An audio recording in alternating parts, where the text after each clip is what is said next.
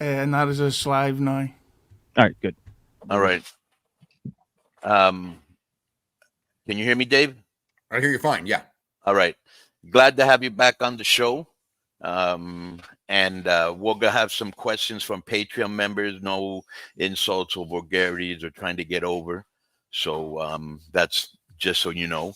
Okay. And, you know, for those of you that don't know, when I first started in the business, Dave was really my source of information because I came in, Dave, when it was still kayfabe, right? And like nobody really knew anything about the business, how to get into the business, anything. And I think I've told you the story before, and you remember these guys.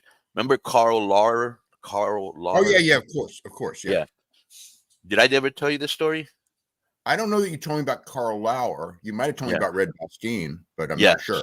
Right. So Carl Lauer, what was he, like a promoter? What was he? He promoted in Southern California some, yeah. Right. So, and Red Bastine, old school wrestler, really smart guy, really nice guy. We were in a van, and they were like talking stuff that I've never heard before inside the business, and I was like, what? Now remember, it isn't like today where everybody thinks they know the business, or there's a million, blogs and pages and way to get information. Back then it was, I just think you and maybe the Torch. The Torch, yeah. So I'm in there and I'm listening to these terms I've never heard of, like, yo, this guy blew up and whatever. And so they're reading it and they gave it to me, and I was like, what the F is this? And I just like went through it, like devoured it, like like when you get a book and you just can't you put it down, you know what I'm saying? And then I found out you could subscribe to it. And then I started subscribing to it. And I really learned about the business, even though a lot of people go, oh, come on, from you. You were like my mentor, because I found out how much people made, that there were matches in other places. You would give the history of, and before, I remember you used to answer letters, remember? Mm-hmm. Oh yeah. I kind of still do. No, and you used to do interviews with wrestlers. Yeah. Remember, like the early issues? Oh, yeah. And of course your obituaries are great. And so anyways, so we have a friendship from many years, and I'm glad you're back on. But many decades. Decades, yeah. Yeah. And I mean, we were both very young when both very young. And in the beginning of Mexico, nobody was talking about us. And I remember you were so way ahead of the curve that I remember, like, you and Tene would go to the shows in Tijuana. And you lived in San Jose, and I think he lived either in LA or Vegas. He lived in Vegas. Yeah, he lived in Vegas. So I mean, you were way ahead. Like, I mean, you really watched those great matches and wrestlers like young Mysterio, young Psychosis, young Eddie, young Love Machine. I mean, those guys were just incredible. Yeah. It was like the Tijuana, and I went to I went to Guadalajara and some other cities too, but Tijuana pretty often. And those shows were just, I mean, those shows were probably as much fun as any shows, more fun, I would say, than any shows I saw. And I would go to Japan, and I would go all over the United States. But I mean, like, yeah, I mean, I have great memories of, those guys that you talked about when they were just first starting, and the guys like Jerry Estrada or young Fuerza Guerrera, and those guys that were those are great. It's awesome. Yeah. Right. Blue Panther, the minis. Mm-hmm. The minis, they were revolutionary. Yeah. Yeah. And I was actually promoting those shows, and it was just fun because I was taking, back then they didn't let, guys of that size shine, and Tijuana was like my breeding ground where I could experiment, and I could let all these guys that wanted to go. So anyways, so the first thing I want to ask you, Dave, is because a lot of our Patreon members wonder, and I'd like you to say why, is you've been here. It's very whenever I've talked to you, I've never seen a surly side of you. And there seems to be this groundswell, and it happens to you, and it happens to me, and it happens to everybody, right? Where somehow all these guys think they know more than us, right? And so, and I'm like you, I have no problem clapping back and putting people in their place. But it's very weird to me that you will go on Twitter and people that try to get out of hand or try to be smart asses or try to get over on you, you bury them, which I love. Okay. And, but you've been on our show before, and you've never had it that I can remember. You've never been hijacked, ambushed, or disrespected by Disco, but yet you don't want to talk to him. And my question is, because Omega won't come on the show either for the same reason.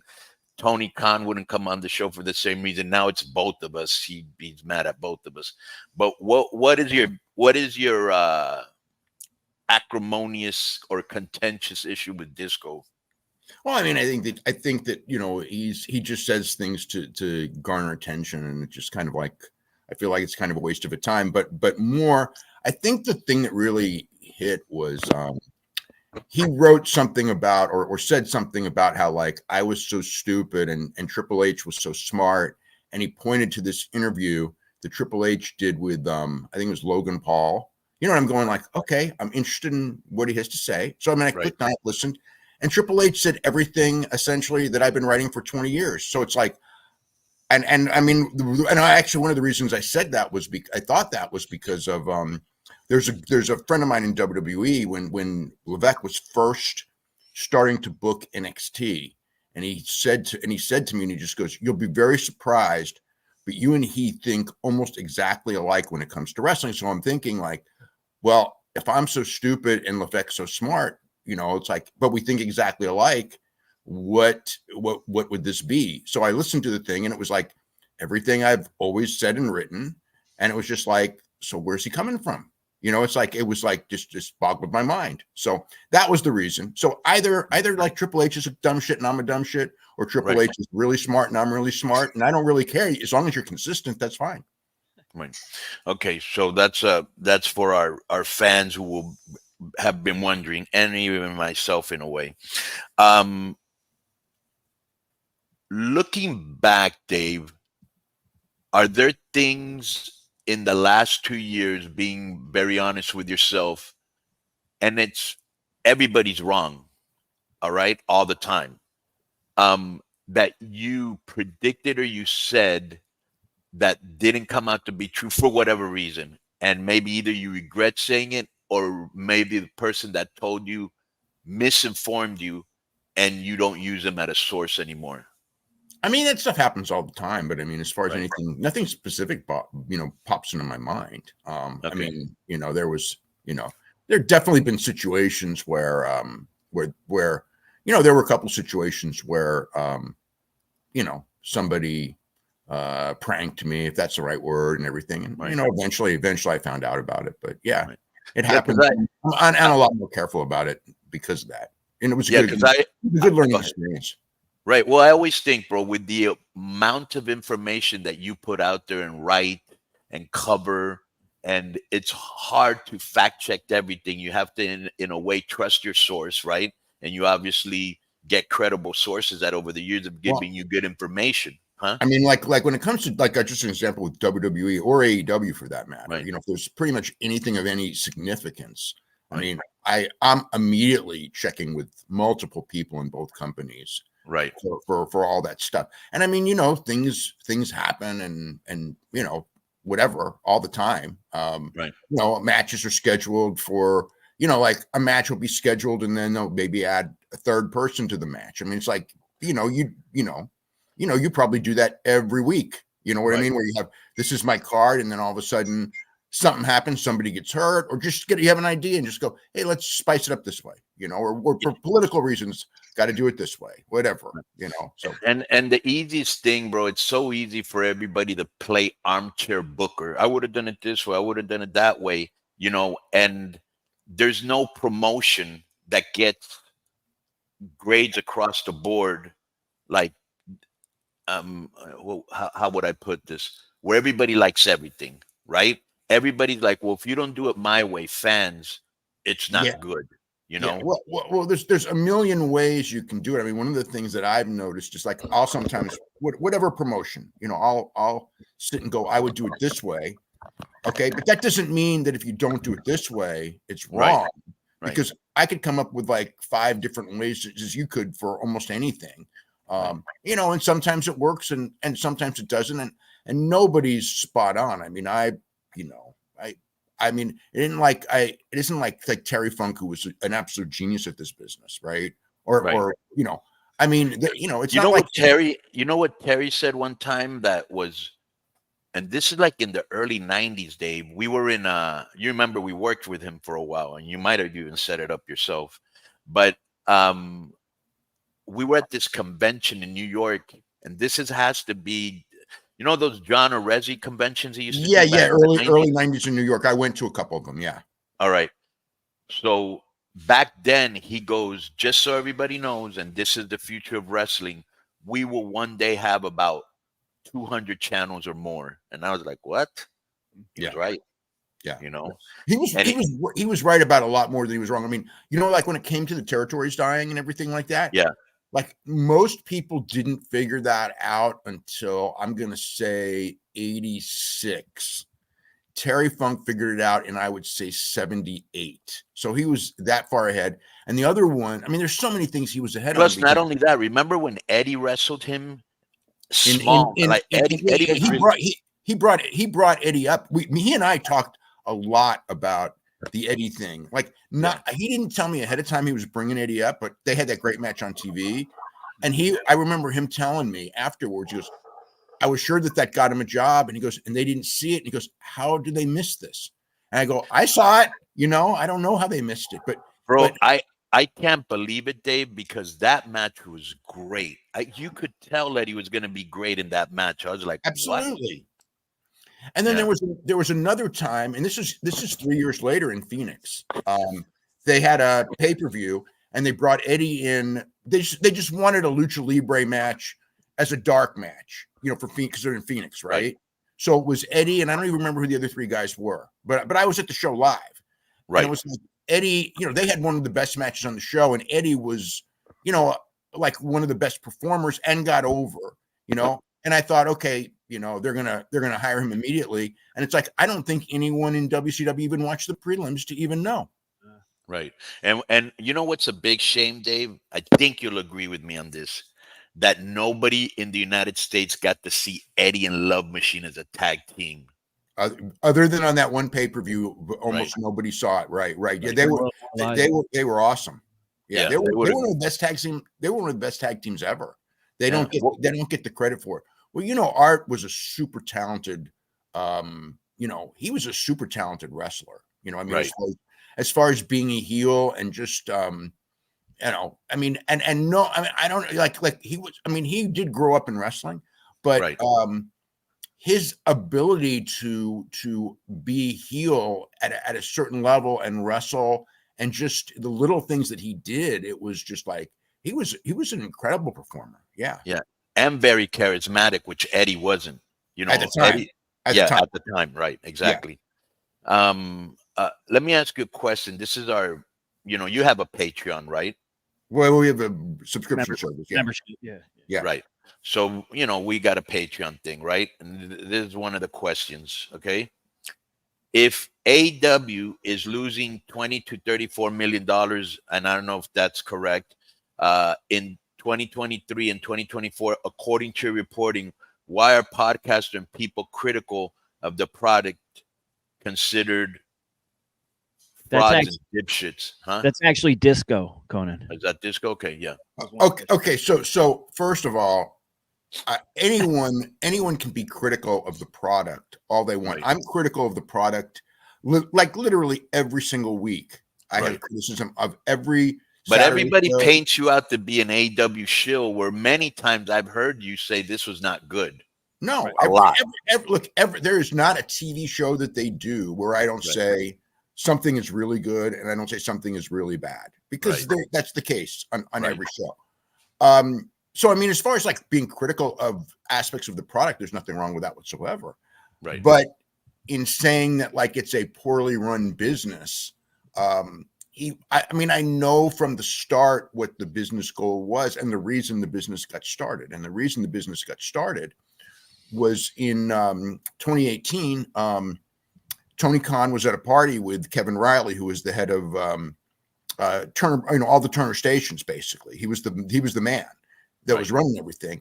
And Kevin Riley was telling him about how much WWE was getting for their television rights, and just going through the whole thing. And he was just like, he basically said, we'd like to get, we'd like to get Raw, you know what I mean? But, these numbers are so high, and then he kind of was like, well, wrestling used to work here or whatever. But they had a discussion of how much money you could get by producing television for wrestling in the United States. And Tony Khan came out of it and just goes, I just saw how much interest, there was in the Kenny Omega Chris Jericho match from the Tokyo Dome a couple months earlier.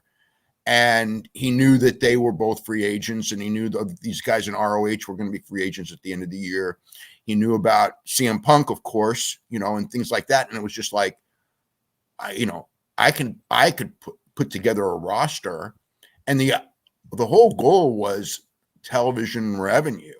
That's what he was building for. And the first, but basically he was put on the air. He was put on the air for with one deal, and then the second deal came, which actually, I think the second deal, I think he projected to be profitable, but it didn't quite add up because of just a number of things. I think that a lot of costs ended up escalating over the next couple of years, and plus you're fighting WWE, which you don't, sometimes when you start, you don't really account for how much that's going to drain you.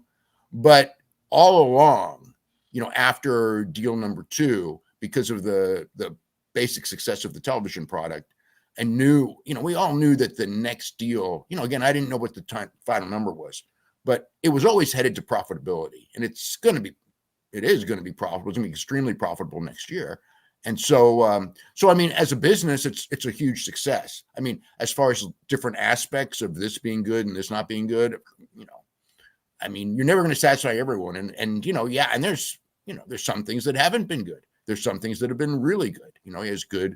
He has good matches. He doesn't always build them up well. I mean, my God, he had this week he had Bryan Danielson and Okada in a match with I think they announced it on Twitter, the day before or something like that, but it was at the last minute. I'm going like, oh my God. But that's what's mind-boggling to me about that, Dave, is that with all the resources and all the money he should be doing a better job of promoting. Like, for example, they go, well, sometimes you don't promote stuff well. I go, yeah, dude, we don't have no resources. We don't have no TV rights. Like, if he's getting 40 million, we might be getting 100,000. You know what I'm saying? Like, you just like opening up your refrigerator and he's got bacon and eggs and pancakes, and I just got bread and a bologna sandwich, and you just, well, I guess that's what you do the best you can with that. You know what I'm saying?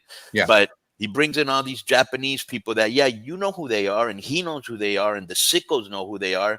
But there are people that I'm like, who the fuck is this? Like, they don't even explain a backstory. Why are they there? Yeah, he likes him and the sickos like him. That's good enough. Or when they bring in Mexican talent, tell me, Dave, and of course, when I say this, oh, Conan's bitter, because that's a lazy excuse. Bro, who did he get over from CMLL? Let me think about this one. I can't really say. I mean, Hechicero got over to a degree with Bryan Danielson. No help from them. No. There was no character development. He just showed up, and that's right. Really. And he was so good, he got over. Yeah. I mean, Mystico was over on day one, but I don't know that he's accentuated, and he hasn't been back. He hasn't been back in a while either. So yeah, I don't know that. I mean, one of the things is that they're so rushed with the matches, right? I think this is one thing that I do think it's like some of the best stuff that they do is the stuff that they do, the backstage stuff that they put on social media. Like they had what was it just recently? There was a segment. I'm trying to remember what it was. The Ricochet Will Ospreay thing, right? Which they did put some clips on television, But I remember watching the Ricochet Will Ospreay thing with Renee Paquette and going like, this is a great job of building this match, but it's only on social media, and they would edit and put like a few seconds on television. And I think one of the issues is I think that there is this impression that everyone is on Twitter. So if we build it on Twitter, everyone's going to know about it, and it doesn't really work that way.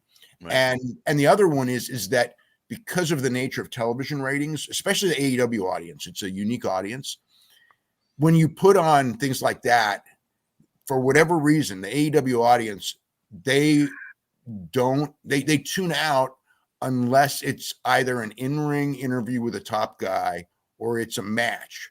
When they go to do these things, these promotional things that you need to build, they tune out. So they've kind of like gotten to where they've learned about the ratings, and so therefore they try to concentrate on in the ring, which doesn't allow for as much promotion unless it's two guys, you know, who are good talkers who are doing a segment in the ring back and forth, which can and often does do very well for them. So it's a real tough balance. And not only that, bro. Well, it's not a tough balance in that if there's anything on social media that pops, that does good numbers, or you know it's good, you should put it on Dynamite. I'm going to give you an example. When Being the Elite first came out, they used to have a lot of funny stuff there, and I'm like, why is this not on Dynamite? Now the Ricochet thing, I saw the whole thing, and I was like, why is this not the whole thing on Dynamite? Yep. You know the thing where they burned down when they burned down his house. Yeah, go ahead. No. There was a promo. God, it was Adam Page did a promo. I remember that I thought was phenomenal. And the other one was, this is the one that I actually got. I don't get mad, but the one as when Dustin Rhodes and the Von Erich brothers won the trios title, they win in the ring and off the show's over. So they do the promo for the local audience in Dallas. Okay. And it got over like crazy. And Dustin, you know, who's obviously a fantastic performer, and Marshall Von Erich, their promo was so great. And then Marshall hands the belt and goes, you know, I've waited my whole life to do this. And he hands, you know, his father, Kevin, the belt. And I go, this is like some of the best stuff that they have done all year. But the only people who saw it were the people in the audience in Dallas. And I was just thought, like, you got to, this is fantastic. You got to put this on TV Wednesday. And Wednesday comes and they don't put it on. And then it's like, well, maybe they're going to wait till Collision next week. And then Saturday comes and they don't put it on. And it's kind of like this is like your best stuff, you know? And so I, you know, like that's the thing. Sometimes I think that, you know, they have great stuff. But the thing is like your best stuff to me, always, you got to get that on TV. I mean, that's the one thing. 100%, Dave. Yeah. Do we agree on that? So like, for example, I saw the Ricochet thing. As you know, you and me are big Trevor fans, right? Yeah. Okay. Because I always used to see you there in PWG. And Trevor is, to me, the best high flyer I had seen since Rey Mysterio. You know, now him and Ospreay are like, you know, the two of the best. Yeah, but there's guys now that in Mexico. I mean, right. I can't even believe some of the guys, and you've seen some of them. I mean, even like you know, here's one. It's like Commander got in, and he actually did really well in the ratings early on because once people saw like the first time, it's kind of like the second, third time he kind of did good. But you know, and Tony used him as a guy, you know, for a lot. To have a great match and lose. But after a while, as you know, you got to give guys wins. Right. And so now I don't think he means much. But I mean, I'm just talking about, we were talking about flyers. And that's why I think, and I'd like to hear your opinion on this. That's why I think Penta and Phoenix left, because they were super over. Phoenix is, you know, as good a wrestler you're going to have, but they lost they beat everybody except the top guys. And after a while, people don't see you as a top person. Yeah, I mean, they were in a weird position because they would, but it's like you said, they would be used to. But I mean, you know, everyone's going to be like that from some time. But I think that there were but the top guys, they don't. Top guys, Phoenix was a guy who they used all the time to have a great television match and lose to the tippy top guys. Right. And you know, Penta was as over as anybody in the company, and they would do the same thing to him. Yes, that was the role that they both kind of had. And after a couple of years, you know, I can see where it's they're 30 years old. You know, they're 30. You know, they're in their 30s now. They're like, what? We've been here 5 years. Are we? You know, are we ever going to? You know what I'm saying? Yeah. Yep. Yeah. They were not being picked as the real stars. They were being picked as the guy to work with the real stars. I mean, that's the reality. The one thing is and a lot of wrestlers don't do this, and it's funny, but this goes on both sides of the coin, you know, because it's the same thing with Ricochet. If you think about it on the other side, a lot of times the best thing to do for your career, and it doesn't matter if it's AEW or WWE, is to go to the other place. Right. And you know, because you come in with a fresh amount of paint, you know, fresh paint, so to speak. You have new matches, and if you get over in the new place, then your value goes up. And I think that from both the WWE side and the AEW side, I think that there are guys who you get in your comfort zone, you're making a great paycheck. You don't want to make waves, and you have your friends, you know, your people you travel with and all this. So you're kind of like you've got your routine. But I think that like going away from your routine and going somewhere else, because you look at like I mean, guys that switch usually can come out, and you know, I think Ricochet is going to come out the better for it. I think Ethan Page, you know, look at him, right? You know, I mean, he was going nowhere in AEW, and now he's doing something. And I think that guys need to be, if you're looking at long-term career, I think that you want to make that move unless you're a super top guy, and then you have no need to. If you want to climb the ladder, I think that that's a good thing to do. And I know it's a hard thing to do, but I think it's a good thing to do, you know, for a lot of the guys, because new audience will embrace you, and you're not going to have as much of a stigma of, oh, you know, he lost to this guy and this guy and this guy and this guy. It's like, no, now you're all new opponents. Right. And not only that, it works both ways, because if you look at, you know, Ethan Page, Cody Rhodes, CM Punk, they all went to WWE when used better, but conversely, Swerve Strickland was used better in AEW. Yeah. So you just never know. You know what I'm saying? Well, you got to bet on yourself. Yeah. Well, Swerve was, you got to remember, Swerve was let go. You know, I mean, true. it's not like he didn't make it. That's true. Yeah. Ricochet made the move on his own. You know what I mean? Right. And Ricochet was like, he could have stayed, he could have gotten great money, and he just decided that for whatever reason he wasn't as happy as he wanted to be. Yeah. And he left, and he's probably going to be treated a lot better where he is. I mean, Swerve, I mean, the funny thing with Swerve is that, like, Swerve, they let him go. They fired the guy. He goes to AEW, and he wasn't an instant success, but after a year or so, he became a giant succth. And boy, do they want him back now. And you know what I mean? And I think, and he ended up signing a great deal. Tell me if there's any validity in what I'm about to tell you. Okay. I think that Tony, much like us, was like PWG indie fanboy, and he loves those matches. You know what I'm saying? So he's willing to give those guys, huh? He loves great matches. There's no doubt about it. I mean, I don't know if he's like a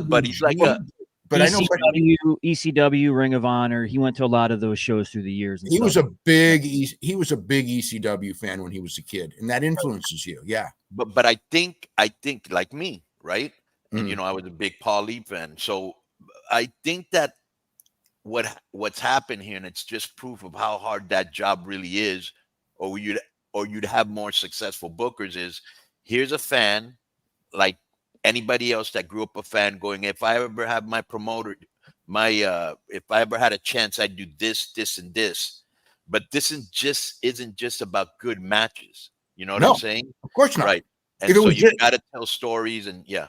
If it was just about good matches, it would be completely different. The fans, I mean, I would say this: a good match is better than a bad match. Okay. Right. But a good match is never going to, like, that's not the promised land. The promised land is the whole encompassing thing.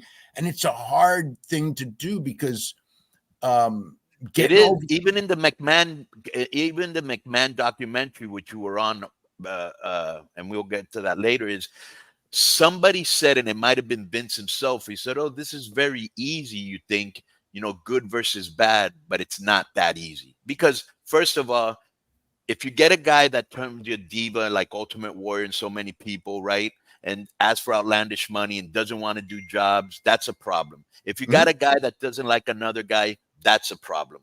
If you got a guy that his contract is coming up and he's kind of playing sides, well, whoa, this is what they're offering me, can you do better? That's a fucking problem. If you got a guy that you're pushing like Lex Luger that they pushed to the moon, but yet had no connection with the fans, that's a problem. You know what I'm saying? There's so many things that out of your control. It's not as easy as, well, why don't you push this guy? You know what I'm saying? Well, it's never. It's not that easy because there have been so many. There are plenty of smart people who have not succeeded at booking. And also the other thing is like you can learn booking, and study what works, but it always changes. Because it's like if you did, like, I'll just say, like, what was a great year for a company? Let's just say 2000 WWF, right? Which was a great year. Right. If you went and you said, I'm just going to copy that, and you put it in 2024, it ain't going to work. The fans are different. The standards are different. The culture is different. Right. There's things you could get away with in 2000 that you can't now. God, I can't even believe it sometimes. I mean, sometimes, I'll watch stuff and I'll go like, this is tame compared to what I used to watch. Right. You know what I mean? And now, and now also here's the other one too. Everybody's looking for something. You know what I mean? Like in 2000, for you to do something that was so outlandish that you got in, you jeopardize, I don't say jeopardize the company, but jeopardize, like TV stations would get mad or whatever, right? You had to go really, really far. But now, and I think a lot of this is due to social media and the fact that everybody who's successful is going to have like enemies. Like you do again, I'll give you an example just for me. Okay. Right. Okay. You've been reading me for Jesus Christ, 35 years. Okay. Right. Probably. All right. Yeah. 35 years ago, I used to joke in the issue, right? I can't tell any jokes now because you can't, because you're homophobic, you're misogynist, right. There's no like, joking on anything. Yeah. And you can't reference a female performer gaining or losing weight either, because they shark right at you if you mention a physical appearance. I can't even do it with guys anymore. I used to be able to get away with it if one of the wrestlers, I'll just give you an example. Okay. For years, because I would write this, I would go like, Kevin Owens, who I just think is a super talented worker, talker, one of the best guys in the business. Right. And before he became famous, when he was working in Ring of Honor, I would always go, God, he can talk. God, he can wrestle. Right. And you know where I'm going with this. Right. It's like, and again, lose some weight. Right. It's like, especially WWE, which was the main company at the time, because, there was no, I guess there was TNA, but there was no other big competition. And I was like, in my mind, I would always go, I mean, like, anyone can diet, right? You know what I mean? Right. It's like, I would say that, go like, you're so freaking talented. You're so freaking talented. Why have something that I with me, right? I would go like, I can't do anything you could do. I can't talk like you. Can't wrestle like you. I can't do anything you can do. You're so talented. And I have no reason that I have to diet or whatever, but it's like, I just do it. It's easy, right? It's not even hard. Just do it. Right. So I'd always say that. I could say that and nobody would care. If I wrote that, let's just say there's a new Kevin Owens, and I said, and it's a guy, not even a woman.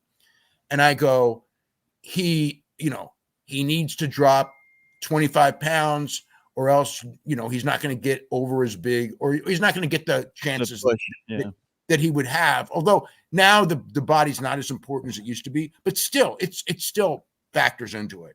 And if I would just say that about somebody coming up, I would get rummaged. And you and I both know that's still how, whether it's Levesque or anybody, they still look at that. Look, Levesque's a fucking bodybuilder himself. He's still looking for that in guys. I mean, it's like, Kevin Owens can do this and get away with it because of his talent and everything, but it's always to your benefit. But like, I mean, if I say like, oh, this guy, I don't, but if I go like, this guy needs to lose 25 pounds, let alone if I say about a woman, I'd be shot, and it's like, but it's like, but in reality, the bookers are in fact judging you exactly on what I'm saying. And that's why I would go like, You know, like again, if I would talk about certain characters of people that getting to the big show, I can't even talk about them legitimately like I would talk to you about them, right?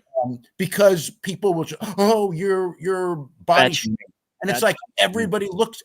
That's part of your package. You know what I mean? It's like, you know what it feels like, Dave? It feels like people are just looking to be easily offended. Okay. Yep. And it's all fake outrage, and it's all virtual signaling. Like they've never done anything bad in their life or called somebody fat, and like, oh, look at what he's doing. Look at what he's saying, So the problem is, like with any person that's overweight, if you know for a fact in the industry that you work in and you probably grew up watching, that physical appearance is something that they look at, then why wouldn't you get in shape? Now Kevin actually got in shape, Yeah. Well, he's in much better. He's in much better shape. But he's also like with him, there's if you today, and this is also different from like the 80s. Okay, today, if you are a really super wrestler or you are a really super performer, the fans will accept you. Like if Kevin Owens came in the 80s, he'd have had a really tough time. But today he doesn't. He's a superstar because, in fact, if you're really good, the fans will, they will accept you as really good. So if you have that level of talent, like if you have like I put it this way, there are guys, from Brad Armstrong. I'm going to throw that name out. Okay. Brad Armstrong was a great pro wrestler.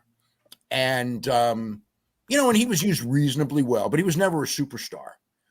I believe if he had come today with more emphasis on how good you are, that the fact that I think with the right promoter, I think he'd have done really good, because what they would have done is they would have matched him with these guys. Owen Hart is another guy, right? Who had a very good career. I think if Owen Hart came along now, I think that Owen Hart would be one of the biggest superstars in the business, because people would watch him be able to work with all these different guys, and by today's standards, he's actually a big guy, even though in the old standards he was a small guy. And I think guys like that, if they weren't super talkers, but they were really good, the fans are more into that, so they would benefit more being in this time. And there's other people who obviously were big stars in the 80s that if they came along now and couldn't do anything, people would just go, so what, you got muscles, who the hell cares?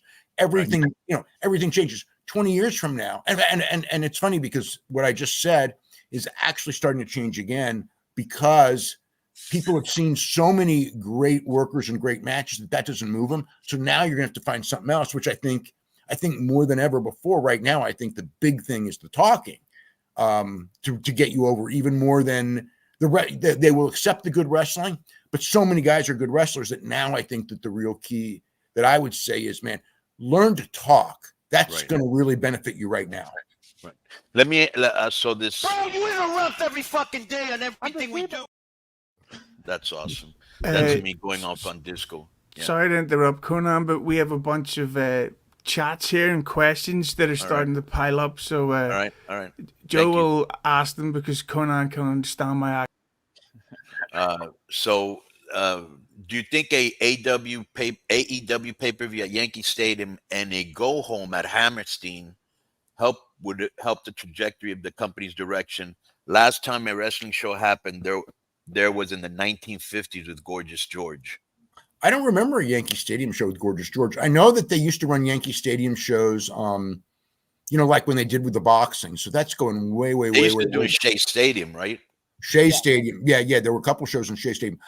I don't think AEW should be running stadium shows until you're packing arenas, because running a stadium, it's not like infallible. It's like people think like, oh, let's go book a stadium and they will come. It's like, it doesn't work that way. I'll give you an example. Is one of the big shows that WWE, and WWE is a strong promotion, really strong promotion, much stronger than AEW.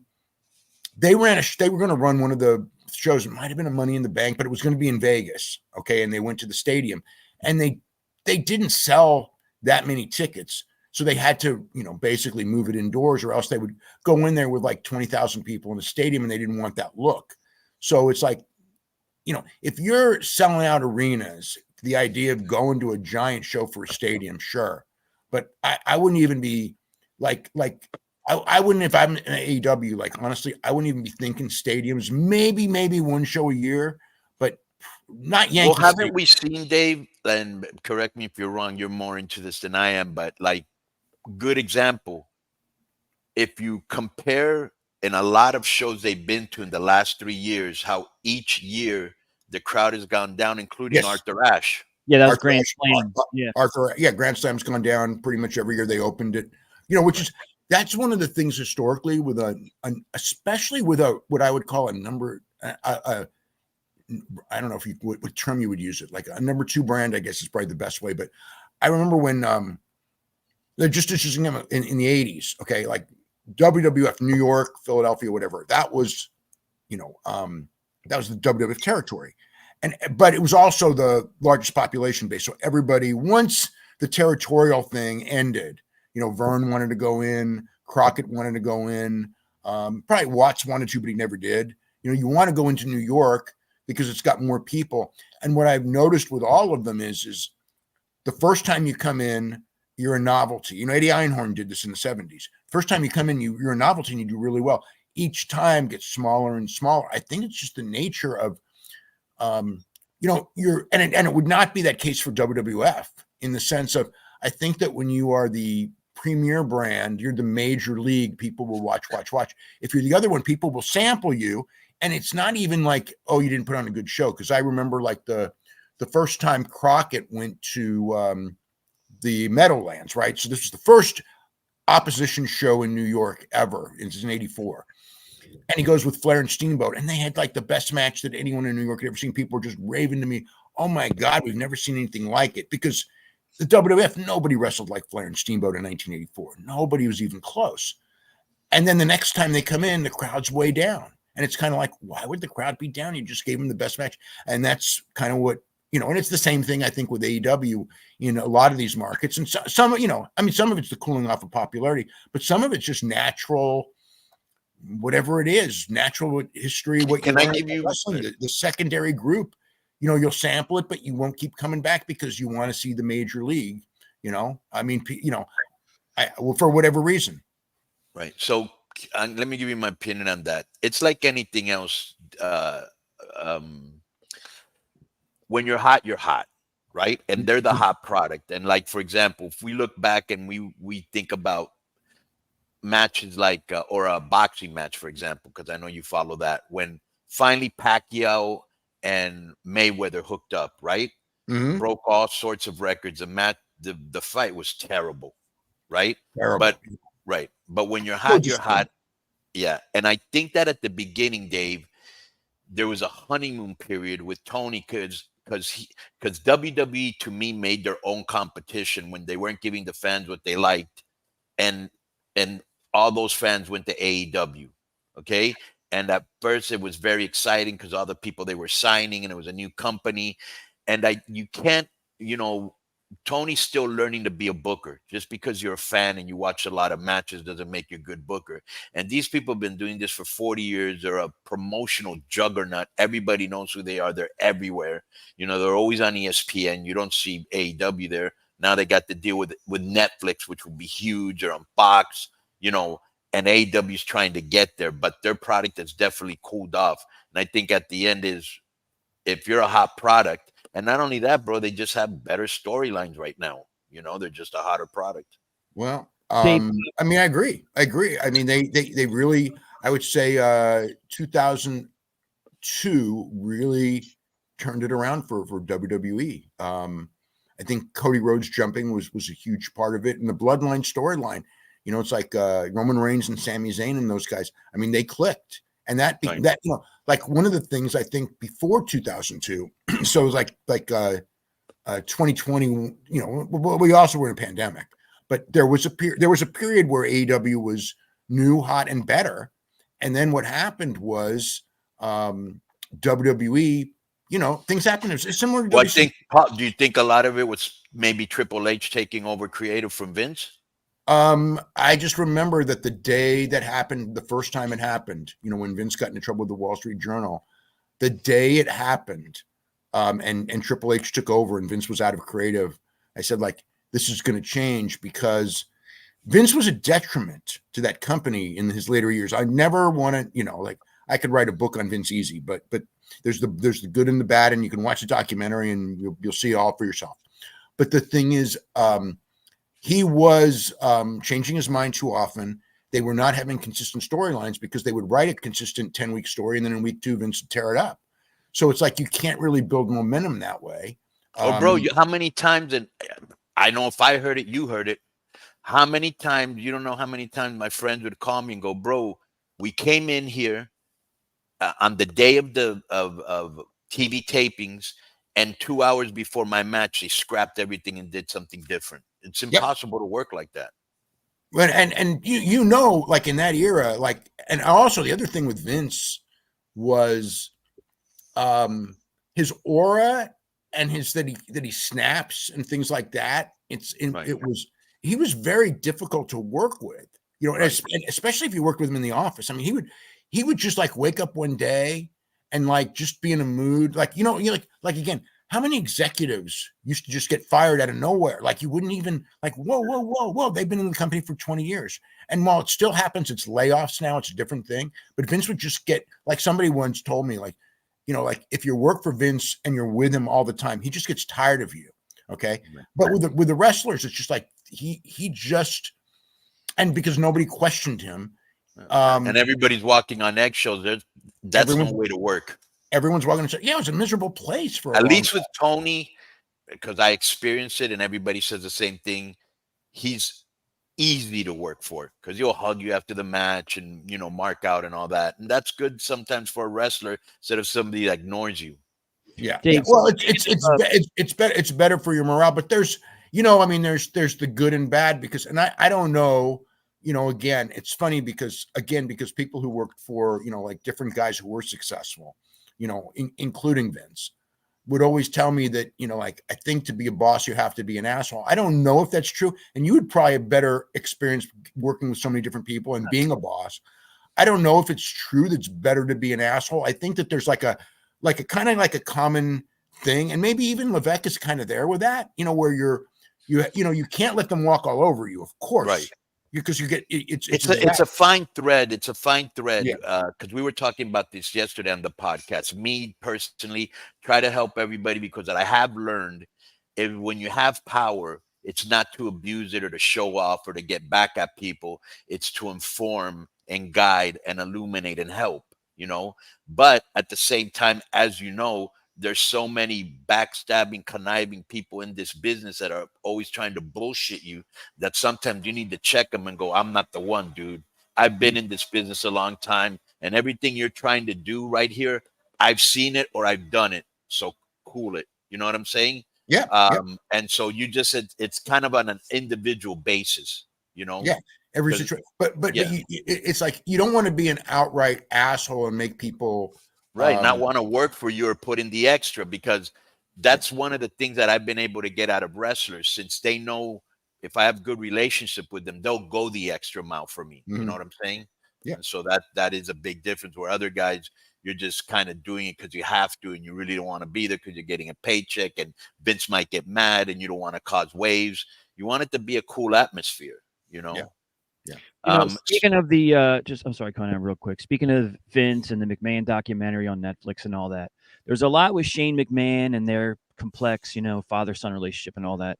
With the hints and rumors and innuendos about Shane possibly joining AEW, Dave, do you think that's a real thing, or is that Tony kind of just screwing around, or Shane having fun, or are they really having discussions about him coming in? Well, I mean, obviously, Shane is clearly doing something, and again, it's like, I don't know what it is.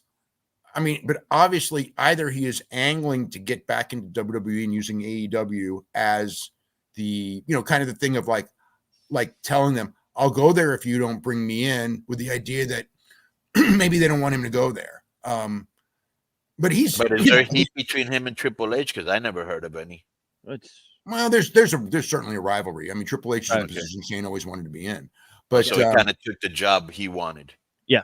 Well, Shane from childhood always thought, you know, this Yeah, business this is gonna be mine, right? I remember. I remember. Go ahead. Yeah, it didn't happen, and Right. you know, you're a guy who you know, grew up like that, so it's You know what I remember when I was doing the Max Moon character? I remember Shane always following Vince everywhere when he gave orders, when he was producing stuff, and he was there soaking everything in. So yeah, I do understand that. mm. Just before we get to this next question, this Patreon member called, I think, Nicole.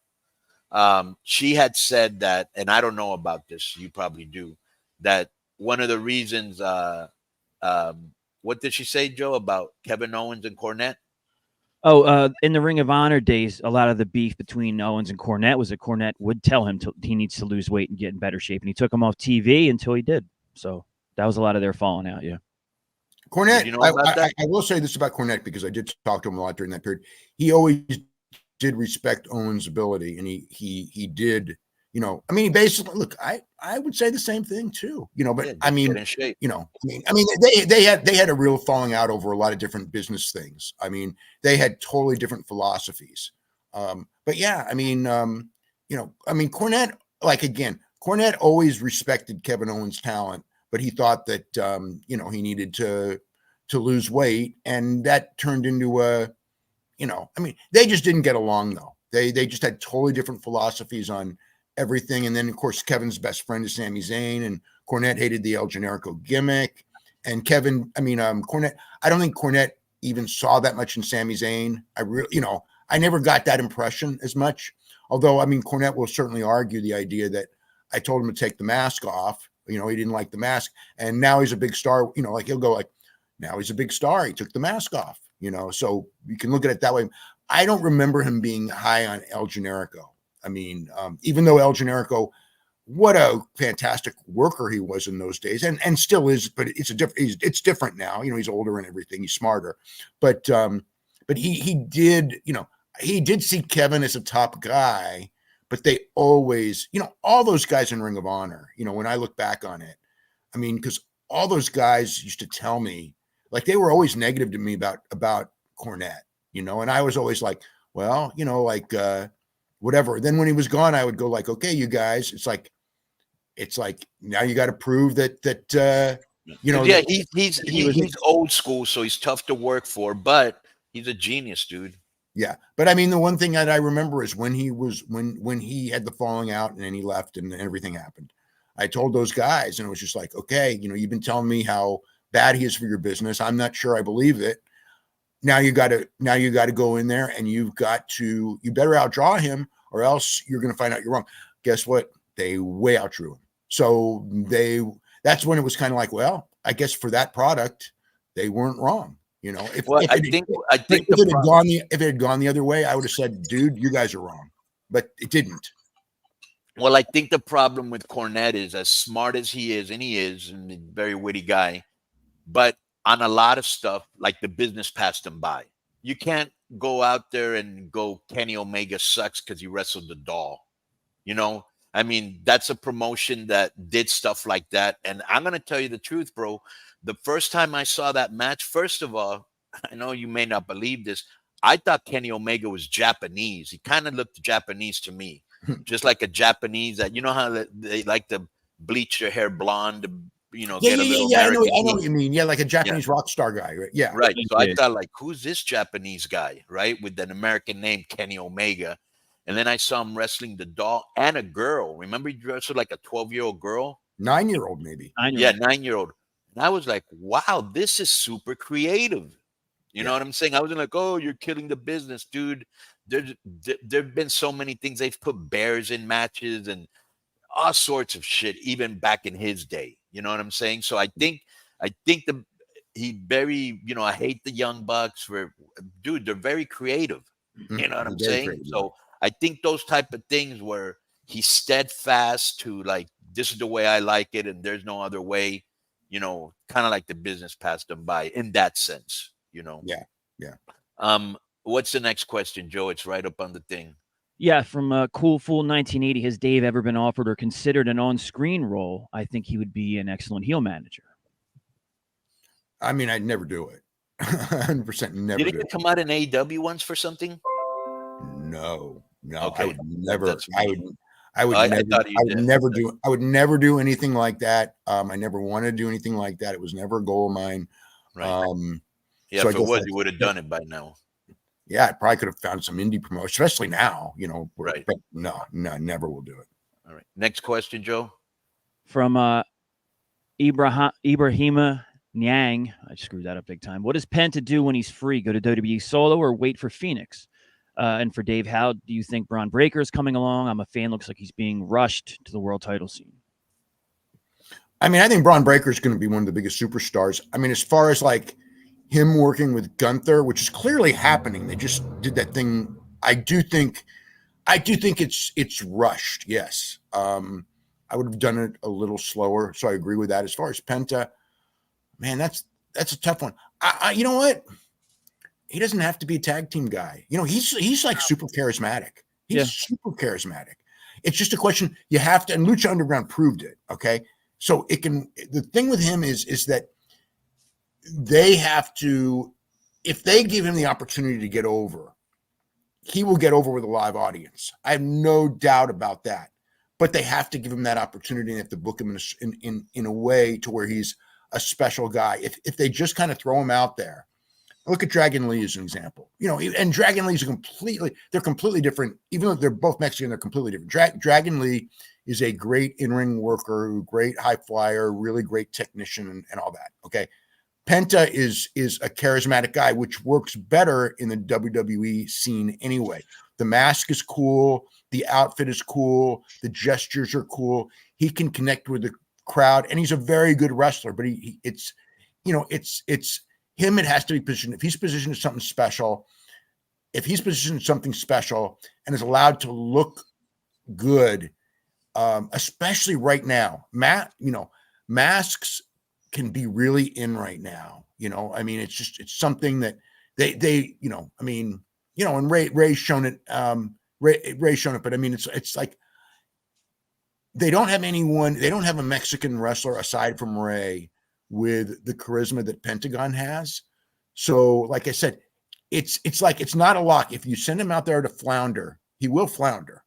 But if they got behind him as a single, he would do well. And I almost think that for both those guys, I think I almost think for both of them, it's better to be a single right now than could they go in there and be a tag team? But tag team in WWE, that kind of makes you mid-card. You know what I mean? It's like, okay, they'll go wrestle the New Day. You know what I mean? And it's like, great, they'll have good wrestling matches. Who the fuck cares, Or they'll wrestle the AOP, right? And it's like, well, that'll be a weird mixed match. Maybe it'll be good even, but it's like they won't get anywhere. With Penta, it's like they need to use that George Kittle stuff, really play that up. I thought that AEW never really worked into that. George Kittle's like a big freaking super. I know I live here. He's like a big superstar, and he's legit. Like that's his favorite wrestler. Bro, what star have they capitalized on? They brought Shaquille O'Neal in. He got slapped by Brandy. Never really saw him again. They brought hip hop, which I know you're not really into, but I am. They brought in Rick Ross. Like, yep, I remember that's that. one of the top guys. Did absolutely nothing with him. Like they have not understood well how to use like they did. A Bad Bunny or a Pat McAfee or a Logan Paul. You know what I'm saying? Well, they lucked into. I mean, I was not lucked in, but Logan Paul and even Bad Bunny. Bad Bunny worked his ass off to learn to do what he could do. But right. Logan Paul and Pat McAfee trained for years and years and years and years. He's a great athlete, and Logan Paul is just like, just guys like that. I mean, they don't walk in the door. Whether they locked into him or not, they were able to identify them and cultivate them, and that's part of the being absolutely. A good booker. Absolutely. They use Logan Paul really well. They don't overexpose him. Right. They put him in matches with good people who they practice everything out, so he's not out there winging it. You know what I mean? Where his inexperience would show, and the guy is a natural talker. Which just. And a huge superstar who knows how to promote, Yeah. What's the next question, Joe? Vikingo's contractual status. Is it a tiered, or is there a tiered deal with AEW? That's more towards Conan knows more than me. He's not under any contract with AEW. No. Is he? You know what? You know what's a shame to me though, bro? Do you remember that match he came in, the first match he had with Kenny Omega? Oh, it was awesome. Yeah. Awesome. Right. I could not believe after that debut they did absolutely nothing with him. I mean, absolutely nothing except kind of do jobs, you know. Yeah, not so much jobs, but I know what you mean in the sense that he wasn't featured. He didn't springboard off it. I think part of that's probably because he wasn't under contract, and he was sort of an outsider. You know what I mean? But well, I would have signed him up. So here's the thing. No, he does not work for AEW. He's not under contract to AEW, and pretty soon you may see him somewhere else. Nothing. Yeah. Go ahead.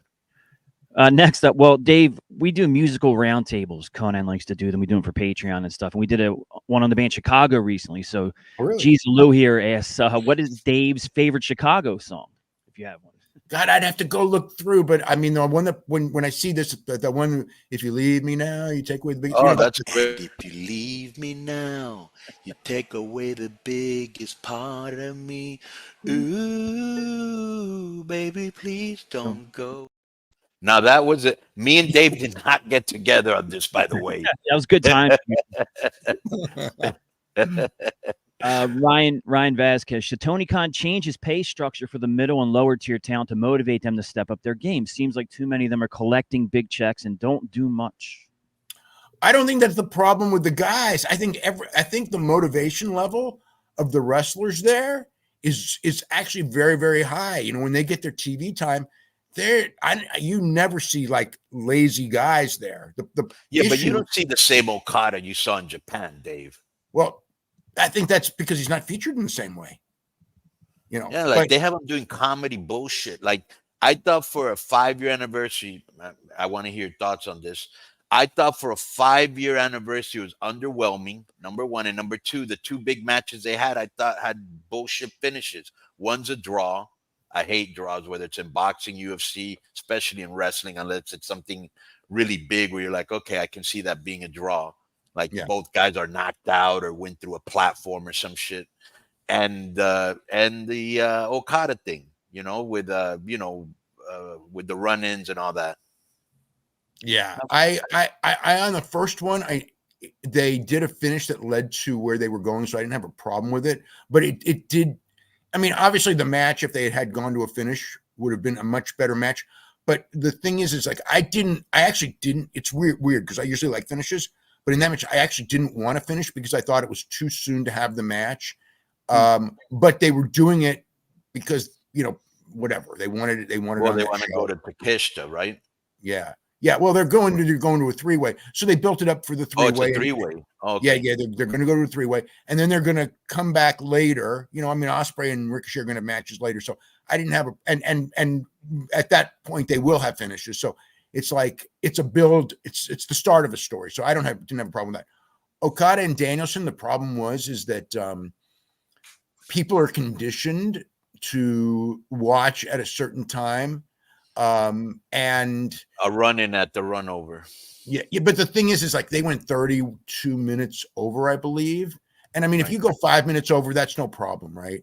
But after a while, it's just people are conditioned. They're going to do something, and so it was just a bad match to go so long. I mean, it was a great wrestling match. And I don't know if you remember the ratings, but it actually went down. It might have been the lowest segment of the show. Oh, I'm sure it was by the end because by 10:20, no one's used to watching wrestling. They got whether whatever your pattern is that you do, whether you go to bed, whether you're going to watch the 10 o'clock news, whether there's a show on another station that you're going to watch. It's like there are hardcore wrestling fans like me that are just going to watch. Okay. Right. But most people, that's a minority. Yeah. Most television viewers and people in general kind of have a pattern. Okay. Like this is what I'm going to do tonight. All right. And it's like, oh, I'm going to watch AEW from 8 to 10. Okay. And then at 10, I'm going to go to bed. I'm going to make, eat a late dinner. I'm going to go whatever. And so it kept going. So they didn't stay with it, even though it's like two great wrestlers. And I mean, I know where the mentality is. We've got the two big belts, but it sort of tells you that that's not enough to keep them. And the other one is the Danielson retirement. And it's like, it's sad in a sense because Bryan Danielson's such a great wrestler, but people have been burned on that retirement stuff that even when it's real, they just don't believe it. So like every time they start talking about the retirement, people are just like, it's like, yeah, I know in this case. You mean like the other 900, nobody ever did, including myself. Right. So it's like, it's kind of like, you're pushing, like, if he loses, this may be the last time you see him. And when you say that, everyone in their head's going like, or bro, how brutal was this? Oh, if this guy loses his belt in the first 20 minutes, I was like, what?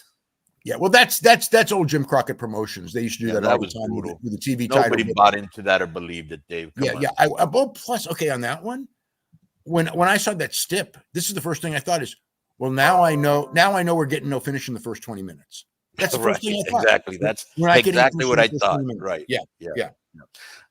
What next question, Joe? Yeah, and also, Hughes, you would like me to remind people, please hit the like button. We have a large audience here, and it's better for the channel and all that if you hit like. What does Dave think of Triple H as a booker? They have very good storylines at the moment, but is he benefiting from writers? Triple H's NXT didn't have as good stories. Well, he's got way better talent to work with than he had with NXT. And with NXT, he was trying to teach people. Now these are guys who are supposed to already be taught, and they are for the most part. I mean, almost all of them. I think that he is a very look. I mean, as far as like when you talk about writers and everything, he has a lot of input from a lot of people. Obviously, I mean, I think everyone knows about Heyman being one of them, right? Who's got a lot of power right now, a lot of influence for good reason. Okay.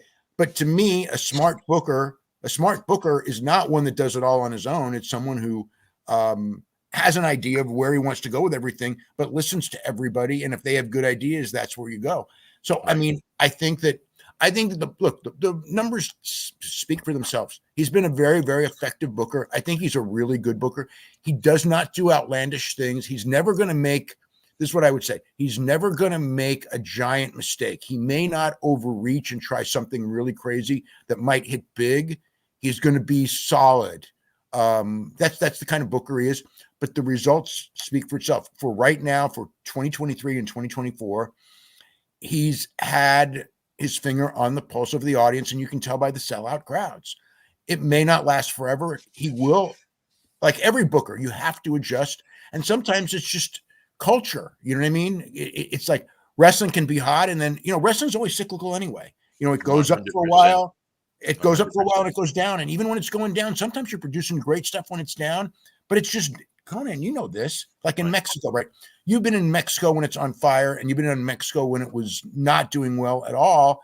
And it's like, it's a hard thing to fight. Like when it's on fire, you can do the stupidest shit. You're on fire, you're going to sell out.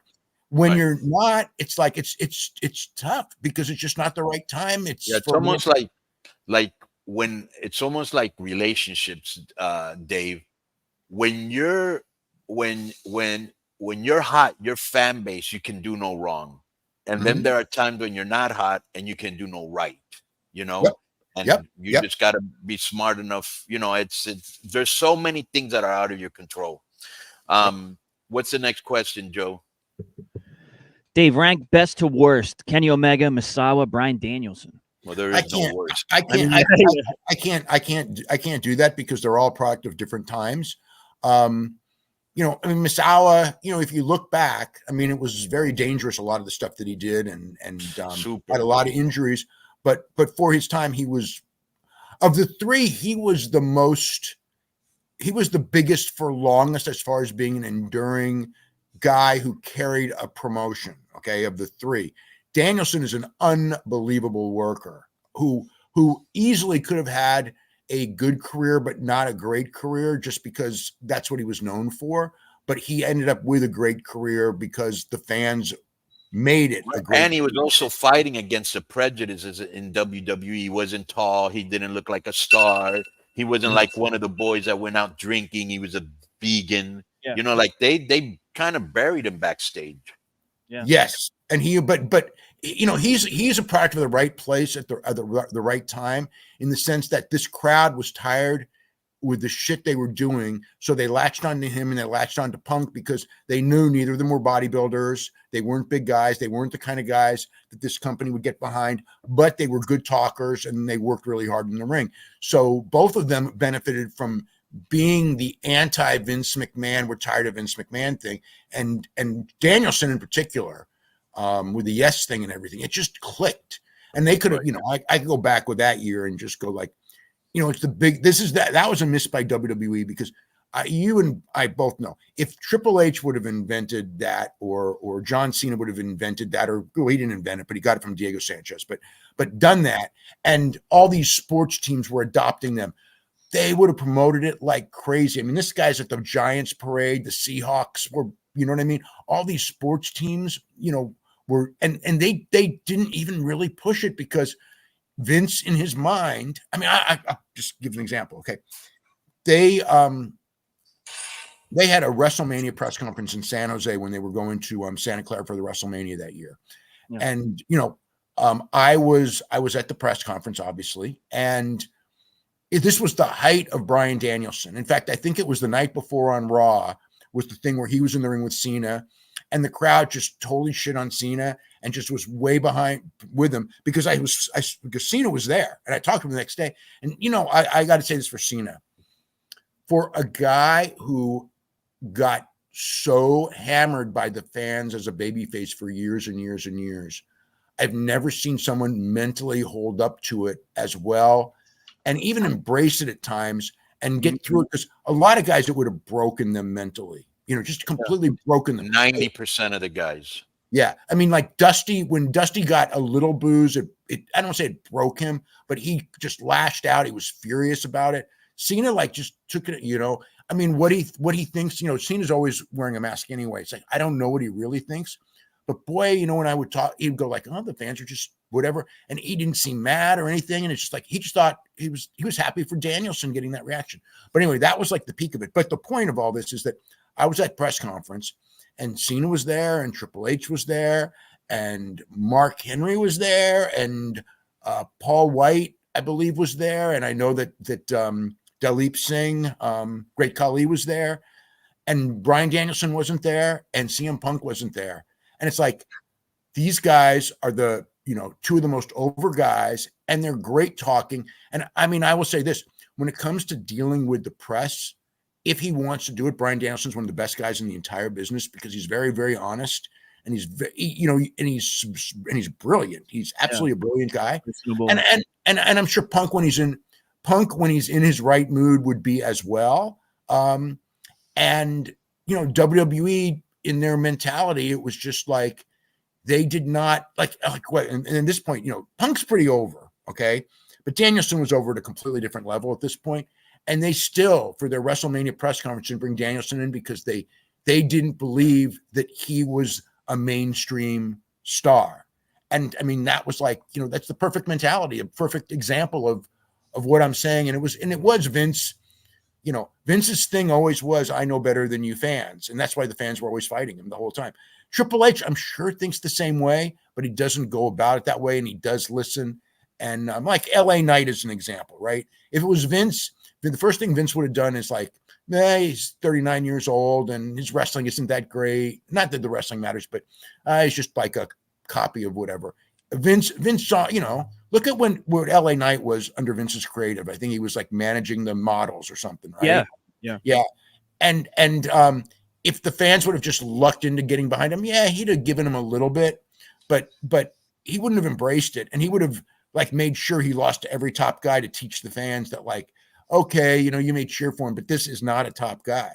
With Triple H, I mean, they've gone with him to a degree, and as far as they should go. I mean, LA Knight's not over to be world champion at that level, and so they don't put him there.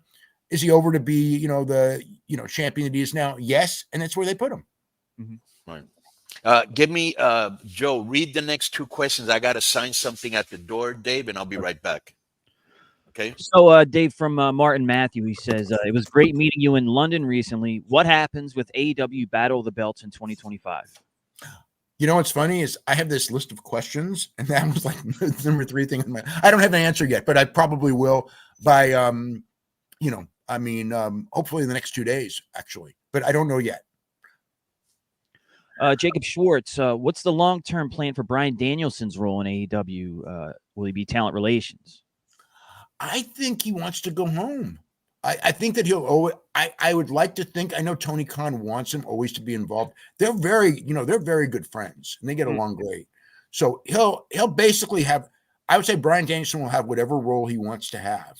But I don't know what that is. And I haven't asked him. I don't know what it is, but I know he wants to go home and raise his kids. I could see, okay, this again, he has not told me this, but I could see Bryan, like doing like some, a couple dates a year or whatever it is, 10 dates a year, 15 dates a year for the next couple of years. Maybe the next 12 years.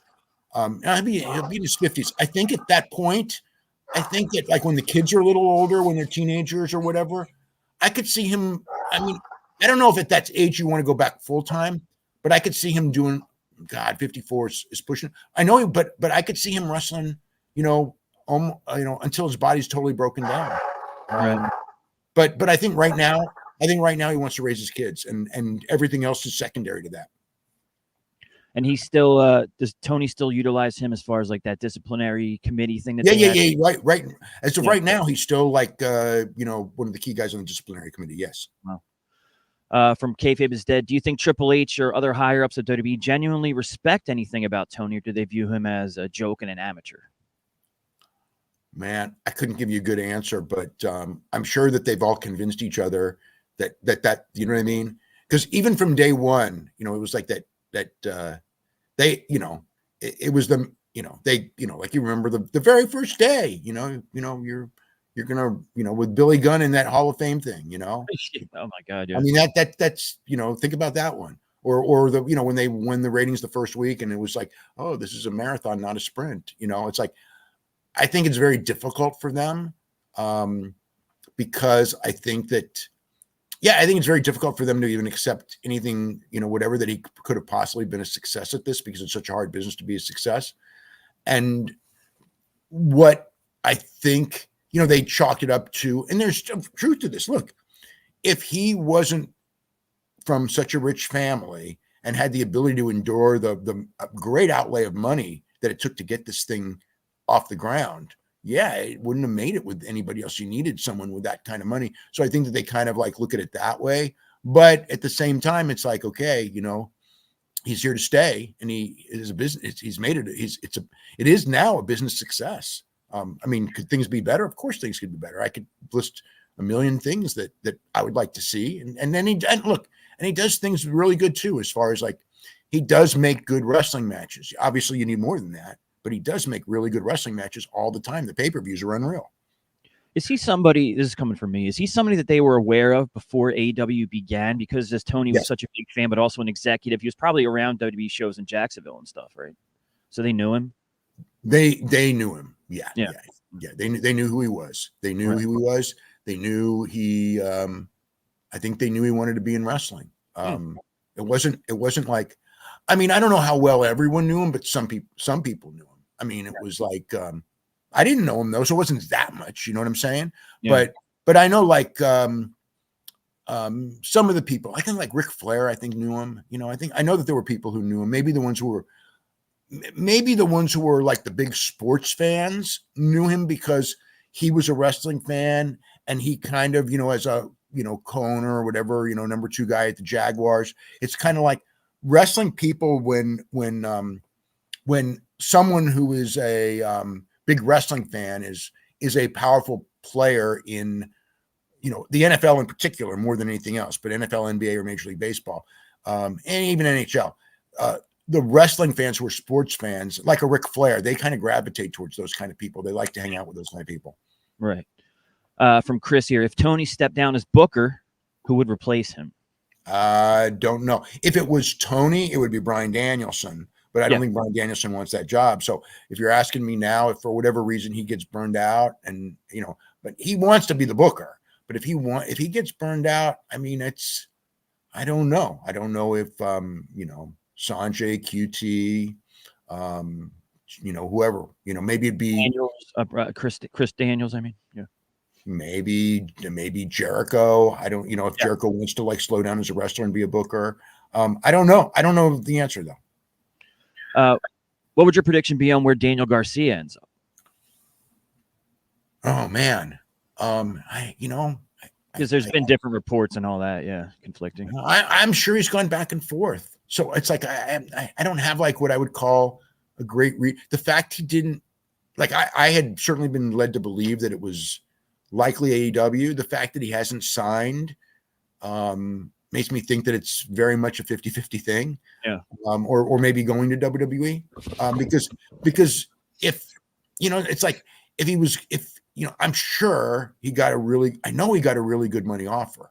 So the fact he hasn't signed it tells me that he's, if anything, maybe that puts the other guys, ahead, but I don't know. Yeah. Let me ask you a question. So you originally had somebody put this up that you had said that AEW doesn't need more old guys, it needs younger guys. Yes, absolutely. I think that first of all, when MVP came in last week, got a huge pop. Shelton last night got a huge pop. And I think you need a little bit of both, Dave. And I agree. I don't know why. Okay, all right. I agree. You need a little bit of both, but I think that you don't want to be the promotion with the guys who are WWE retreads. That's what that was the mistake TNA made. Everyone coming in on that one.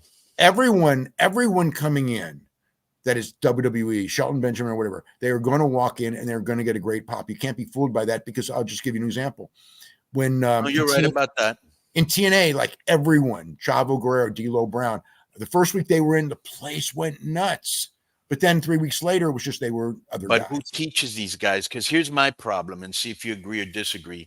What happens is, Dave, and that's due to the eradication of the territories, you've got a lot of these indie guys coming in with indie bad habits. You know what I'm saying? Well, and you need somebody to slow them down. You need somebody to teach them in the ring. Go ahead. Absolutely, 100%.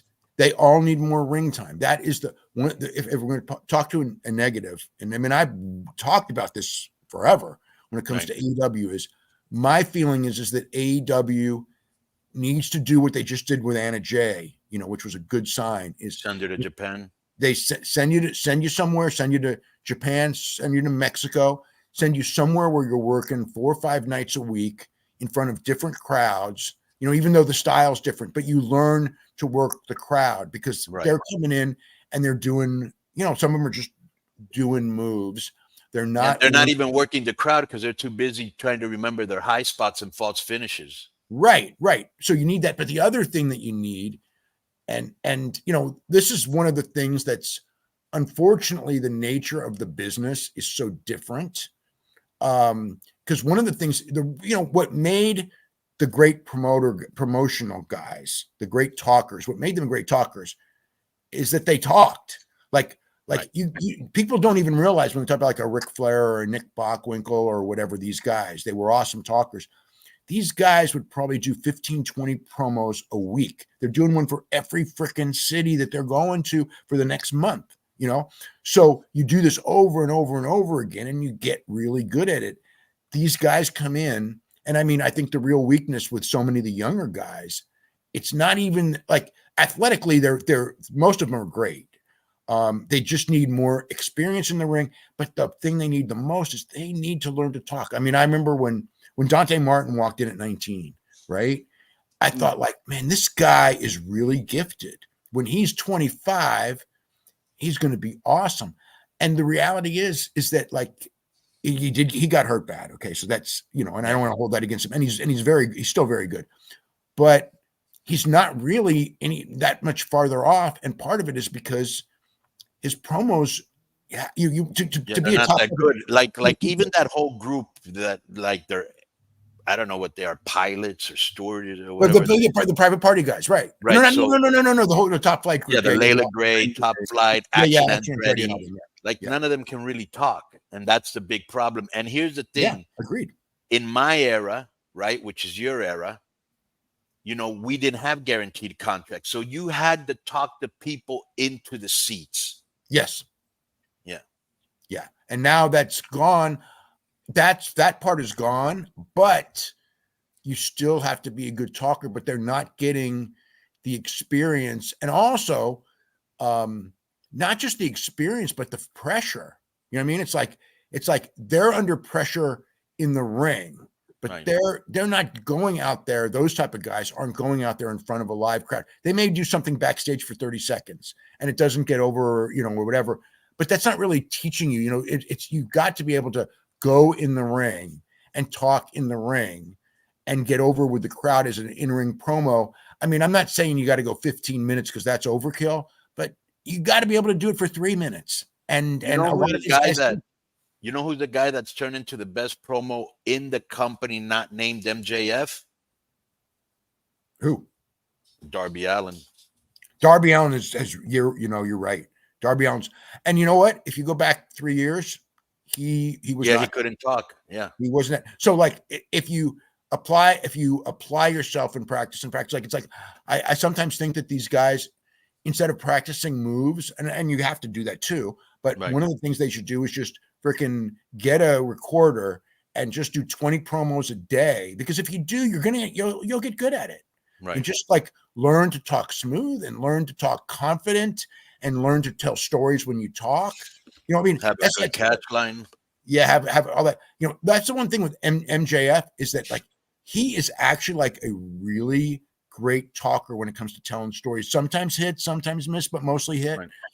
But it's like he goes in there and he's got his formula, he's got his delivery, he's really got it down. It's really, you know, but you don't have to you don't copy him. Eddie Kingston, unbelievable, very good promo.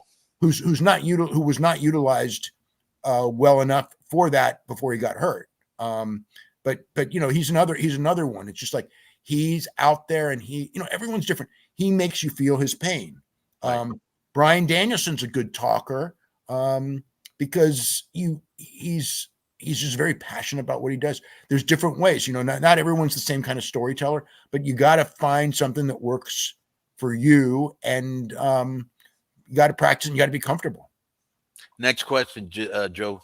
Do you think the decrease of CMLL talent on AEW now has any correlation to how the Vacker situation played out, Stephanie Vacker? I think that was playing out that way no matter what. You know, I think she got that offer, and you know, she could have gone. You know, she could have gone to AEW. She didn't want to. You know, I mean, everybody wanted her to after that match, and you know, not just that match, but everything. And you know, she was from a kid wanted to go to WWE, and I don't think the money was even would have been different, because Tony would have paid the same for her or more, I think, but she just was interested in going there. That's all. Go ahead. From Hushes, do you think Vince still puts his input in through Bruce Pritchard? Do you think Dwayne put his influence in for the tag match to main event Bad Blood? On the second one, I don't think so. I think the second one, it feels, I could be wrong, but just the way it all went down, it very much feels to me like Heyman Reigns collaboration. You know, obviously Levesque, you know, in part, didn't feel like something that Dwayne would be doing. I don't even know how much he's following it right now. What was the first one? Because I see a different thing on the screen right now. Go back. Oh, what was it? It was damn it. Can you go back, Husey? Sorry, it was asking if do you think that Vince is still in Bruce Pritchard's? Oh yeah. Oh man, I don't know. I don't know. You know, there's I'm all the hints I have would say no, but I don't want to say with certainty, because you know, it's like would I trust if Bruce says no that it's true? No. If Vince tells me I have nothing to do with it, would I trust that? No. But I think I really don't. But honestly, I don't think he does. When Ronda was talking about it, it was different. He was still in the company. When he was still in the company, but I think that yes, there was that influence. But he's legitimately gone. You know, once he started selling all that stock, it's kind of like he's really gone. You know what I mean? Because if he was looking to come back or thought that there was, you know, he'd keep the stock. Because the stock's leveraged to come back. Yeah. Related to that, let me just ask you real quick then, because there was a lot of talk when Vince, all that happened. It was like, well, all Vince's guys are going to be gone. And then Kevin Dunn left. And at first people were kind of speculating that Bruce Pritchard would be gone, but then I've read reports recently that he's very secure there right now and could even step in for Hunter if that was ever a situation where Hunter was leaving, that they would put Bruce up top. Is that accurate? I don't know for sure, but I know for sure that Nick Khan thinks very, very highly of Bruce, and Nick Khan is the number one guy there. Yeah, well, absolutely. Bruce has been there for a lot of years, you know, and he's very intelligent too, bro. He knows his shit. I like Bruce. Next question. Dave, with how successful CM Punk's WWE return has been, do you see them putting a world title on him? And any word on Ricky's contract status? I guess that's Ricky. Is that Ricky Starks? Yeah.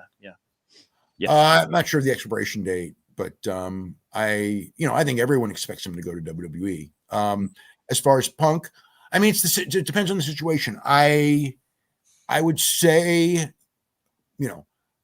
yes, I would expect to put the title on him at some point. I think that crowning achievement is probably a good story that they could do. So yes, I think they should do it. It has to be the right time. I don't think right now is the right time. I think 6 months from now, maybe WrestleMania maybe would be the right time. Depending on what you think. Punk Cody maybe might be one of the main events. Oh no, I think Cody and Rock's got to be the main event. Cody and Rock, okay, got to be. I didn't, Rock. Unless Rock just can't do it, it's got to be the event. I mean, as far as, but Punk Gunther, it's weird. Like I think Punk should win the title, but I don't know that it should be from Gunther. But I don't think so either. It's just a weird one, and maybe it should be. I just like when I think about that, I go like, I don't like him winning the title from Gunther. Do I like him winning the title from Drew McIntyre? Like let's say Drew McIntyre beats Gunther, which is very viable. Drew's fantastic. Yeah. And then have Cody beat Drew at some point. Yeah, I like that scenario. Next one, Joe. Lately, some fans have been saying the feeling is gone in AEW. I believe it is literally that of scarcity.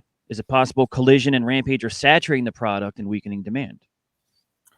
Yes. I think that if it was I believe that if they had one show a week on television, which is the 2 hours of Dynamite, I think that they would be, as far as a perception thing goes, I think that they would be in a better position. But the economics of television are such that that's not the case.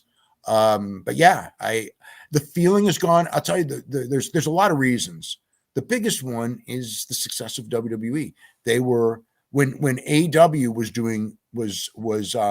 they were putting on a better product than WWE for a while. So they became the really cool thing. Yeah. And then when WWE stepped up, WWE's got these great inherent advantages that even if they're even, they're going to be way, way ahead. Okay. But now, I would go so far as to say if I was, if you're watching both TV shows, while AEW does have the advantage as far as you're going to see better matches on it, that's only part of it. When it comes to the whole, I gotta say this, Lee Fitting has been one of the greatest acquisitions. So that's a feather in the Nick Khan cap that they've ever done. The production of that TV, when I watch Raw and SmackDown now, it is worlds above what it was a year ago. It is so much better. And that's helped that, as far as like the advantage goes, that's another step in the advantage because AEW, you just don't get that feel of the way it's produced like a sports show. They just don't have what they come off like a little bit, Dave, excuse me. Like almost like a glorified indie with production.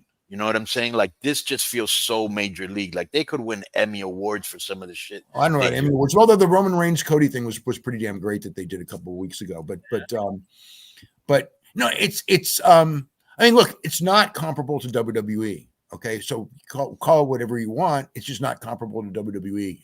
And for an average person. And most fans, that just makes a big difference. And the top guys are more over. They come out and they sing their songs. Remember, the first guy that happened to was probably Jericho. And that's when AEW was cool, right? Oh my God, people come out, they go to the show, they sing Jericho's song. Now, they don't sing anybody's song in AEW, but they sing lots of people's, I guess maybe a little Ospreay. But for the most part, look at all the guys they do in WWE.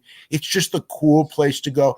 And success leads to more in the sense, you go, if you're a fan, you go to an AEW show and let's say there's 2,500, 3,000 people there and you go, whatever, you go to a WWE show and there's 10,000 people there and you just go, this is a cool place to be. And that leads to future success, so to speak. Next, Joe. Will AJ Styles retire after his WWE deal is up? I don't know. Yeah, I wouldn't. It wouldn't stun me, but God, guys never retire. So especially when they can still go. So and he can still go. So I would guess no. But he's put it this way. He's at the age and the stage where you obviously have to be thinking about it in life after wrestling. And if, like they said, like, AJ, maybe we want you to be a producer or something like that. I could see him going, yeah, you know what? At this stage, maybe that's the right thing for me. I don't see him leaving the company though. But I don't see it's like guys rarely, the only way guys usually are going to make a decision to retire for real is because their body's hurting so bad. You know what I mean? Because there's that lure. Conan knows this. There's that lure that you can't get of something that you can't get anywhere else. And if WWE, like if it was Vince and Vince were to go, AJ, you're 48 years old, or whatever, when you get like that, I think it's time to go. I think AJ at that point calls up AEW and goes, hey, do you got something? Because that's what Christian did. If you really think about it, that's not exactly what he did, but that's kind of what he did. Yeah, like Savage in 93, 94. That's Randy Savage and Roddy Piper, when Vince thought they were too old to draw, they went and revitalized their career by going to WCW. Yes. From Agent P, any idea about AEW's deal on India as Discovery Plus deal is up, and is WWE airing on Netflix in India too? Sony's deal with WWE will be expiring too. The Sony one is the most interesting one because the Sony deal for WWE is WWE's second most lucrative deal. The Raw and Smack. The U.S. is their number one market, right? That's where they make by far, and everyone does the most money. But WWE's number two market is India, and the Sony 6 deal is very lucrative for AEW standards. That's for sure. Is there bigger than Arabia, Dave? It's not bigger than Saudi Arabia for the shows. No, right. No, they would get more money out of those 100 million, 110 million they get a year from Saudi Arabia. They would actually make more money, but they don't make more money off TV there. The number two TV market is India. On Sony 6, they've been popular on the station forever. And yes, Sony 6 will be losing WWE to Netflix in January. So it is very interesting to me. And pro wrestling. So do you think Tony could pick that up or no? I think he could. It's up to if the station goes, we've had success with this pro wrestling for years and years and years and years and years. We're losing it. Do we want to lose pro wrestling? Or, if you don't want to lose pro wrestling, Tony's where you go. So that deal, some of the deals in a lot of these countries, so many of these countries, that's one of the big things I think that's going to be a story in 2025 is these stations that lose WWE to Netflix. How many will AEW get? And that's a big, if they were to go on Sony 6 for half the money that WWE went on, just go we'll go for half the money. Or Fox, which obviously something everyone's talking about right now. If they went to Fox for half the money WWE is making. That's giant for AEW. So they just, they probably won't make every one of those deals, but if they make 2 or 3, it's a big difference. In India, it's all about rights because it's like you can't go to India and make money running shows. And you're probably the way the economics are, you're really not going to make a lot of money in India, doing, on pay-per-views or network subscriptions or whatever. It's all about TV rights fees. But there's the Sony 6 and the station that TNA is on as well. Look, they kept TNA alive when they would have died without the India deal. So it's enough money that it's significant. Yeah. I mean, so yeah, that's the Sony 6 and some of the other foreign deals and what happens to them is a very interesting thing when it comes to next year's business. Dave, let me ask you a couple questions here that have been submitted from our Patreons. This is Brad Zawacki from Atlanta. Hello, Mr. Meltzer. I'm sure the impact of Conrad Thompson's podcast referencing past Observer newsletters have increased subscriptions. I'm sure this has been financially positive for you. Has there been a downside to podcasts using the Observer as a reference point for podcast content? Name some examples. Thank you, Dave. God bless K100. God bless America. I don't think that. Actually, I don't think it's been positive. I mean, I don't know that it's been a negative, but I don't think it's been a positive. I know this question was asked to Brian, and Brian said no, it was not he didn't think it was a positive. He thought that there were other things that were positives that have helped boost us, but he didn't think that one was it. It's just different now than before. I mean, before what I would say was the most positive would be certain news, like a big news story like this week, right? But now I think it's just kind of like it's not necessarily that either. Yeah, I would like to say I would like. Go ahead. I don't think Conrad's been a positive at all. No. Okay, I would like to say that your boy Marty, what's his name? Brian Alvarez. Brian, does anybody want to go faster? Alvarez. You told me you were going to be on the show for 3 months. You said that you couldn't do it because your kids were in summer school. Summer's over. I hope you're going to be a man of your word like Dave Gin and Juicin and Molly Meltzer and come on the show. And I am a big fan, I have to say this, of when you and him argue. That's awesome. Well, yeah. Nicho from Shut Up and Refill My Popcorn. Dave, what is the worst? Now, just so you know, Dave's not a big movie guy, but Dave, what is the worst movie you have ever seen that started a wrestler and why? Oh, I know this. It started a wrestler? I can't come up with one off the top of my head. Not even Hogan? Nothing? I think he mentioned that started a wrestler, not that started. Oh, started a wrestler. Yeah. Oh, God. I don't, I just thought Ready to Rumble was freaking awful. I mean, I went out. I went. Better take that back. I'm ready to rumble. I just remember I went on a date to that one, and it was just like, oh God, because I had so many friends. I had so many friends in the movie, so it's like I just want to see this movie for my friends, and it was just like, I mean, I used to do that, like with whether it was like Terry Funk or Boss Rutan, you know what I mean, Dwayne. It's like, oh, I'm friends with these guys, Steve Austin. Right. It's like I want to go see them in the movie. I want to support them in the movie, or just want to see the movie and see them, right? And Ready to Rumble was one of them, and it was just like, oh, this movie's. I mean, imagine making a movie that you're marketing to wrestling fans as your key audience, and you make the wrestling fans look like the biggest idiot morons in the world. Yeah. Okay. Matthew Mason, what from St. Augustine, Florida? What do you think it would take for AEW to actually turn a profit? They are. Why they are. I mean, they will. They will.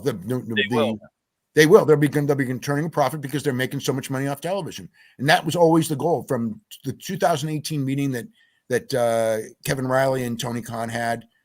It was always about they were never going to make enough money because of the nature of how big contracts are for wrestlers right now. WWE, look, if you took away all the TV money today, if you took away all the TV money today, WWE tomorrow would lose $300 million a year or more.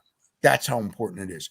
AEW would lose over $100 million a year if you took away the TV money. The UFC would probably be okay. They would still lose money. They'd lose maybe $100 million a year, but the NFL would probably lose like $1 billion, if not more.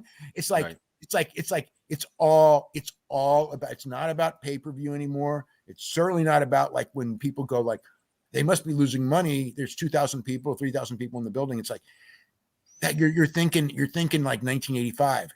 If AEW was paying these guys what they're paying them and drawing what they're drawing in 1985, they'd lose so much money. It'd be mind blowing. But so would WWE.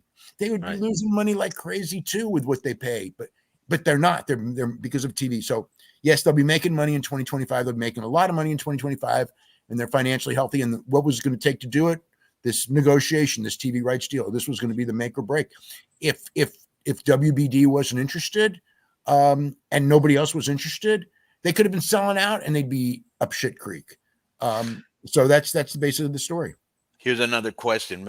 People very polite here on Patreon. Jose from the Inland Empire. Hello, Mr. Meltzer. Gin and Juicin is also good, and so is Dexter. Who is the next big star coming out of Japan we should be watching? Oh man, They're all in AEW basically. Well, I mean, like as far as like, you know, like Yota Tsuji and Yu Imura are really good, but I think both of them are like they're a step away. Do you know what I mean? It's like Shota in the process of being stars. Yeah, it's like I don't see them as top guys, but I watch them and I go like these can be top guys. I think Ryohei Oiwa, I think he's like really big, buffed, like 80s looking guy. I think which would be great if he was still the 80s. I think he needs to trim down and pick up like a little bit of speed because he does stuff, you know, like when you're a really big guy and you try to do stuff that you shouldn't be doing. Small guy stuff. You can do it, like you can do it, but it looks slow, so you probably shouldn't do it. And I think that like he's a guy with his frame to where he could look just really good doing it, and he's got a naturally good frame and physique and everything. He's got a great look, almost like you know, like you look at him, he's almost like a young Tanahashi facially and the hair and everything. So I think he's got that he's got superstar potential. Man, I don't know, because like sometimes a lot of these guys are in like a DDT, like Takeshita was, where you know I don't see him as much as I would like. Some of the guys on the way up, and then there's a lot of guys there that are really really good wrestlers, but they just don't have the look or the star appeal or the charisma. But they're really good wrestlers. But I think Oiwa could have that. I think that Umino he's still a little too much of a pretty boy, young boy. You know what I mean? He's not right. You know, you need to get to that Naito level, if you know what I mean. Right. You know, which used to get to. Yeah. Adrian from Melbourne, Australia says, "Hi, Dave," with the little wave emoji like Chris Jericho does. Great to have you back on K100. Would be good to hear your thoughts on your 30-plus year friendship with Conan and where he stands in the history of lucha. Thanks, Adrian. Yeah, I've been friends with Conan forever, and look, super influential. I mean, you know, like in so many ways. I mean, like, you know, I mean, he's responsible for so many. You know, everyone who made it in ECW and WCW. Every one of those people came through. You know, I'm not kissing his ass. It's just this is not objective. This is not opinion. I mean, like every one of these guys, you know, he got them their first. He got them the break. He got them the thing. A lot of them, you know, and we could list the names forever. Were you know, could have been just as, you know, really really big, but the promotions themselves squandered them. I mean, I look back at some of those guys. I mean, you know, the original Parka, obviously, as someone who, you know, and obviously today's Parka is just you know, Conan knows this better than anyone. You just can't deal with them. You just can't. You know what I mean? Right. It's just one of those things. But I mean, as far as a guy with charisma and when he was young who could really go, I mean, you know, he's a guy WCW completely everyone did completely miss the ball in the United States, but he ended up having a great career in Mexico. Yeah, you know, like, I mean, Ray's the perfect example. I mean, like everyone, I mean, everyone, even me. Okay. When I first met him and he was probably, I don't even know, 15, 16 years old in Tijuana. Yep. I mean, and I remember I went to a card in Tijuana. This is long before AAA, several years before. I think he was about 15. And Kurt Brown, who I was with, longtime friend of mine, just points him out. Shout out to Kurt. Yeah, shout out to Kurt. And just goes, that's Colibri, which was the name he was using then. He was not Rey Mysterio. And I had heard of this great flyer Colibri in Tijuana, you know, and everything. So I knew the name and I'd heard the rep, and I looked at him and I just go, I mean, it's just like, he was 115 pounds, I'm going to guess at the time. Maybe, you know, I could be off a little, but that's what he looked like. Around 110, 115 pounds. And I'm looking at him going like, man, what are you telling me, Kurt Brown? This is like ridiculous. It's ridiculous. This guy, a professional wrestler, it is ridiculous. Okay. And then, of course, you know, 2 years later, I was one of the biggest Rey Mysterio supporters in the world when the I remember Buddy Rose. There's a guy like that in every street corner, blah, blah, blah, in Tijuana, blah, blah, blah. He's not a wrestler. And it's just like, dude, how do you miss? It's easy. Like when you see it in the ring, you know what I mean? Like, sometimes I'll this is actually kind of like is a weird one for me is I will watch, whether it's, whoever it is, these guys that are getting over, that are young guys that are getting over, however they're getting over. And I'll watch and I'll go listen to the crowd reaction, standing ovations, blah, blah, blah. And then people will tell me, it's just like, oh, he doesn't have any star power. It's like, look, if they're not getting over, tell me he doesn't have any star power. If they're getting standing ovations and the crowd's going nuts for them, but you don't like the way they wrestle, sorry, Right. you don't think they're big enough or muscular enough or blah, blah, blah. If they're not, and they wouldn't be, nobody would react to them. If they get like Jericho would always tell me, the best, it's not how you look. It's not anything. The best precursor or thing to learn from on if a guy can get over is if he gets over. That's it, right? And Jericho and Dave, Jericho is a great example because he's undersized, okay, and he got over. He got over because he's talented. Yep. And sometimes talented guys don't get over, but Right.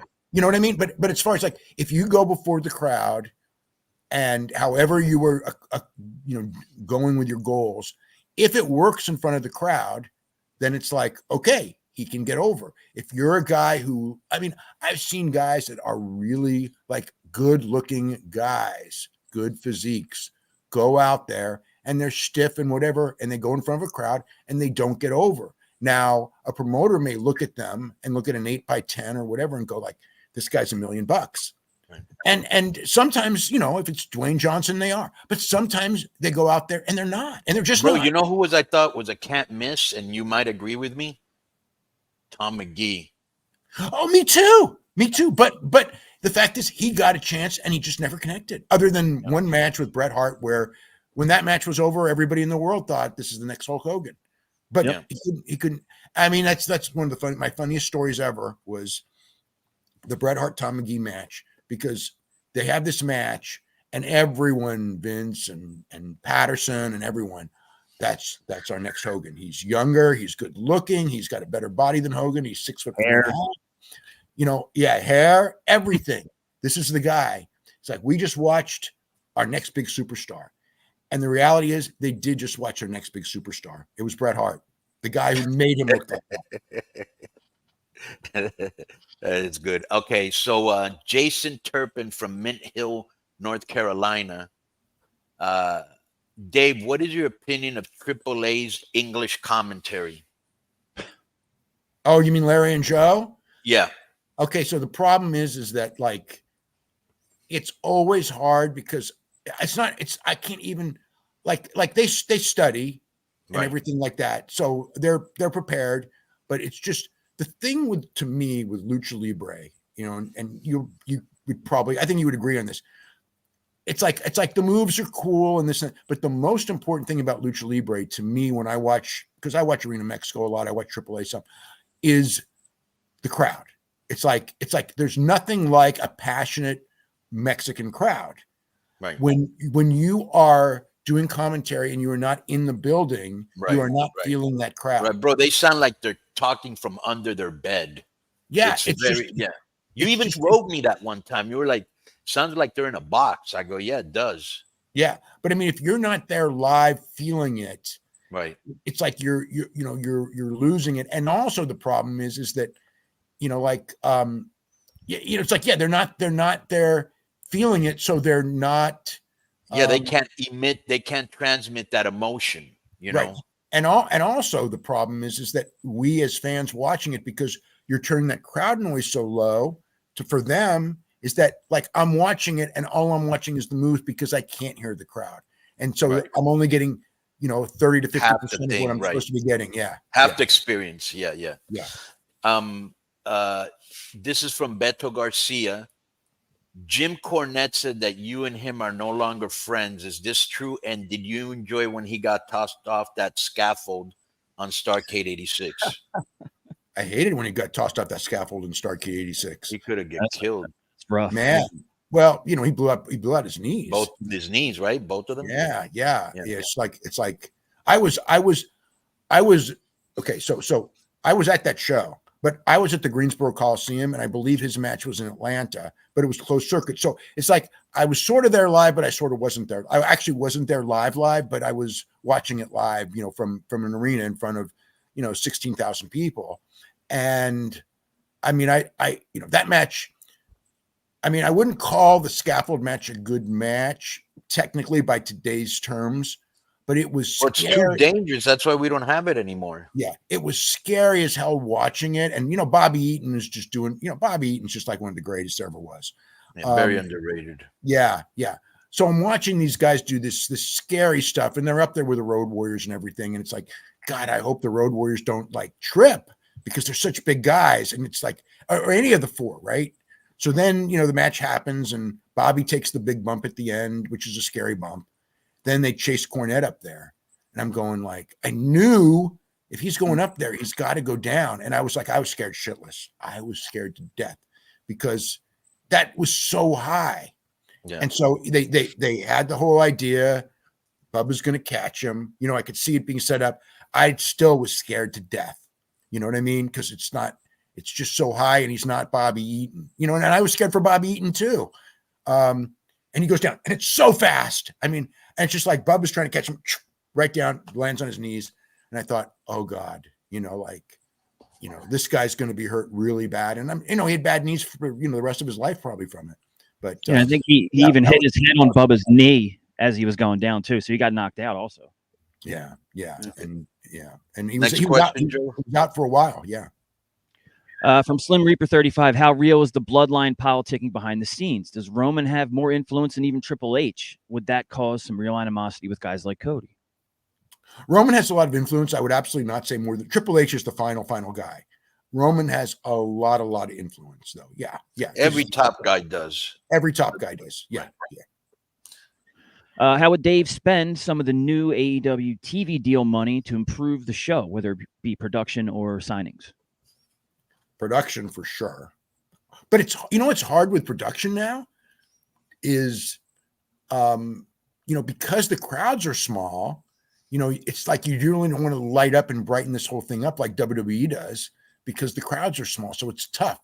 But some of the elements that WWE does, I just like that sports feel. But it's not, that production that WWE is doing right now, I would really, I'd want to you don't want to copy, but learn from it, just get that, like the guys, like at a UFC show, or at a boxing match, them come into the building and the little times underneath it, it gives it a certain feel. As from a booking standpoint, I would like more show long stories, rather than one of the things with AEW is like, okay, these guys have 10 minutes, these guys have 10 minutes, these guys, and you talk about them for their 10 minutes, but you don't keep talking about them in most cases. But I would like for a TV show to have a show long storyline where it starts at the beginning, they do things in the middle, they climax in some way at the end, whether it's a match or an angle or something. But that's not necessarily money. But as far as money, it's funny. It's like judiciously, there's some talent, but look, AEW has got some of the best talent in the world. I don't look at AEW and go, oh my God, we need to get more talent. We need to get this guy. We need to get that. They need to get the talent they're over that they have. Right. So I never think of that. I don't even with WWE either think like you need more talent. If a guy is there, sometimes I'll see guys and go like, oh, this guy'd be really good for WWE. Oh, this guy'd be really good for AEW. But they don't need any of them. You know what I mean? They've got both sides got enough talent. That's not the problem. So spending lots and lots of money at this stage, if it's let's say it's the right guy, there's a guy from WWE who's a top guy, you want to bring him in, sure. And for WWE, they're going to do the same. You know what I mean?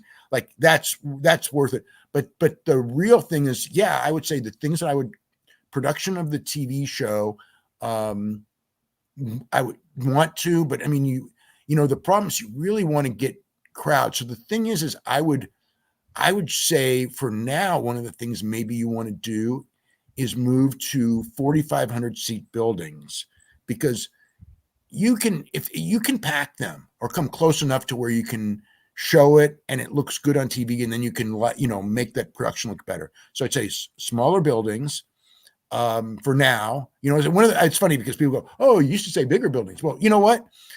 When they were started and they were running 5,000 seat buildings and they were selling out, I go, "Man, you got to go to bigger buildings." Right. They went to bigger buildings. Now I think they got to go to smaller buildings. That's just the reality of it. So there's that. And then the other thing is publicity, spending more money on local marketing of shows, national marketing. I mean, it's hard because you're the number 2 brand, but try to get guys in front of non-wrestling. I mean, not wrestling fans, but non-wrestling fans. Try to make them, just like the ESPNs of the world. You know what I mean? And it's hard when you're not WWE to do that, but that's something that I think, spending money on that. And also I would say from a standpoint is like, don't be a punching bag, because I mean, Tony fights back, but he's not, you know what? He is not the guy to do it. I know he wants to be the guy to do it. He should not be the guy fighting back but his over talent should be. Yes, people will call them crybabies and all that, but guess what? That's what WCW did when WCW was successful. It's like, you got to take your shots. It's not even taking, you don't have to run down WWE, but run up AEW and, talk about what you are doing good and really focus on that and focus on when you are being picked on to get the word out that this is bullshit, we're being picked on, and not be the whipping boy all the time and trying to ignore it, because that in this day and age, unfortunately, I think that in a perfect world, that would be the best way to do it, but we're not in a perfect world. Right. Well, here's the problem. When you get them on an interview, no comment. I can't comment on that. Well, that's a different thing. Yeah. Right. Why are you even on the show then? Why did you come on if you're not going to answer questions? Just don't go on there because it makes you look bad. 2, when he gets on Twitter, a lot of times when he tries to clap back, he comes off looking ridiculous. You never see Vince on Twitter or Hunter on Twitter engaging with fans that way, right? I'll tell you what. If Dana always did, right, and if Vince was 38 and grew up on Twitter, he'd have been worse than all of them. Really? But by the time it happened, he was in his 70s. So he didn't grow up on it. So it's not part of his life, and he probably was late to embrace it. Right. But the 35-year-old Vince McMahon. And he's from a generation where he grew up on social media, and that's how you get back. But usually when he does clap back, he doesn't look good. Well, I think he doesn't have a strong Twitter game, I think. Well, my thing is that it's not so much that, is that he shouldn't be the guy doing it. Right. It's like nobody, the promoter, when he's out there promoting his product and going like, we're going to have this match, blah, blah, blah. Do it. Of course, that's what Twitter's for. But as far as that aspect of it, I don't think he should be the guy doing that unless it's a certain situation. Like he did something once with Bischoff that I thought was hilarious, but that's the extreme, and you almost never want to do that. Right.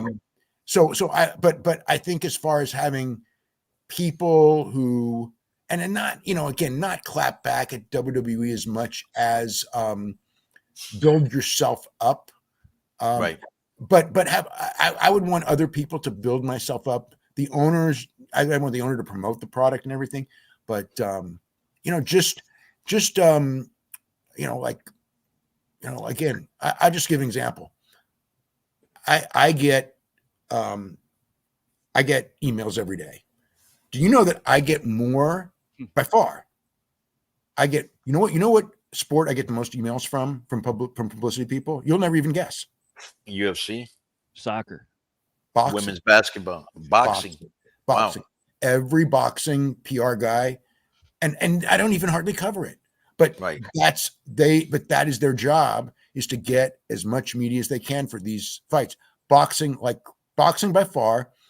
UFC would be ahead of WWE.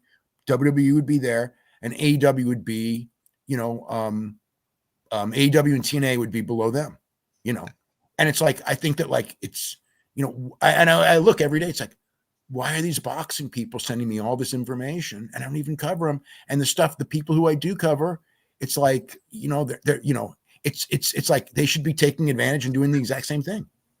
So yeah, and let me just say one last thing about the person that asked you what you would do with the extra money. Um, if you were running AEW, I would definitely agree with what you said. Smaller venues, definitely a lot of it in production. Okay. Number three, I can't believe I heard this, and I cannot believe that this is true, that they don't have production meetings. Is that true? God damn, I don't know. I thought they did, but if they don't, I can't believe that if it's true. Yeah. And the fourth thing I would do, Dave, something like what you said, spending money on promotion.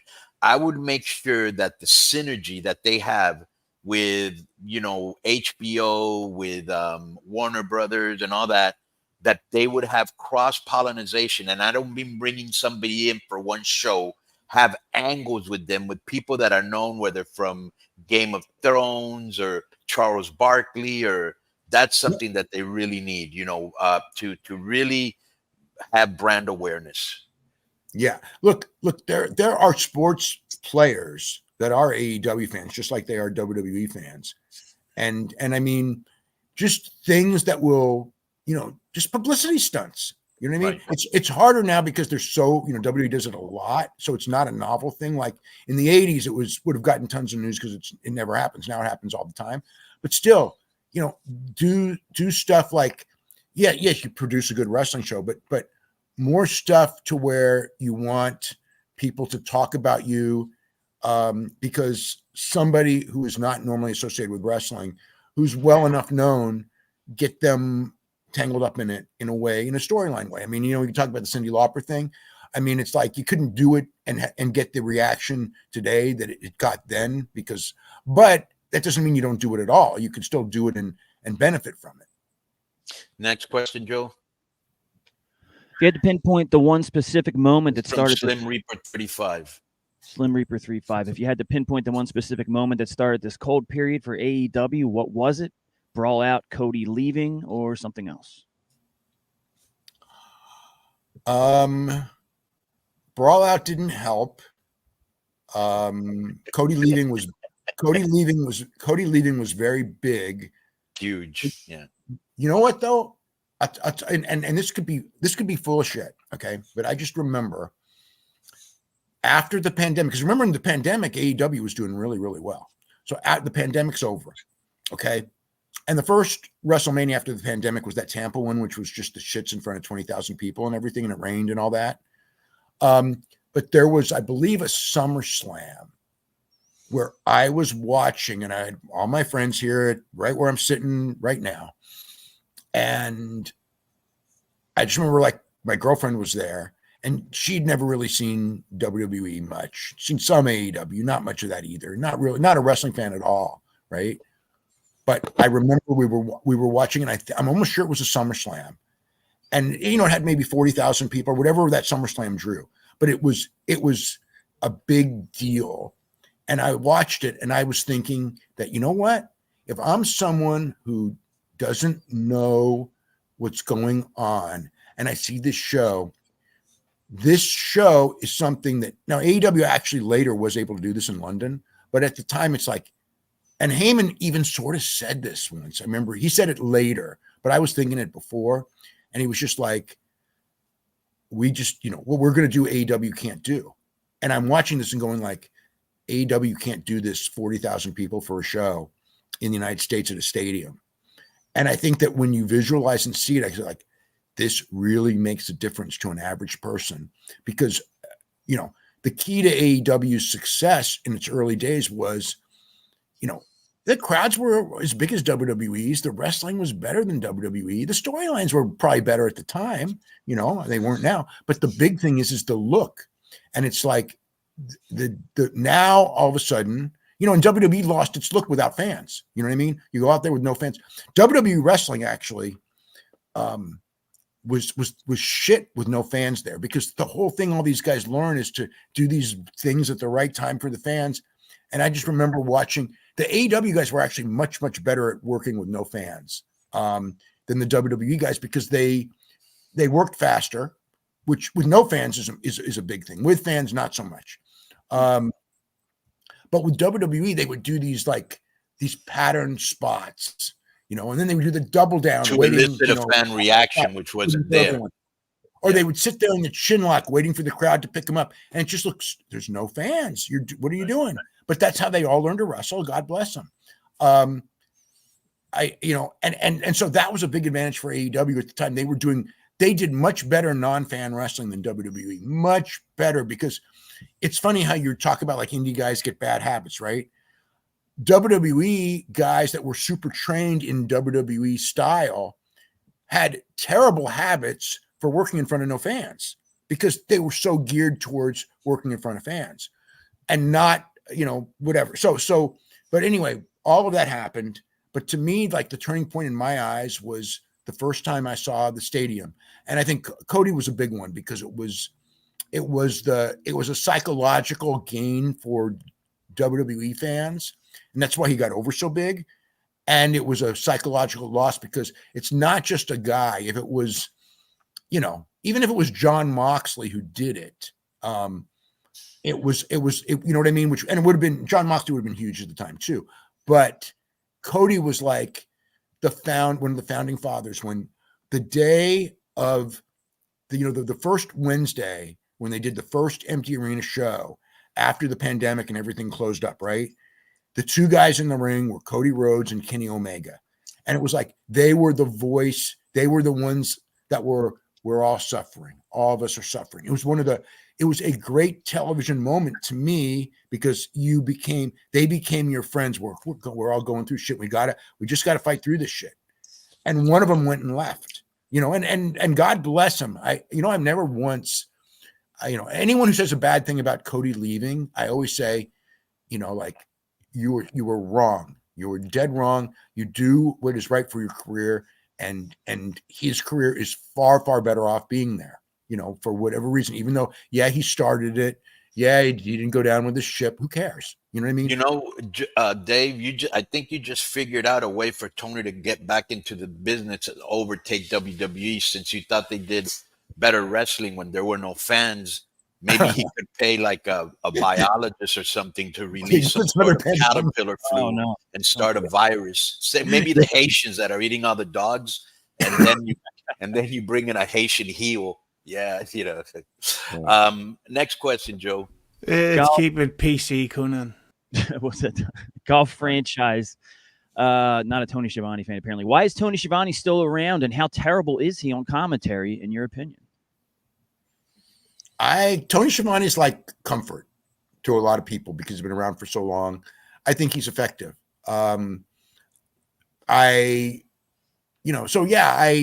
can't not, I'm not going to knock him. I think he handles the interview segments good. I think that he's, him and Excalibur are good together, because Excalibur really knows everything. And Tony knows how to be a wrestling announcer. He's got so much experience at it. But people, they have a fondness for him. People like him. He also get heat on him. It's like, so I don't got any negative on Tony Schiavone at all. I mean, in the sense of, I mean, there's, obviously everyone could be better, and there's things that he doesn't do as well as others. But man, I like Tony Schiavone as part of the team. It was funny when he came back, I wasn't as hot on him, because again, I was like, man, I don't think that because it's also they had Jim Ross at the time, right, was working full time.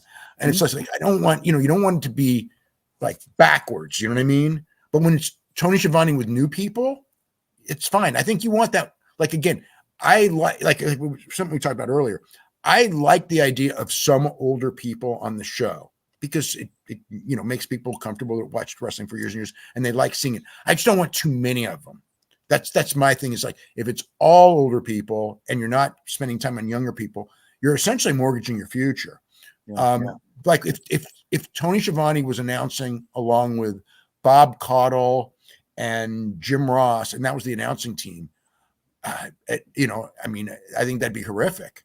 But if you got like they do in football, well, they'll have Al Michaels with a young guy. You know what I'm saying? Yeah, well, perfect example. Yeah. So yeah, no, I don't got nothing negative on Schiavone at all. But believe me, I listen to those announcers really close. I think Nigel McGuinness is, by the way, he is one of the funniest guys in a subtle way that you'll ever see, because he'll say these things that are hilarious, and I think it goes over people's heads, but for whatever reason, I get it or something. And a lot of people do. I'm not trying to say I'm so perceptive, but some of it's like really inside stuff, but he's so quick-witted. Next, Joe. Another one from Golf Franchise for $9.99. And also everyone that's in the chat, please like the video. Dave, in your opinion, who would have won in the Billy Body versus Sapp fight? And do you even know who Billy is? Yes, and I don't know. I don't care. It's no relevance to me. Right. All right. Next. Okay. Should CWJ 128, should the AEW pay WWE to send some of their younger talents to the PC? Thank you all. And be well. It'll never happen, so it's not anything. But should they have it's not so much the PC that I think they need. I think that they just need to get these guys. What I would do is like I said, like send guys, whether it's to Japan or Mexico, or just try to like work with like England or something, but do like what, just send them places where the Japanese do that very well, don't they, Joe? I mean, not Dave. What? They'll send people somewhere for a while to learn. Yeah. Like I'll give you an example. There's a company called, that company called Glate in Japan? Yes. Yeah, they just sent us like 2 of their wrestlers for the whole year. Like, and they're going to be really good. Like they see they do that a lot very well, don't you think? Yeah. When they see guys that are good, they'll send them somewhere. And I think people don't know a lot of the history of this, but I mean, so many of the legends in Japan, like Liger, I think. Well, Sayama,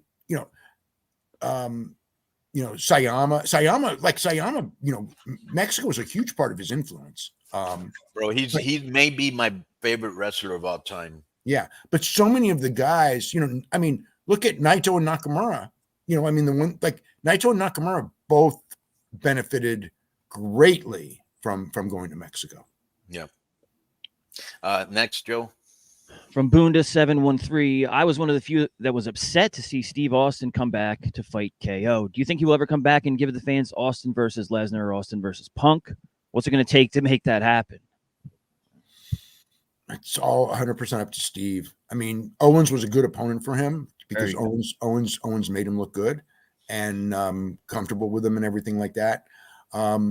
I wouldn't shock me to see Austin against Punk at all. I could see that being like a big money match. But it's up to, does Austin want to wrestle again? I mean, for years he didn't. He did do the one. It's up to Steve. Next. Any ideas on who could win both Rumbles this year? Kexold arrangements, please. Well, that's probably K Cold arrangements. There you go. Any ideas on who could win both Rumbles this year? The winners seem more unpredictable this year than any other year. Yeah. I mean,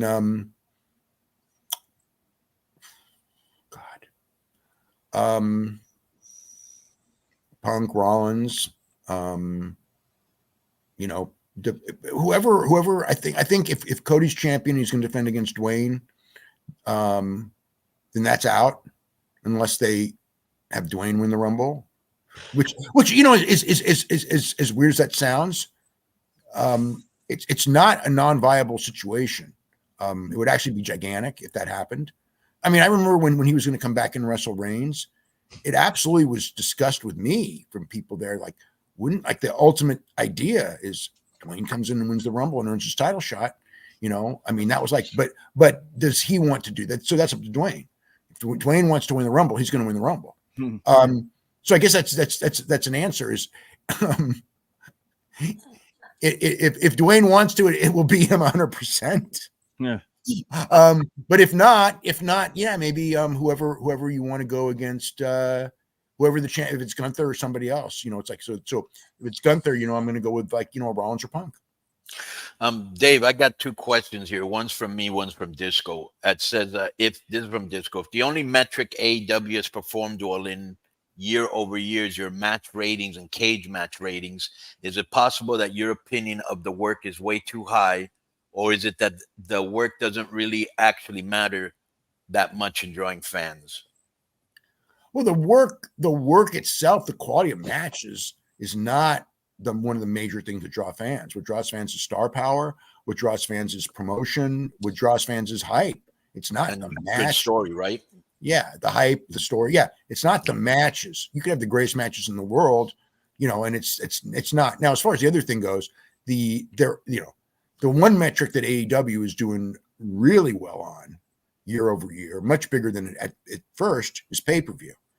So in that regard, when it comes to putting on big shows, what they're doing does work. Look, I'll tell you, like when they started in 2019, and if you had shown me the next 5 years, these are going to be the pay-per-view numbers, ahead of time, I'm going to go, you are so full of shit. You're so way over optimistic.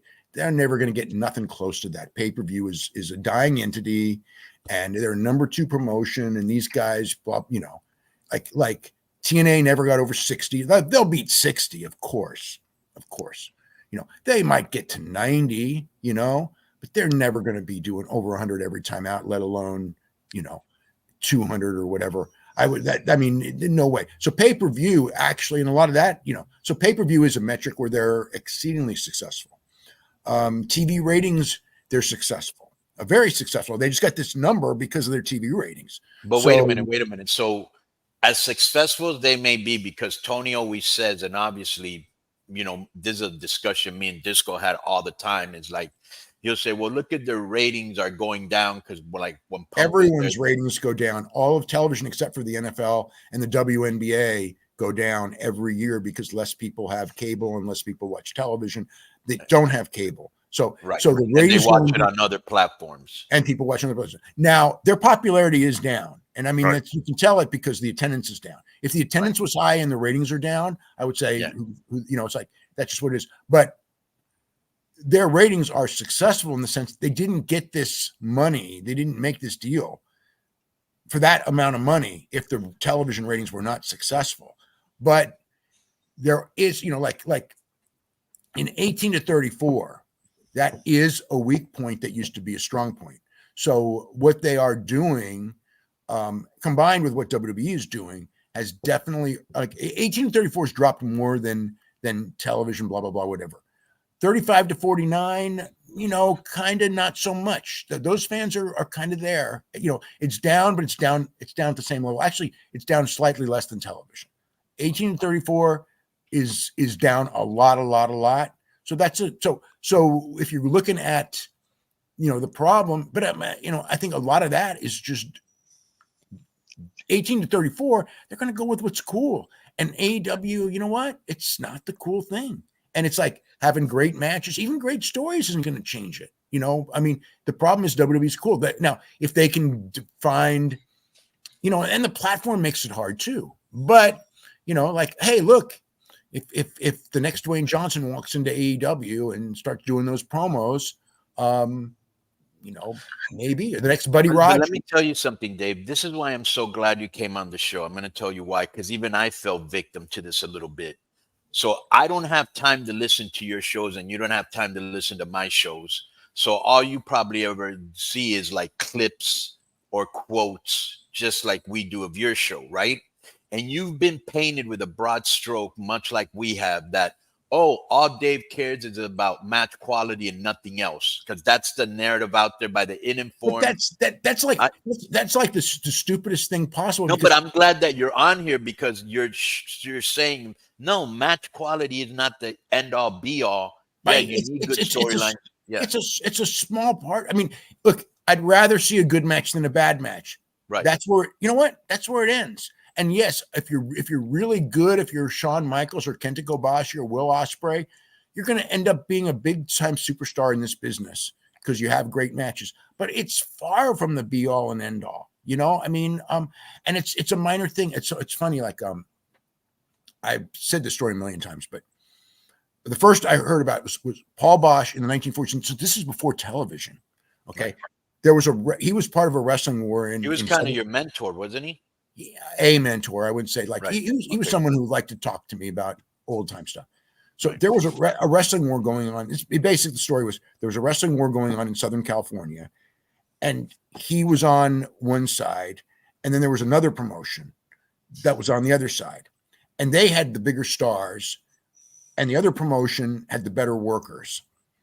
And keep in mind, there's no television, and he was basically there and going like, in time, this company, the other company, we would hear from the fans, oh my God, this other company, they have better matches. They're blowing you away. They're using, and they were using smaller guys that were more action guys. We were big heavyweights, not providing as much action. And he was going like, in time, these fans keep telling us, in time, if they keep giving these great matches and we don't give as good of matches, they're going to beat us. And he said that time never came, basically, because people still went more to see this. People went to see the stars, and maybe doing good matches probably helped the other promotion, but it was not nearly enough to be competitive. And it's the same thing here. Wrestling, doing great matches, it's like it's great. It's great to see. I'll never knock Mike Bailey. You know what I mean? It's like I love watching Mike Bailey, but that doesn't mean. And if I had a promotion, I'd probably find a spot for him. But it's like, but that's not. It's not the be all end all Mike Bailey. But I'm just glad that you're able to tell your story, because like my story, your story, a lot of us are out there echoed by people that aren't informed. And that's my point. Now I want to ask you a question about something. So I don't know exactly how you phrased it. And so you're here to correct me, but you had made a comment, and this was brought to my attention, where you said something like, and I don't think you said my name, but you might have said, somebody said that maybe he was alluding to our show, where you said that that being critical of thigh slapping was dishonest, and that we said that to listeners because we thought they were stupid. Would that be correct? No. I would say, this is what I would say. Okay. Thigh slapping or whatever, all that sound effect stuff. It's like, I think that what bothers me is people trying to act like it's something new when it's been going on in wrestling for probably 70 years, at least 50 for sure. Not necessarily thigh slapping, although that was certainly done even back then. But the sound effect stuff, that's actually, like, if you really look for it, you could see it. I mean, I saw it in the 70s, early 70s, going to live shows, but it was kind of like, I don't think it's as big an issue. And I think people were using it to be critical of stuff. And it's just like, did anyone ever say that about wrestling too? No. Did anyone ever say that about, every single wrestler that did punches? No. I think that a lot of people had jumped on that one as a convenient thing to pick on certain wrestlers, and only certain wrestlers, because there were wrestlers all over the world doing it, and they would only pick on, like the Young Bucks, right? And it's like, well, what about, it's like, I gave you this disingenuous thing. It's like, whenever somebody, like, they used to, people would go like, oh, you like all those thigh slap or super kick guys, right? I go like, yeah, I like the Usos. The Usos do more super kicks than the Young Bucks, but nobody ever says that, because it's like, it's the thing to criticize, like the Young Bucks, right? It's just a thing. And it's like, if they were the only ones to do it and everybody knew it and the stuff wasn't working, I would say you're right. But everybody does it. You're only criticizing one person to do it, so you're being disingenuous. And like, I don't think you've ever done that. So I didn't. Let me give you my.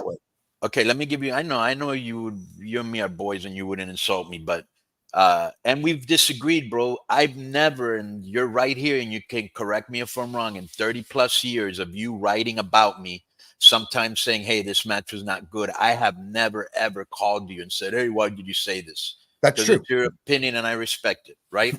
No. So, and you are the exception, but yeah. Right.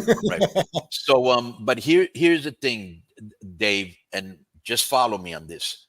So when I first started, the first time I ever saw, and it wasn't even a thigh slap, it was a chest slap. Rey Mysterio Sr. used to smack people and hit each other in the chest.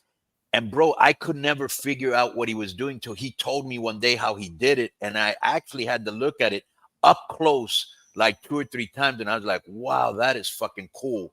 But here was the problem. He only did it, only him, one time a match, and that was it.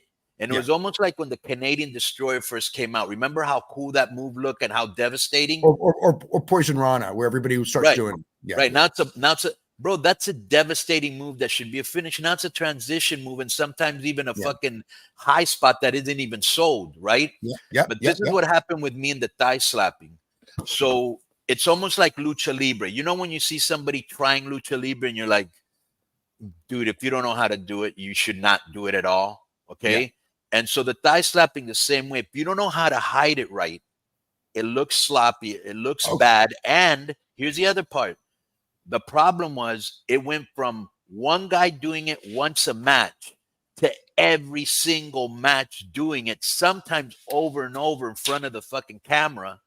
And to the point, Dave, where I've actually said this to wrestlers in AAA, I go, bro, have you seen how fans say hi to each other? They'll come up to each other, Dave, kids, and go like this and kick. And bro, they're making fun of us. You know what I'm saying? Because it looks, if you hide it well and you do it maybe once or twice, that's cool. But dude, it's like every match does it.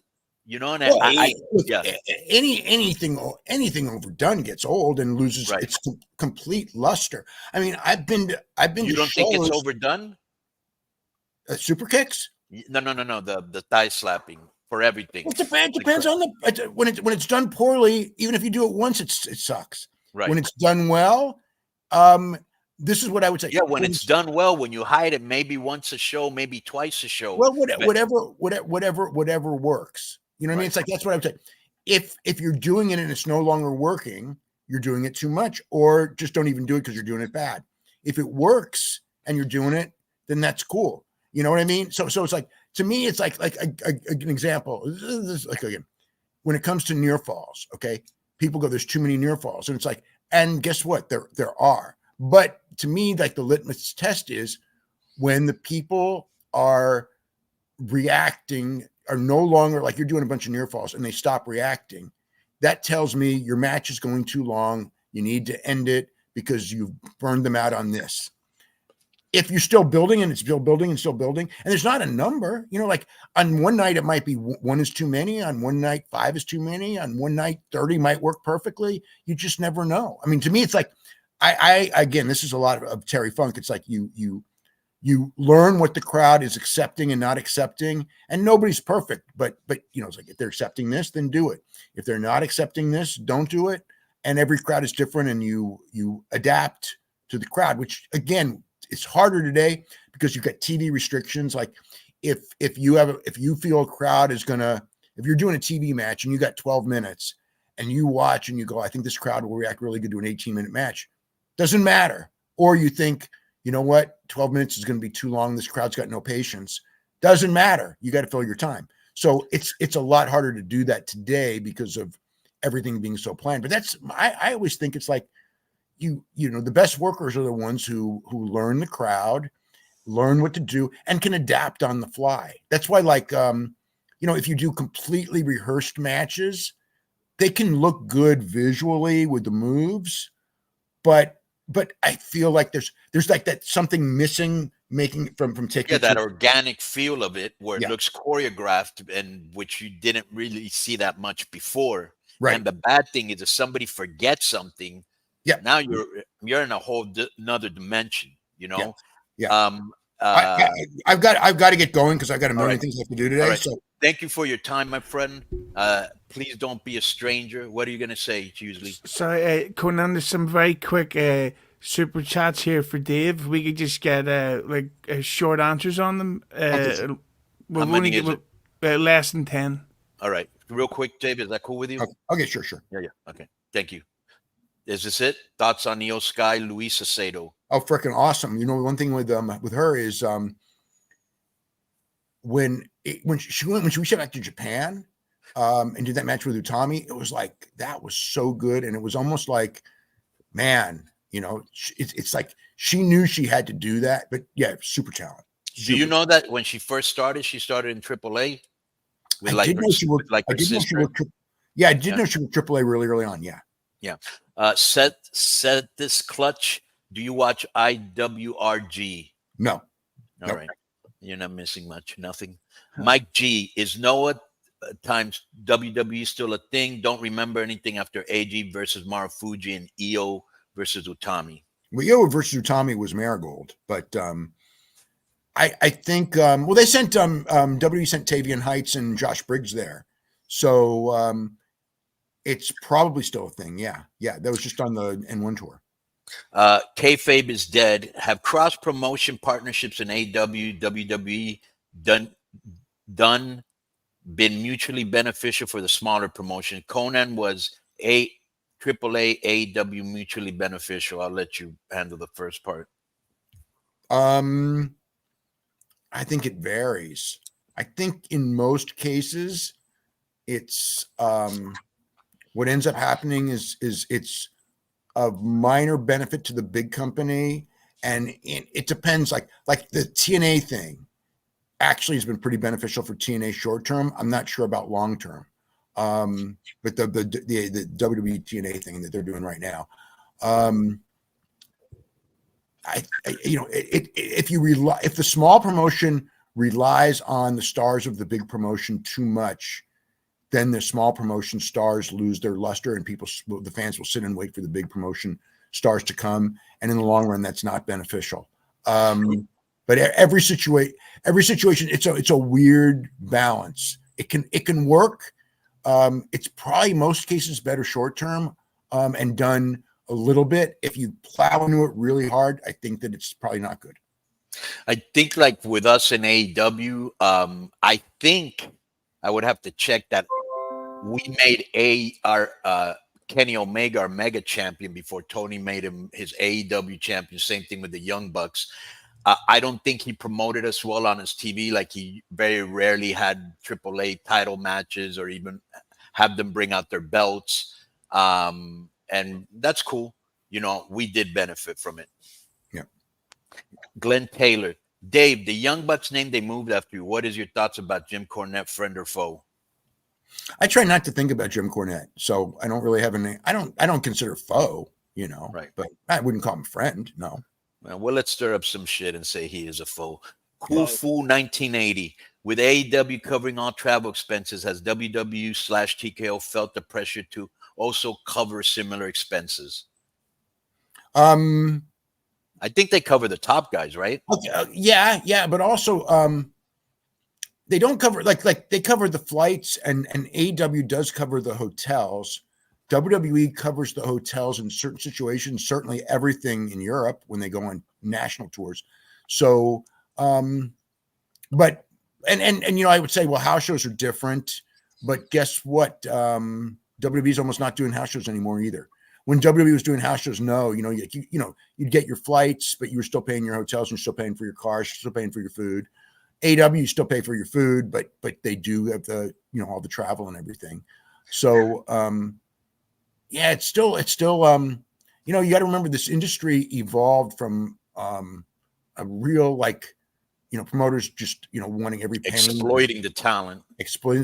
And now that there's so much money in it, they don't have the need to exploit the talent, or they don't. I mean, they still Plus do. society won't put up with it like they used to.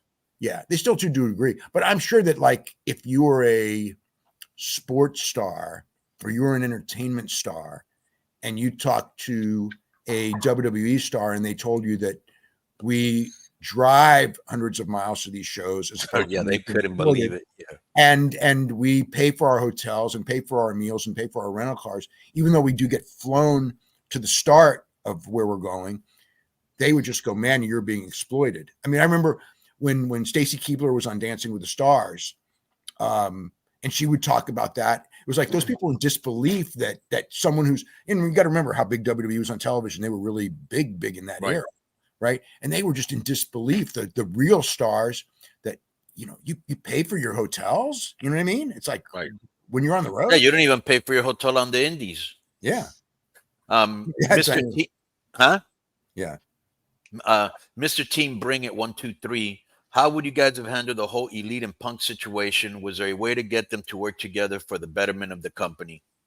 Man, it's all I could say is it needed to be addressed before anyone ever heard about it. That was a big mistake of Tony's, was letting it fester and not doing anything about it. He should have like, before I ever even wrote about it, I knew about it for months before I even wrote about it, because it was not really, it was a behind the scenes issue. It wasn't in front of the scenes issue. But when I'm trying to remember when I first wrote about it, it may have been, I don't know if it was during the Page and Punk build to their match, where some of the promos were getting real tight, and I was going like, I think I was probably wrote that there's a lot more. It's like Brett and Sean very much, which was cool. I mean, when I was a kid, or not a kid, but when I was watching Brett and Sean stuff, and I knew the inside, and I knew it was kind of sort of real what they were doing, I thought it was the coolest thing. Now I'm not so sure, and the end result of that one wasn't so cool either. But but months before, I knew that the problem was there, and Tony needed to get everyone in the room and just go, it's over, it's done. And he never really wanted to say anything to either side. And a lot of times you say, well, he should have gone to Punk. It was both sides to a degree, but Punk was the one who couldn't let it go. That was really bad. Let me tell you this, Dave. So I went into the dress room one day because I'd gone there to film something, right? And I went and I was in catering, and I could not believe how many people came up to me and were dissatisfied about something or the other, which I was like, well, that's normal in AAA too, right?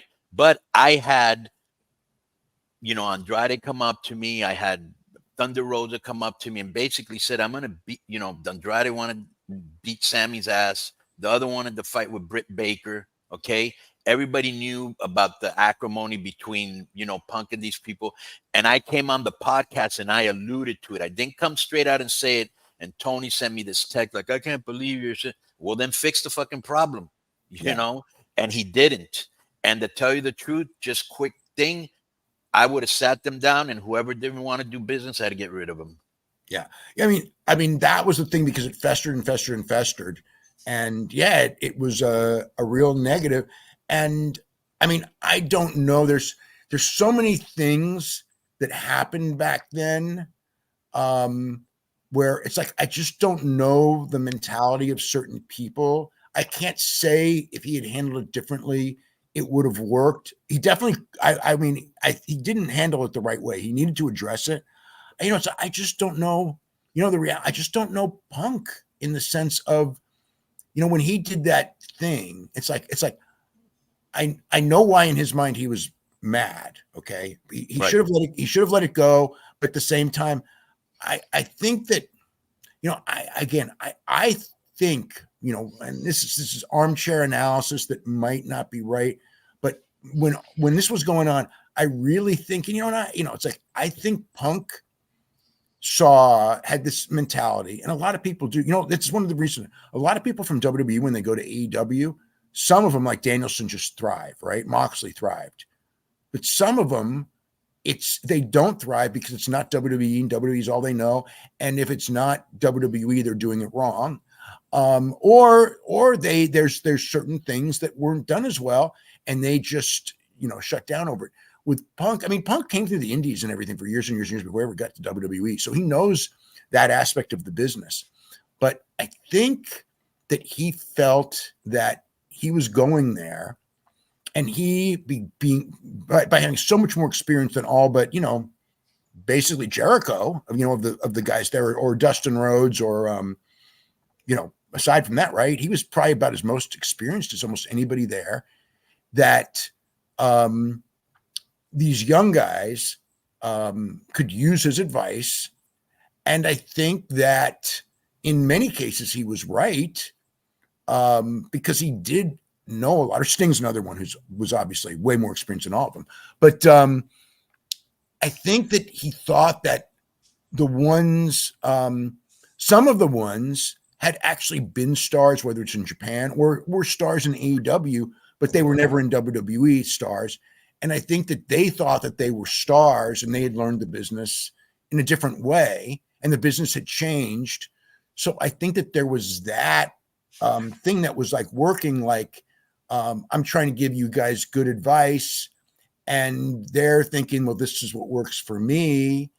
And you know what I mean? I think that there was that thing in the sense, because I just remember when he was cutting all those promos on Adam Page, you know, who was really, you know, like that was what made everything happen.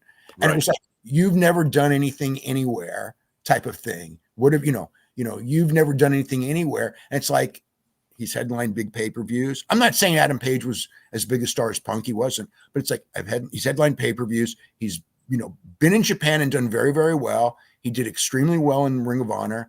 He's not a guy who's never done anything in this business. Now, no, did he ever go to WWE? No, but he's somebody. He by this point, look, he was a world champion there in the number 2 company in the world at this point. He is and a great wrestler. And so to me, it's like, I think that the idea that you've never done anything because maybe he didn't see it or he didn't respect what AEW had done, that was a problem that was, you know, probably could have been worked out. Well, that was his intention. Yeah. But it's like, could it have been worked out if they all sat down? If, you know what, it would have if nobody held a grudge, but I can't promise you that you do this and these people wouldn't, and somebody wouldn't hold a grudge and it would still be bad. So it's like, I don't know. Like, again, I don't know of a great answer, but I know that Tony didn't handle it well by like letting it happen, not doing anything. I mean, that did lead to the blow up at the end because Punk thought he could get away with anything because once he cut that one promo and didn't get in any trouble. Yeah, the scrum. Yeah, not the scrum, the one on television. Well, the one about Adam, the 2 guys that could be manager at Kmart or whatever he said to the young bucks. No, that was the scrum. No, that came later. The one was when he went on television and he basically called out Adam Page, which was nothing to do with storyline or anything like that. And everyone was, oh my God, they're building up a match. But wasn't it a shot that he had taken at Punk first when he said, oh, you're coming in here and, you know, you're fucking up the company or whatever he said about him? Well, yeah. Okay, so Page said that that's when they needed to sit down and end it. And then Punk comes back. Punk comes back, and it's months later, and he just jumps on this thing. With the Page thing, when he did it, it was still Brett and Sean in the sense that I was going like, okay, I know what he's talking about, but no fan did. When I remember I did a podcast and I said, what are you talking about? They just did a promo. Nobody knew anything was amiss. Punk knew. I knew. And you know what I mean? And it's like, okay, probably shouldn't have. When Punk does the thing, like, it's obvious. It's totally unprofessional. Every fan either thought they were building up to a match, which they weren't, or what the hell was he doing? And at that point, it should have been, okay, we got to get these guys in a room. You cannot hijack a show with your bullshit on live television. But nothing happened because he was Punk. So at that point, you know, that led to everything else. And then that's when the scrum happened because he knew Tony wasn't going to do anything. And, you know, and you know, that was not Tony's best management moment at all. They should have, you know, it led to everything. It led to everything. And yeah. It wasn't handled well, just like you said. No, it wasn't handled. Jackalope, thank you for coming on K100 and answering questions. Any chance you can stop by more? Also, can Brian? You got to ask Brian, and yes, I can. Okay, so yeah. Thank you. And sorry for making this so long, but you hadn't been on for 3 years, so that's what you get. Okay. Mike, Dave, who cares about Bobby Lashley's age? He looks better than everyone in the wrestling business. Bobby's a star and is going to do great in AEW. It's not so much that as I just don't. Okay. It's just the preponderance of people. It's not any one person. Like, I was negative about Christian, and I have mixed feelings because I think he's a phenomenal performer. At the same time, I know people who just will go like, oh God, AEW's all these old guys that WWE doesn't want anymore. And it's like, that's not the rep you want. So it's like, you don't want to. TNA, that was a big thing with them, right? Anybody that, I'll just give you, Heyman told me the story once. Okay. This is when Heyman was being courted by Dixie Carter to book TNA. Right. And he went to Dixie Carter and just goes, you know, and they had all those old WCW guys, right? All of them. And he just goes, I don't want a lot of old guys here. Because so of all the old guys that are here, pick me the one that you like the best. And he goes, and then we get rid of all the rest of them. He goes, why can't we have all of them? He goes, and he basically was, when I had ECW, I had Terry Funk. He was the old guy. I knew how to book him. I could have Bruno Sammartino. He's the old guy. I could make him a superstar. I don't want nothing but old guys, because then we're the old guy promotion. The product looks old. Yeah. So that's my thing. Now, Bobby himself, I'll tell you what, Bobby doesn't look old. So I don't have a problem with Bobby. And Bobby, I don't really have a problem with Bobby so much.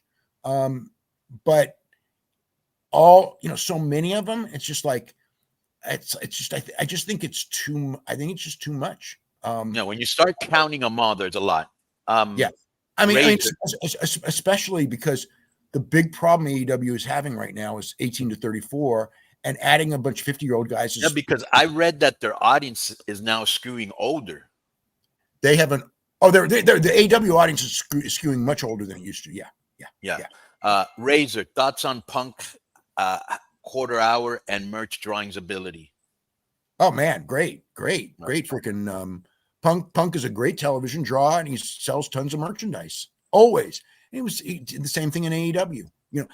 It's like people would get, some people in AEW used to get mad at me because you could never take away that Punk was a big draw. Now, in time, when he came back from the injury, it wasn't as big as before.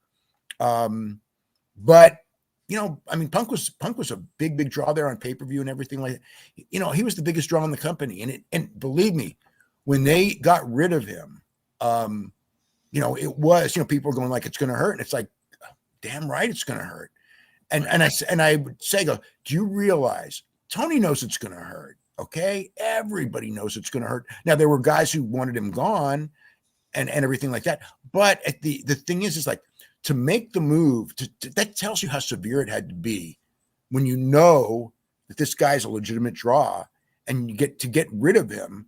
That tells you just how bad it must have been, because if it was one incident, he'd have looked the other way. If it was 5 incidents, he would look the other way. When he stopped looking the other way, that told you how bad it must have got. And I don't need to tell you, Dave, how terrible it is for morale for one guy to be running literally the Saturday show and not letting people come into the dressing room that work in the company. The thing with Danielson, I couldn't even believe that one. Right. I was like, what? And Danielson's one of the nicest guys in the business. Oh, because he's the Young Bucks friend. Big fucking deal, dude. You mean Chris Daniels? Chris Daniels. Yeah, but this is like, it's not elementary school. You've got to get along with everyone in some form. And it's like, it's not pick sides. It's like, oh, this guy's like, you know what I mean? It's like, be professional. There's people I don't like in AAA, but I'm professional. I work with them. We don't go afterwards to sing karaoke and shit. We just come to work, do your job. There's probably 5-10 guys that I know you've had so many headaches with, that are brought back or used consistently because it's the right like thing to do. Nothing. Whether it's Vampiro or Cybernetico or whoever, right? But so here's the example. How bad must Park be, right? He's a draw, right? If you won't work with him, but you'll work with people who have shit on you and done this to you and backstabbed you, and you've had problems with, and you're going to do it for business, right? And I mean, that's the thing. It's like, will LA Park? If you brought in LA Park, would he help your business? Yes. Is it worth it? No. There's your answer. Right. Exactly, bro. You couldn't have put it any better. James 42. Do you think today's American wrestling in-ring is becoming too homogenized? Are we lacking truly unique styles and variety?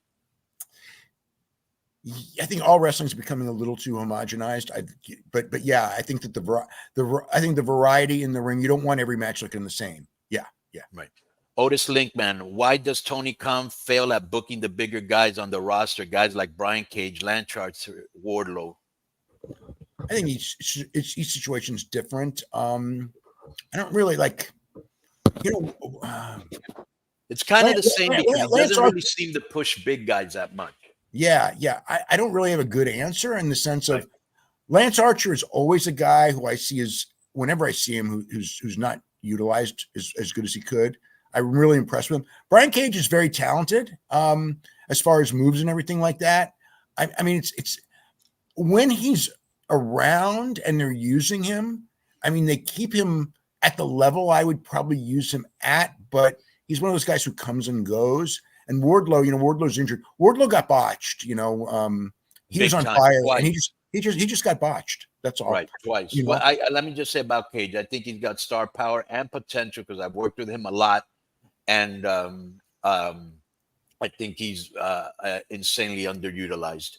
Amory 316. I have a question for Dave. How do you feel when people accuse of having a bias in your star rating and towards one company?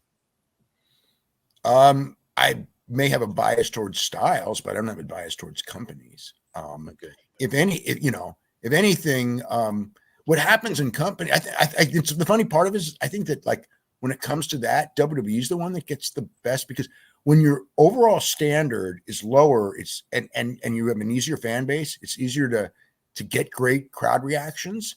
So I think the WWE wrestlers actually have the most benefit of it, but they are also not given the opportunity as much to have those matches because they're quick in and out, and matches are more to build stories.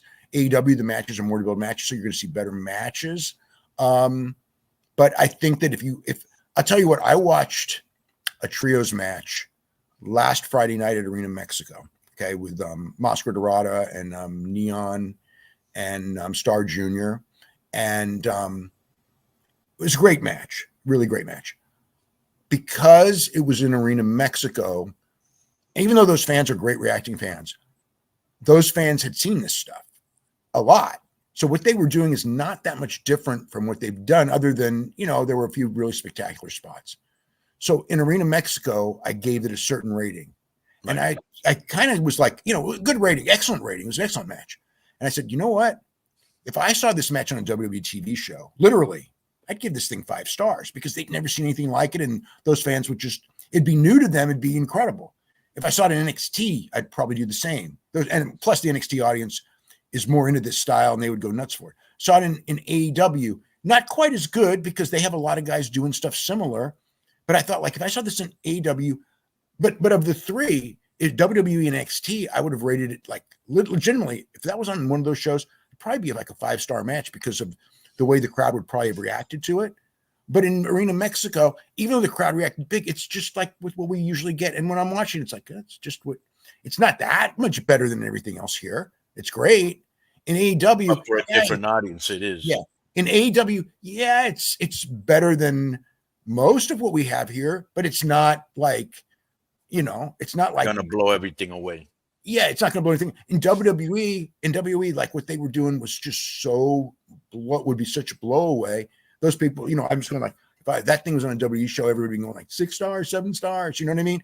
But it would be better because it would be more moving, more monumental, and would you know what I mean? So it's like, it's like, so the funny thing is like, I'm sometimes accused of being harder on WWE. I think for sure I'm easier because I just remember I used to watch like a match that I would give 4 stars. I remember once we were doing a pay-per-view and had some friends over. We watched a match that I gave 4 stars to from New Japan. And then there was a match on the WWE pay-per-view that I gave 4 stars to. And it's like, when it was over, it's like, God, that New Japan match was 3 times as good. But the reality is this match worked too. So that's fine. B40, Dave, you think the gatekeeping AEW fans keep casual fans away? I think casual fans are not watching it, number one, because they don't know about it. And number 2, because there's no star that's somewhere that's going to out of the world to bring them in. And also because WWE's better production. I don't think fans are keeping other fans away. No. I don't think, I think circumstances, you know what I mean? Look, whatever, there's things that, what, are fans keeping WWE fans away? No, and both the fans of both. I mean, my experience obviously is it's not WWE and AEW fans, but my experience, and it's, every day, is the people who are anti AEW they're way more in numbers, and they're so annoying because they're just resentful of the company. the people who are anti-WWE may not like a match, but they're not anywhere near as bad. You know, I mean, yeah, there's some who are going to go, oh, you know, Vince McMahon was a rapist and everything like that, and all that, which, you know, I mean, you get that, but in numbers, you know, like for me, it's 25-1 in one direction. So I don't think it's, I don't see the fans being. Let me just say this before we get out of here. I thought you did a great job on the Vince documentary. Okay. Thanks. As usual, very informative and, you know, kept it a buck. Thank you for coming on the show. Thank you. I got to get running because I got another show to do right now. Yeah. Thank you for being so gracious with your show. Where can people find you, Dave? Just www.wrestlingobserver.com. You know, do the newsletter, the podcasts, huge newsletters every single week, and covering everything in detail. Probably the most detailed reporting on wrestling you're going to see anywhere, on all over the world, Mexico, Japan, AW, WWE, business, lots of business stuff. If you want to know the business, where it's going, what's weak, what's strong, in detail, it's the best place to go. Let me just say, with a lot of people out there trying to be the next Dave Meltzer, this is Dave Meltzer. So if you want to get the best stuff on the industry, go to the WrestlingObserver.com. Thank you very much, Dave. Say what's up to Brian, and I will be bothering soon. Boom. Thank you for being on Keeping It 100. Bye. Right, Thank you, Dave. He's literally running somewhere else. Yeah. I can't hear you. Okay. As a thanks to everyone that stayed, here's a little gift for hitting the 3-hour mark. Summer loving had me a blast. But summer loving happened so fast. I met a girl crazy for me. Met a boy cute as could be. It's tremendous. It's the best. Yeah, go ahead. What's your plugs, Conan? Because this was a long one. What's my plugs? I think everybody that's on here knows where to find me, but it's getmygo.com, right? Yeah, well, if you want to be bored, you can go watch that. And if you want to listen to some jackoffs put themselves over and perform self-fellatio, that's a great place to go. And me. What was I going to say? Is Get My Go still a thing, or now that Joe left to become, you know, his own show? Is that still around, or what's going on? It is, but temporary leave. I'm still on the bench. Yeah, but are you still okay? So at the beginning, you were mad because somebody pissed you off about something. How long is this going to last, Joe? Oh no, it's over. Husey. So then, why are you still on the bench? Oh no, they just haven't done a show. I'm not avoiding the show or anything. But no, Husey cleared things up for me as I was clearing up. And then Mike, I talked to last week. So, no, it's all good. You take it in the starfish. Nice. I put most of the blame on you on this one after hearing all 3 stories. So how do we do here? I think good interaction, no, Hughley? You did absolutely and brilliant. That's how we only promoted for one day, I'm assuming. Yeah, I get like, if you can see all these notes, I got like 20 clips from this alone. That was brilliant. Thank you, Meltzer. Dave Meltzer. Yeah, bro. He spent a lot of time. That was cool of him. And, you know, like I said, I'm so happy he came on and told this story, because even me, because I don't have time to listen to a show. I don't even listen to my own show, right? And so, because a lot of time people, you know, I'll do the guerrilla marketing that the snowflakes like to try to bust my balls like as if I'm going to quit or give a fuck. Like, I'm living my fantasy at beach. Yeah. So basically, like, why are you asking me on DMs if I listen to the show? Okay, because if you don't listen to it, I would like you to listen to it and see if you like it. These guys act like I'm sending him dick pics or some shit. Oh, I'm so offended. It's so weird that this guy, dude, really?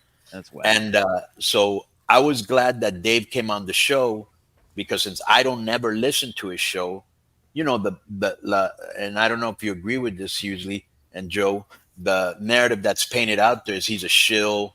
You know, he only cares about match rating, you know, match quality. And he came on here and said it himself, no, that's not all I care, because if that's all it was, you know, the matches wouldn't be entertaining. You know what I'm saying? So it was good to hear from his voice what he thinks instead of other people talking for him.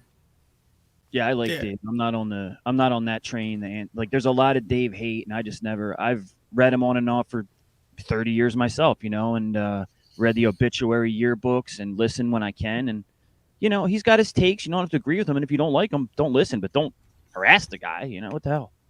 Right. It's Frank Morano. No real question, but that's for doing this very honest and open. K100 for life. You know how we roll, bro. Thank you, Frank.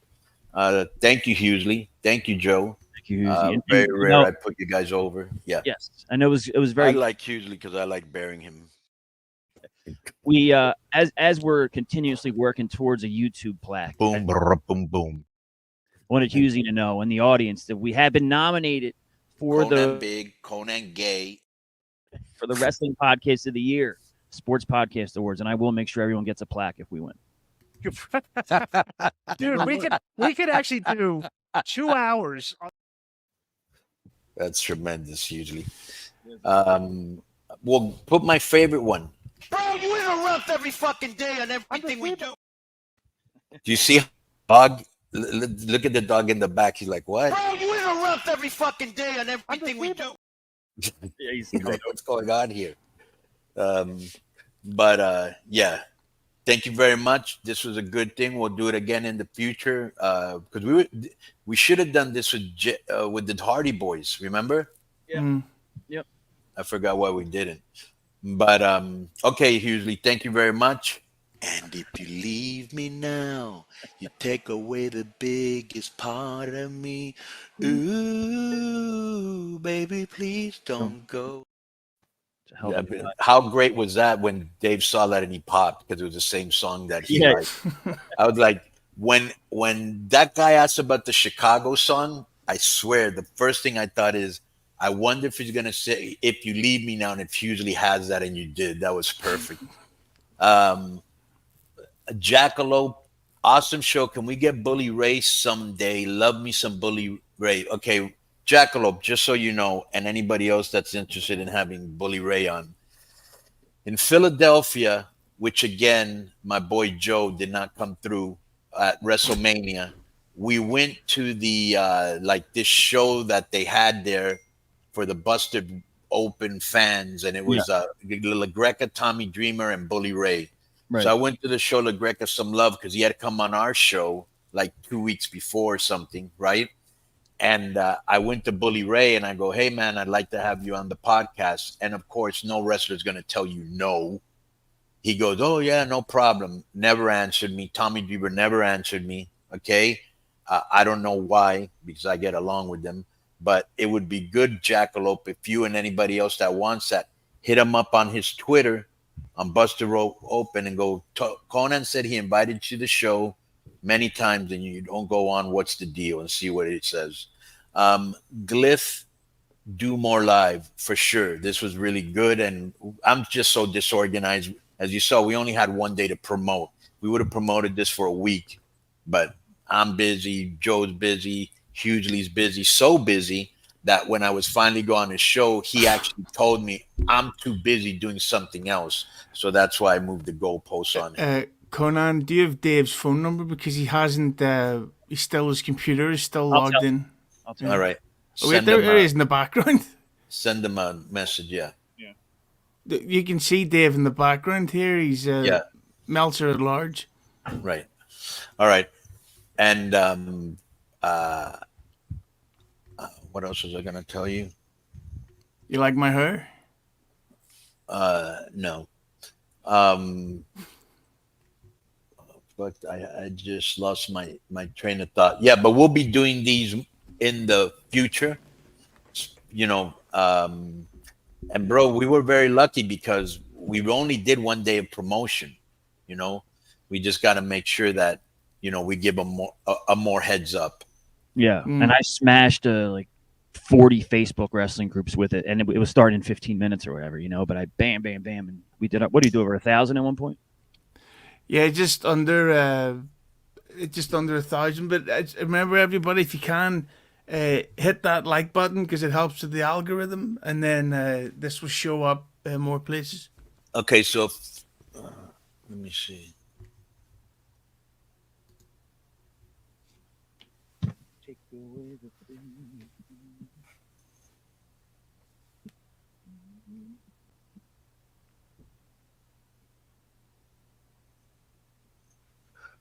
Well, most of the comments are between Joe and fucking Hughley.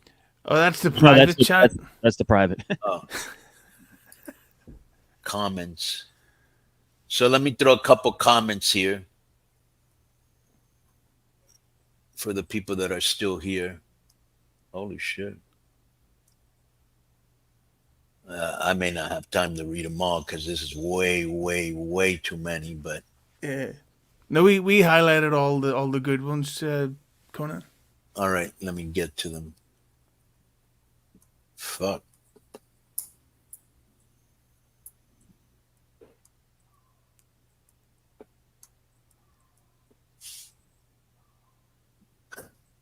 One guy puts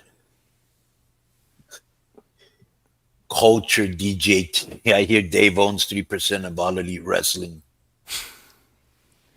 Yeah, but there was some comments I couldn't put up because they were roasting Dave. Yeah, I mean, dude, really, what makes you think that if you come in here and be a dick, we're going to answer you? You wouldn't be fucking, if you had your own podcast, somebody went in there and said dick as shit. But, you know, even on Twitter, it's like, really, dude, like you out of your loser life came on my page. You don't even know me to say this stupid shit.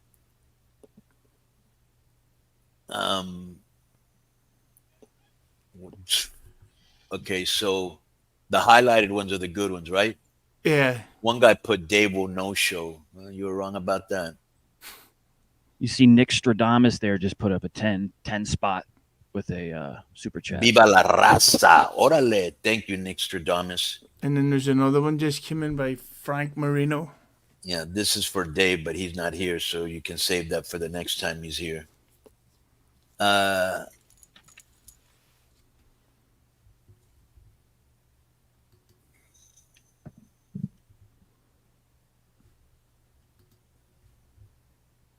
Dave's still not signed out of his...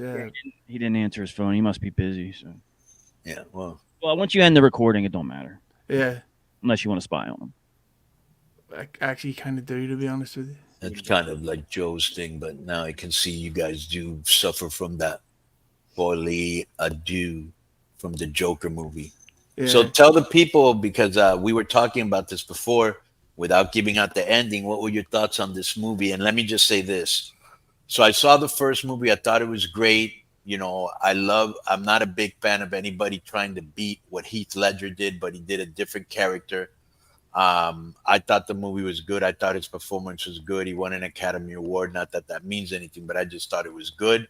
And I couldn't wait for the second one. When I heard early reports Lady Gaga was on it, I was like, what? And she kind of looks like the Joker, even without the makeup. And she... and then they spent like a ton of money to get her. And then I read that it's like a musical where they're singing songs and shit. And I was like, okay, I highly doubt I'm going to watch this. But Hughley went and he watched it. So give us your review.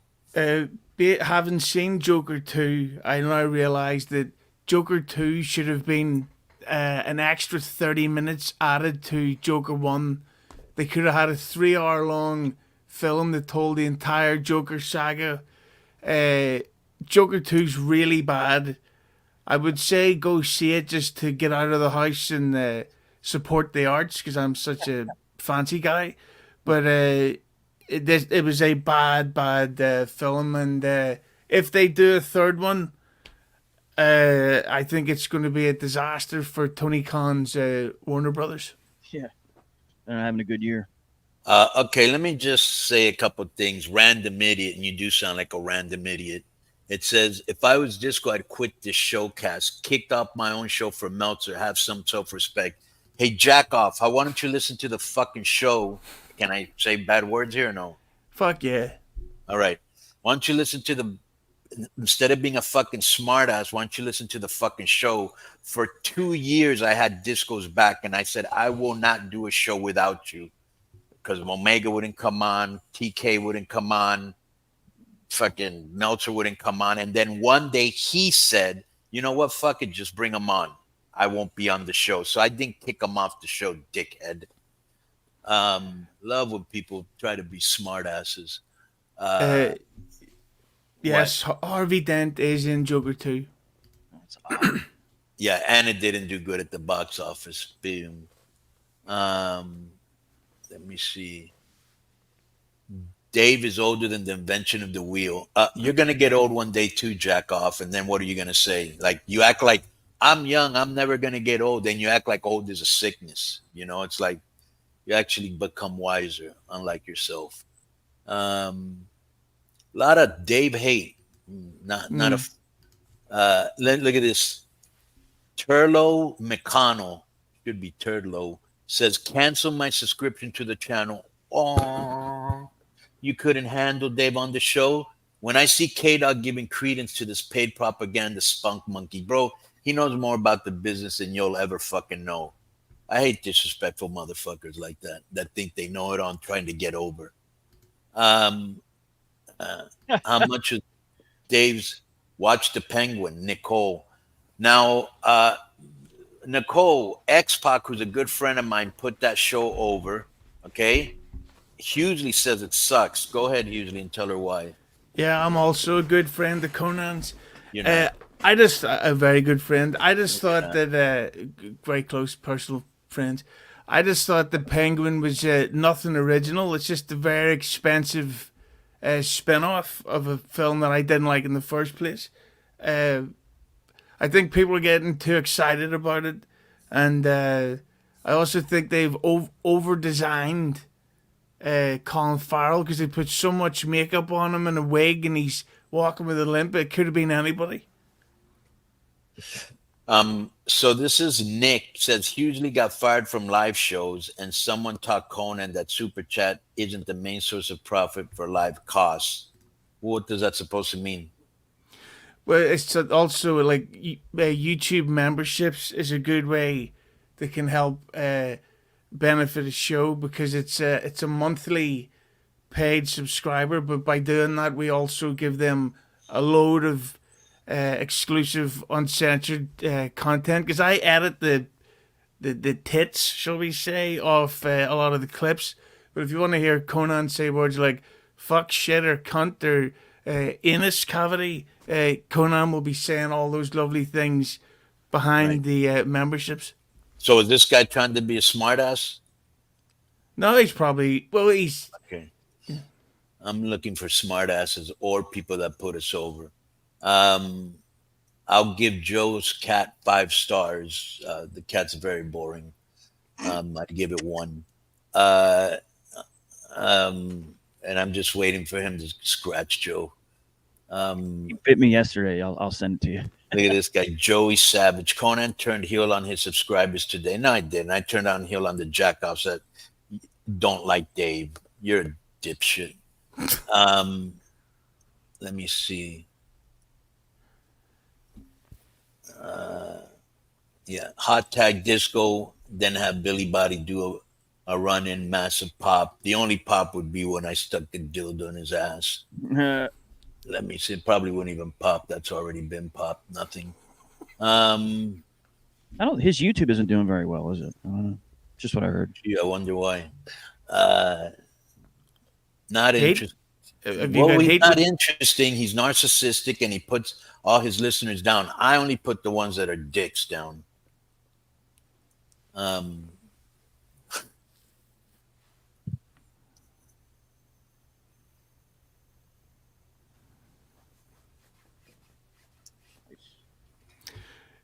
You know, Conan, have you heard of this guy, Marvin the Movie Monster? No. Right, he does a very funny YouTube show called Toonie Town Wrestling, and he has a Toonie Khan puppet, and they do a show where they have a puppet Tony Khan called Toonie Khan, and he's in a cartoon world, and it's very funny stuff.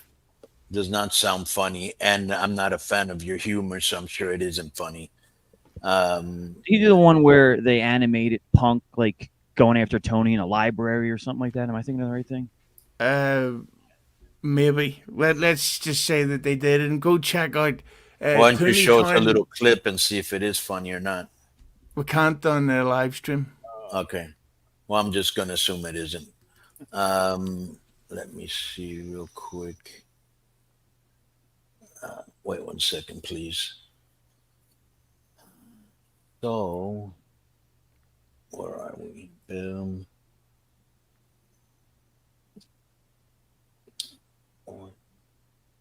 Bear with me, please. While you're waiting, I'll entertain us. Summer loving had me a blast. But summer loving happened so fast. I met a girl crazy for me. Met a boy cute as could be. Summer love drifting away, but nice. Let me see. Let me see. Okay, so I had lost my thing here. So Turlo McConnell, the guy that he goes, I'm sure said Spunk Monkey can show you an algorithm to show I've left and won't be coming back. Russo is hard enough to listen to without this old man, solemn gossip hooker. What's your beef with Meltzer, bro? What is your deal? I mean, you sound like the load your mother should have swallowed. Let me see. Boom, brr, boom, boom. Nice. Why the...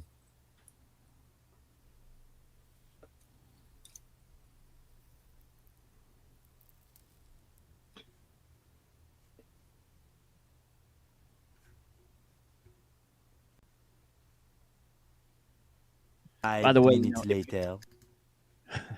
If you do, I appreciate all the YouTube members, of course. There's also the Patreon memberships. If you sign up for Patreon this month until Halloween, you're entered into a contest to win a $200 Visa gift card just for signing up. Current members will also be in the raffle, but if you sign up, you will be thrown in.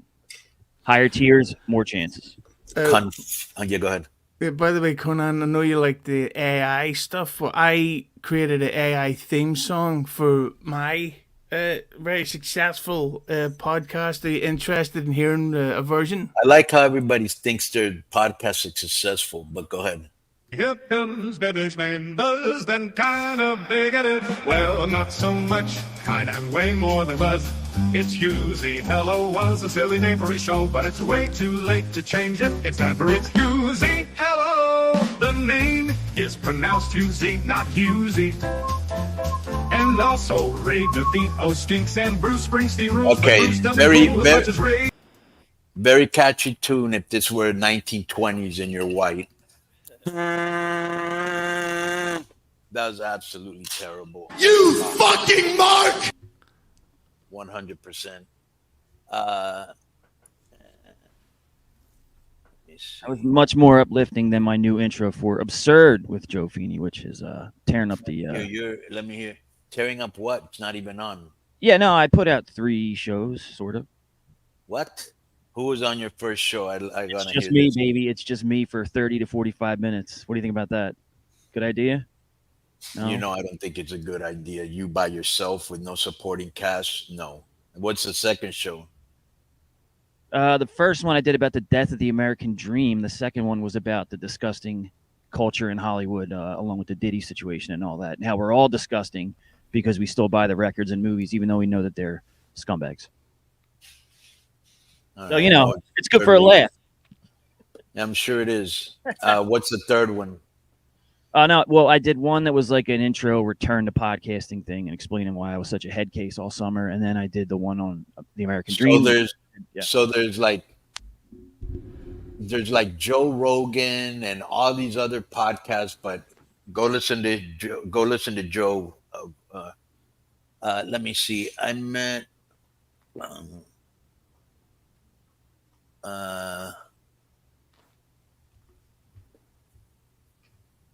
what does this mean? Dave is a glazer. Probably nothing good, like the kids say these days.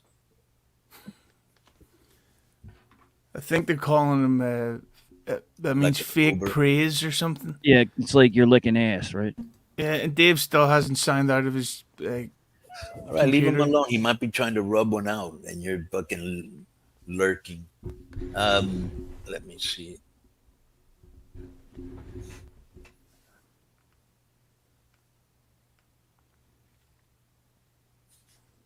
Oh, this guy. Well, we answered his question.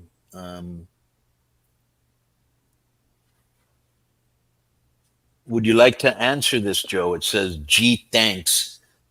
Oh no, that's the wrong guy. Oh, Joe C. No one wants to look at Feeney. Get him out of here. What would be your rebuttal to that? Oh, I said everyone is a fan of my rugged instability. Oh yeah. When I think manly, I think you. Zuz Z. Conan criticizing someone else's booking. AAA is a mess. Really, have you seen our houses? Have you, another guy that's out there, regurgitating what the uninformed say. You sound like a mental midget to me because you're not informing yourself correctly. So we'll keep it at that. Conan is drying. Then why are you here? I mean, if you're following me, if you're on the comment section, you're standing, dude. I mean, why are you even here? Well, I wouldn't be watching something I don't like, or even going under just a comment that I don't like it. But everybody's different. What are you gonna say, Hughley? It's just there was a request that Joe books Theo Vaughn on as he's a big arena comedian and an actor and a wrestling fan. He just interviewed some guy, Donald something. I can't remember his name. Right. He's had Trump on. He's had Dana on. He's had he's pretty big. Yeah. So the way to get his attention is that if enough people tweeted Theo Vaughn and tagged Keeping 100 and Conan, it would be, because that's how we got O'Shea Jackson Jr. How did we get him? Couple of fans were tweeting him enough. And you get a hold of him yet, Joe? I DM'd him yesterday. I have not heard back yet. No. Nothing yet.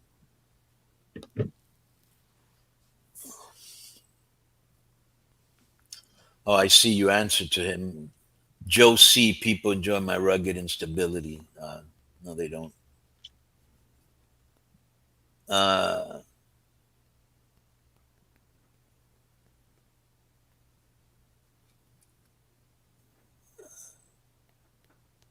Joe C. answered back, which is a correct answer. I like that. Too. So, there you go. So that's tremendous. Some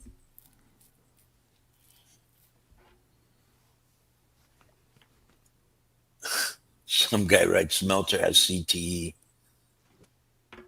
Well, why is this guy getting so much hate? Probably because of his decorations. Like, even when he's on the show, he wasn't hateful. Did you feel him hateful, Hughley? I was honestly surprised at how much of a nice guy he came across as. He is a nice guy, bro. I've known him for a long time, and I think that it's like his alter ego when he's on Twitter and people fuck with him. You know what I'm saying? Because I've never really, think about it, not 10 or 15, it's over 30 years. I never really heard him go off on anybody, like in a private conversation.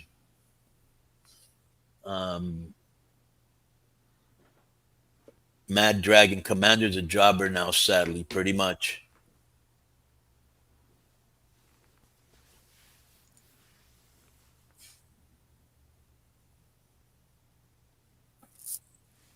That was weird that somebody that's been in the business that long, he said he would never, ever have an on-screen role. Okay, so you're in Ireland, right, Hughley? I am. You know this guy? Not that you know everybody in Ireland, but he's a wrestling fan, and usually you guys know each other. You know a guy called Adam Roach? No. So he says, I live in Ireland, and AEW is not popular over here except for the small nerd audience. Is that true? Yeah, but that could be said for any country, really. Well, not for WWE. Yeah, but WWE's get big stars like Baron Corbin.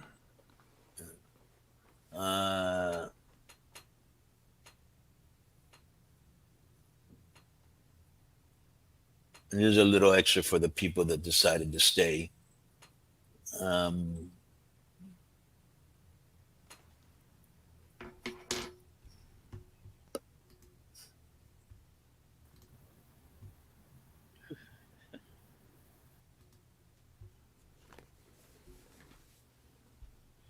Do you have his email, Joe? Yeah, I emailed him. I called a couple times. He didn't pick up, but I did email him and inform him. He's probably recording something. He's always recording something. Yeah. Is there any you guys would like to read out of this? That Keyshawn says, Conan, how did you meet these guys? What guys? I guess he's talking about Hughesy and I. They're wondering what you're doing, spending your time on here with us, I guess, right? I wonder the same thing myself a lot, and I do mean that. Joe, and I've said this story before, used to have a show called, if this isn't a dichotomy, I don't know what it is, Creative Control, where he would bring people on and then he would email me, tweet, DM me constantly. Oh, I had Eddie Bear Ferrara on, and I was like, "Phew." And I had this guy on. Okay, and I like when podcasters tell me people they've had on. What's that supposed to prove to me?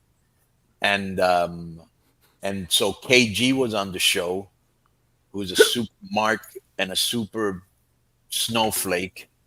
All right, and got destroyed. And if you haven't heard it by now, you should. Got destroyed by Vince Russo, Chris Jericho, myself, Disco. I mean, incessantly.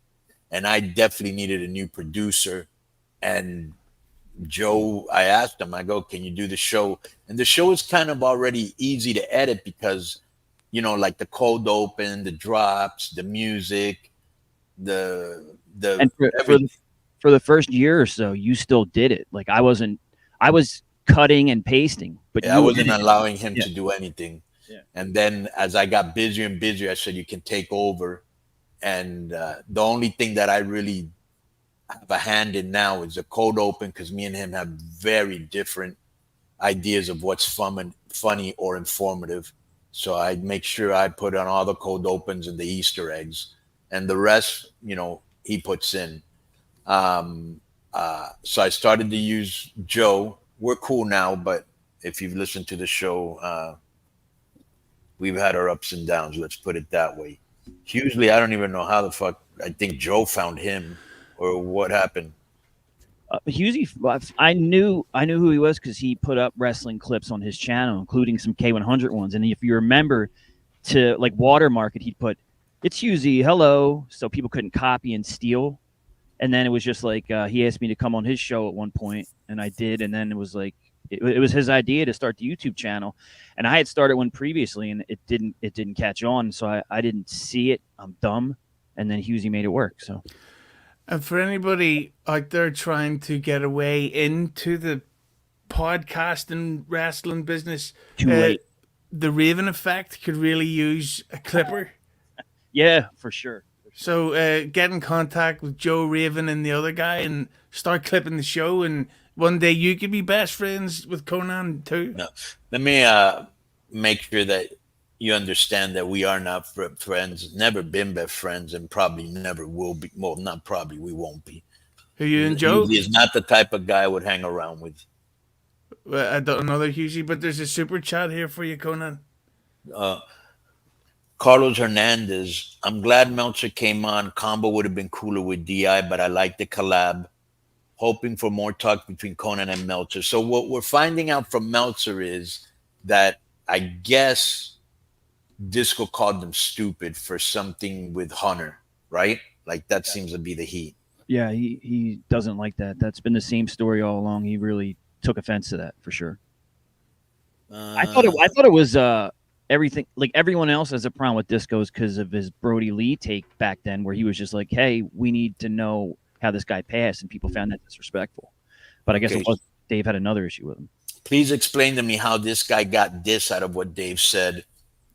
Skylar Rapier, bro, really just admitted to being homophobic and all that shit. Ain't no way he's still in the business. Or is he talking about me if he just openly admitted to that? I think what he's referring to is when we talked about how you have to correct your language and how you can't report on people's weight anymore. And Dave said something like he can't make the kind of jokes he used to make. And I don't know where the guy extrapolated racist out of that, but okay.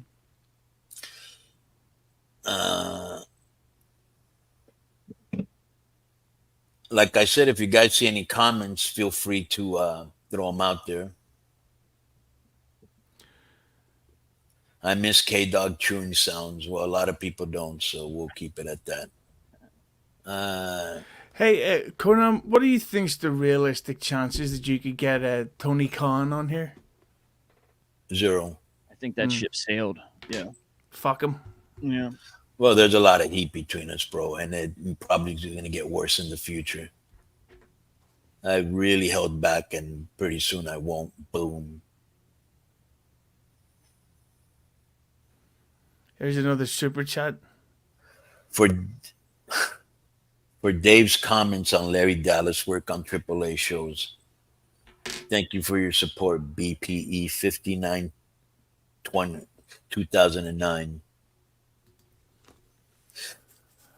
And don't forget also that you can gift memberships to people where you can buy like 10 memberships or whatever, and they will randomly be sent out. So it is a way to create an online community behind the scenes where people get to hear Conan say cunt.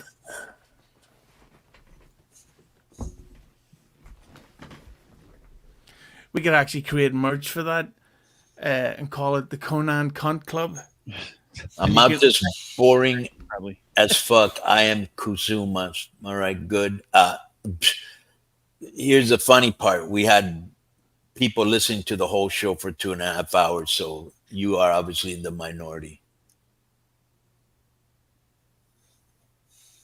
This guy Nick says Rene Dupree is constantly eating on his podcast. I was not aware of that, but yeah, that's a pet peeve for a lot of people. Whatever he does, I don't care. Yeah. Is there personal hate between you and Rene Dupree? No, just I don't give a fuck what he does, whether he eats or not. Like, I'm not a fucking follower, dude. Oh, this guy's doing this, maybe I should do it, unless it's something making money. A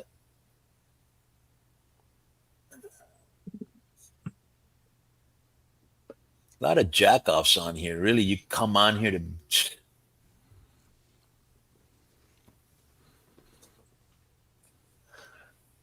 I was looking for Big Dave to argue with Conan, and instead they are complaining about woke culture. Okay. Too bad to disappoint you. I like civil discourse. We did disagree on the thigh slapping, but this isn't a gotcha ambush show. Wrong show.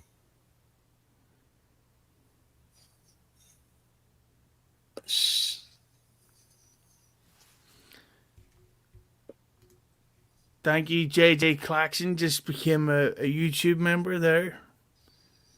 That's a guy from the TikTok. Yeah, don't stop. Right? Yes, it is. Him and Chris Mason. Well, Mason isn't the one that's writing it. Right. He does most. Sorry, JJ. Chris does most of that now.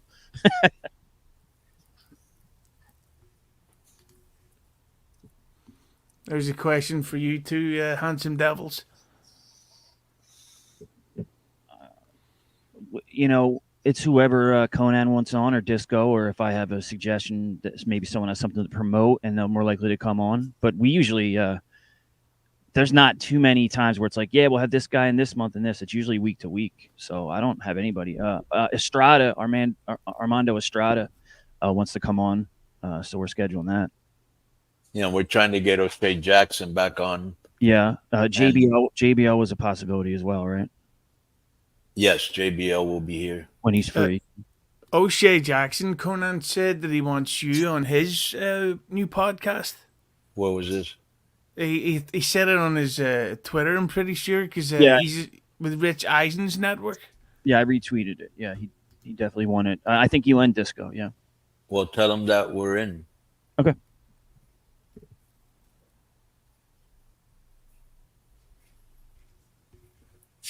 Give me a minute, guys. I'll be right back. Do you want to just wrap it up, Conan?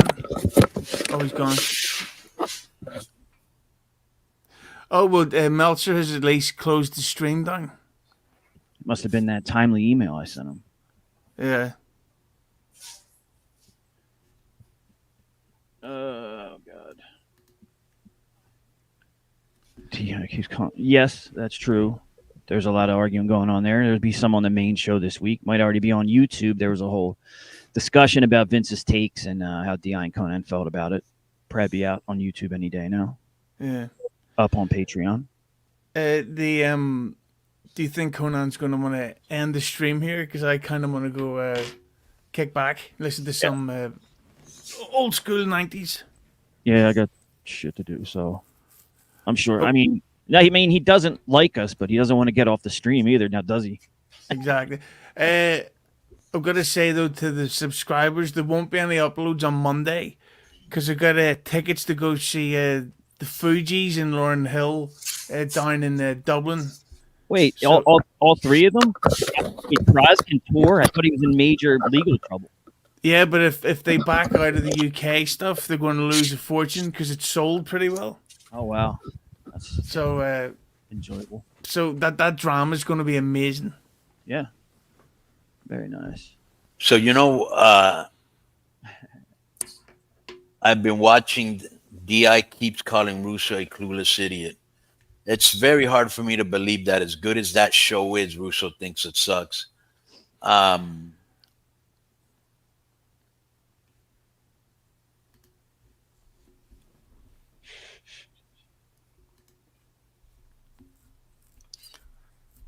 question, just want to say Mappy Land. Yeah. No question, just want to say enjoy the show and you guys are doing a great job. Keep up the good work. Thank you very much, Mappy Land. We do it for people like you that get it. Speaking of Vince Russo, on the next live stream I do, my guest will be the great Vince Russo and the legendary Reverend Bob Levy. And we're going to have a Beatles episode amongst accusing each other of sex crimes. You want to come on, Conan? Absolutely not. The Beatles. I'll send you the link anyway. It seems like I you're won't listen to it. I sent you a song recently, Conan, which was Axl Rose's tremendous appearance on the UFO tribute album with Michael Schenker. Don't know if you had time to check that out or not. Look at this. Thank you, Glyph. They just gifted 5 memberships. If everyone happens to be watching, if you allow, God's got good test. Exactly. Good taste. Yeah, Thank you very much. Here's a question for Conan by JJ. Yeah. Conan, are we getting drunk? Christmas episode this year. I missed those. Didn't we do that last year? Yeah, but it was just nobody was getting hammered. The one year we did it, we had Jericho, Raven, Jimmy Jacobs, Dreamer, and Disco and I are both drinking. I think you were drinking and smoking. Jericho may or may not have been drinking. Yes, he was. Raven, probably not.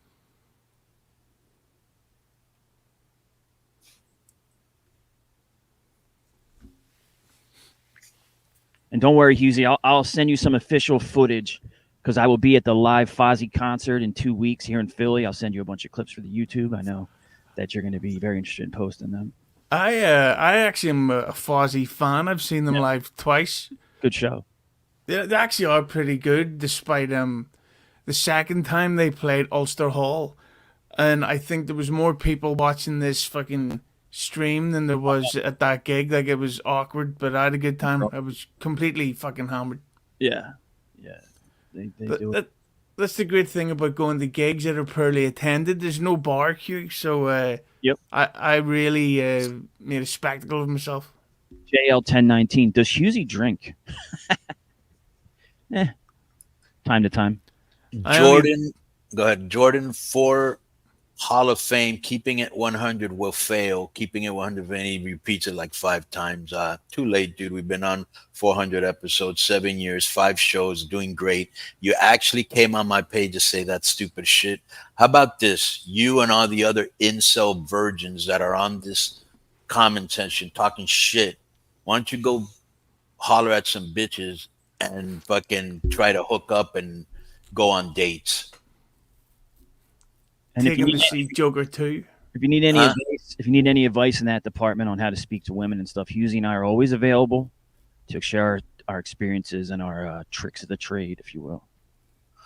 Yeah, the only way you're gonna get laid is crawling up a chicken's ass. So, see, Conan, you keep calling me an incel, but the joke's on you because I kissed that girl back in 2007. So who's the incel now? Score. Thank you. Phenomenal Ace, just to answer him. Have you contacted Buff Bagwell for an interview? We had a 2-3 parter with Buff in the past. It's up on YouTube. It's up in the archives. You know. So. Nick, Jericho's always said to be drinking. True or false? He drinks a lot. Yeah. What's the problem? Is that illegal or something? We're coming up to the 12-month anniversary of Jericho's epic Christmas Day drunken Twitter roast or whatever. Yeah. What? It was last Christmas when he said that he never signed an NDA. Yeah. Right? Yeah. Oh, bro, he's not gonna say nothing while he's still employed. That'll be something he'll put in his book when he's gone. You don't bury the company you're in, even though I've done that before. It doesn't end well. And that actually kicked off the whole. Jesus, I can't even remember the guy's name. Who's the wrestling reporter that went after Chris with those accusations? Back in the day, Houseman.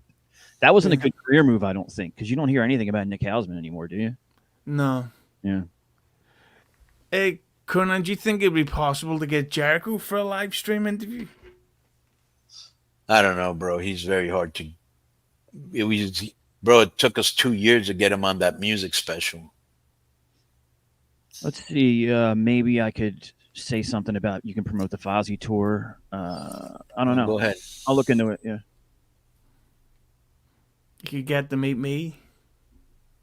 You didn't meet him at the Fozzy show?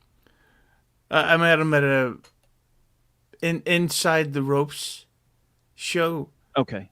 And spoke to him about Aerosmith, so clearly he's going to remember me. Without a doubt.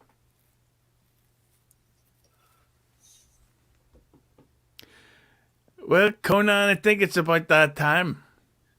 I'll decide when it is and it isn't. Very rare I do these, so take advantage of it. Let me see.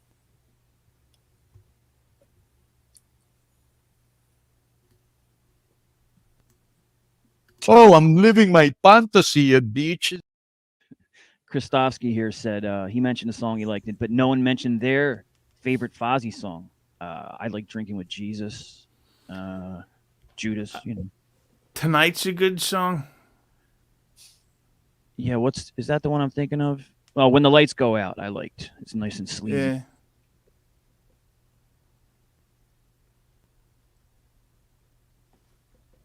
How about Eva Lease to be on the podcast, Conan? That comes from Terry McGinnis. What is she even doing? I'm not sure. Why did you ask that, Terry? What are you looking for?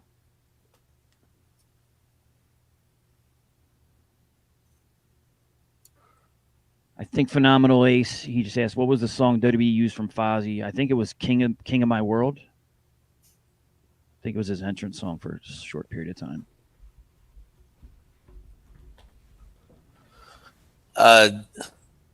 This is actually pretty. Says Disco should pop in wearing a lucha mask. We got to get them on better terms before we can play any shenanigans, I think, you know. Has Conan a new chair? Yes, I do, bro. I was given so many suggestions from well-intentioned people, and then when I went to read, if I read more than 3 bad reviews, I'm out. And so I was very with a lot of trepidation. I finally got a chair. This is 100% the best chair I've had in 12 years of podcasting. This chair, look at this, goes all the way back. Boom. It's got the controls on the thing right here. Very, very comfortable. Best chair I've ever gotten. Quit bragging. Yeah, dude. Mine's after all the years I spent sitting down doing podcasts, there's nothing worse than, bro, the last chair was tilted to the side. It was broke. It was brutal on my back.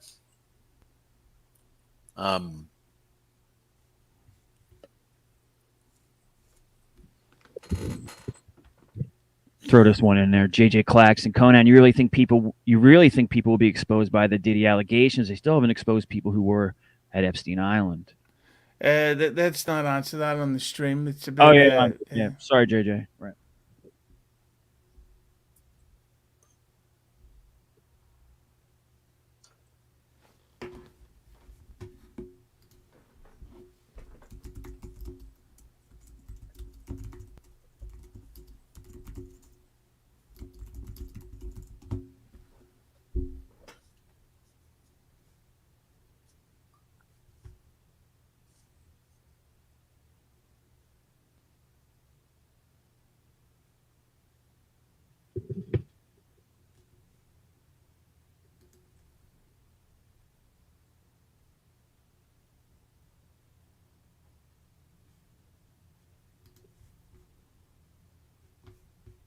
Terry McGinnis, as far as Eva Lise, he says you could have her for just your typical podcast interview. Maybe I would find it interesting to cover her career, Lucha Underground lawsuit, things like that. Conan, question from Devlin White: is there any hate between you and Kevin Nash? Zero. There's more heat with me and his fucking bitch-made fucking limp dick, nothing happening co-host. Now that would be a good live stream, Conan and Sean Oliver. I would destroy that guy.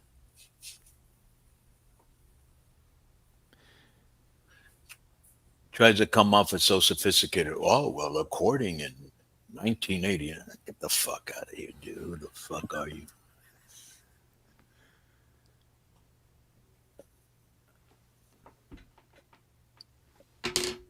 Our girl, what time is it in Scotland? Because she said she was going to bed.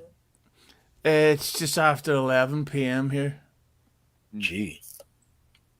Are you Amish or something? Nothing. Let me see.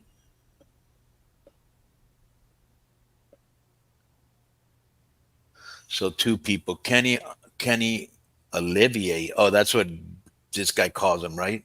Cornette. Yeah, Cornette. Sucks for wrestling a doll. Well, I thought it was very creative. What are you gonna do? Because see, Conan, I was only really putting the positive comments through. You seem to be looking at the haters and the These critics. do not seem to be a lot of positivity. This seems to be your typical jack-off fan trying to get a pop with other marks. And which obviously, Conan not standing on business, Will Lakers. How, my friend? Nick Stradamus here says, when is Don Callis coming back on? I don't think that's any time in the near future, right? I don't think Don would. Well, come that's on. because of no, it's not Don's call because we talk all the time. Sure. Good friend. That's Tony. Yes. Yeah, nobody can go on the Conan show. Big deal, dude. We're gonna keep doing good with him or without him. We'd rather have him on, but one day he won't be in AEW and he'll be back on. Yes. So Conan thought, this is a guy that's been insulting me. First he puts over my dog, and now he says, so Conan thought Kenny Omega was Asian. Yeah, I did think he was a Japanese. Conan, you're in high company right now. Look who just became a member. Brian Dunlop, took you forever, my friend. Welcome aboard. Boom, brr, boom, boom. Nice. Conan still wants to be Dave's friend. Jack off. We've been friends for a long time. Did you not listen to the show? Hey Conan, seeing as you're in a good relationship with him at the minute, do you think it would ever be possible I that you think could get? people like when I don't like somebody more than when I like them. Like all this unnecessary hate for what? Yeah, Only if you disrespect me if I'm gonna bury you. But go ahead. you do go off better than most people. Like it is pretty great. But what do you think would be the chances of ever Triple H coming on the show? Like, would that be almost impossible with his schedule? I'm gonna be very vague about this.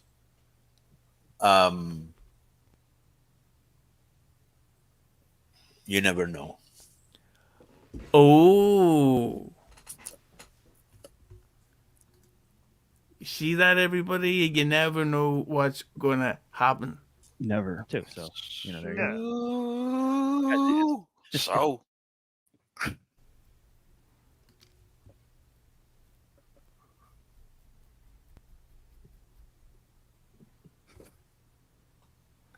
ask Dave how many times a month does he dye his hair? Dude, you can ask any guy that's over 50 years old that doesn't have gray in his hair. Hey, Conan, here's a question somebody just asked. What's your favorite GTA game? I don't play that. I love it. I've seen it, and I think it's a great game. It's Now it's they have on this Japanese one called kind of like the Yoka. What are they called? Yakuza. Yakuza, yeah. And As a boxing fan, are you going to be playing that Undisputed game? Absolutely not. Boxing can go fuck itself. I'm disgusted with it. No longer a boxing fan. Okay. Yeah. But it's funny, Conan, because GTA 5, it's honestly as if they had a meeting and said, right, what game would Conan specifically want? Right. Because it's got all that shit in it that you're into, and it's like, there's no way. Like, it would take over your life, but you work all the time. Say that again. I was reading something. Yeah, no, you're working all the time. You wouldn't have time to get into video games. Yeah, that's the same reason I don't do like fantasy baseball or football. I tried to do that a couple years ago and I quit halfway because, bro, I don't go out here and tell everybody how much I work, but I have a lot going on, and I like it that way. I'm kind of a workaholic. It keeps my brain fresh. It keeps me moving, and so yeah, I do a lot of stuff, and I just don't have very little time for extra stuff. Like right now, they're trying to convince me to do a podcast in Spanish because this guy Latin Lover is doing incredible business, and I'm thinking about it because I have so little time left. Like this is a special time because I had a doctor's appointment. I canceled it, so I'm just taking advantage of it because I don't interact enough.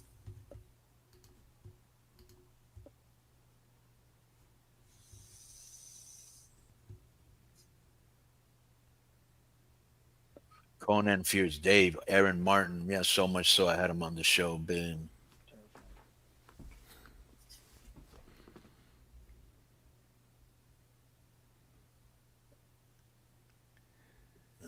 JL1019. Conan, how's your relationship with Shawn Michaels?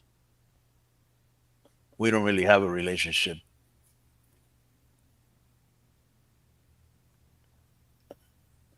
Hey, Brian Conan, B, who's asked about 5 stupid questions, puts the next question is going to be Dave, how are you so articulate and well spoken?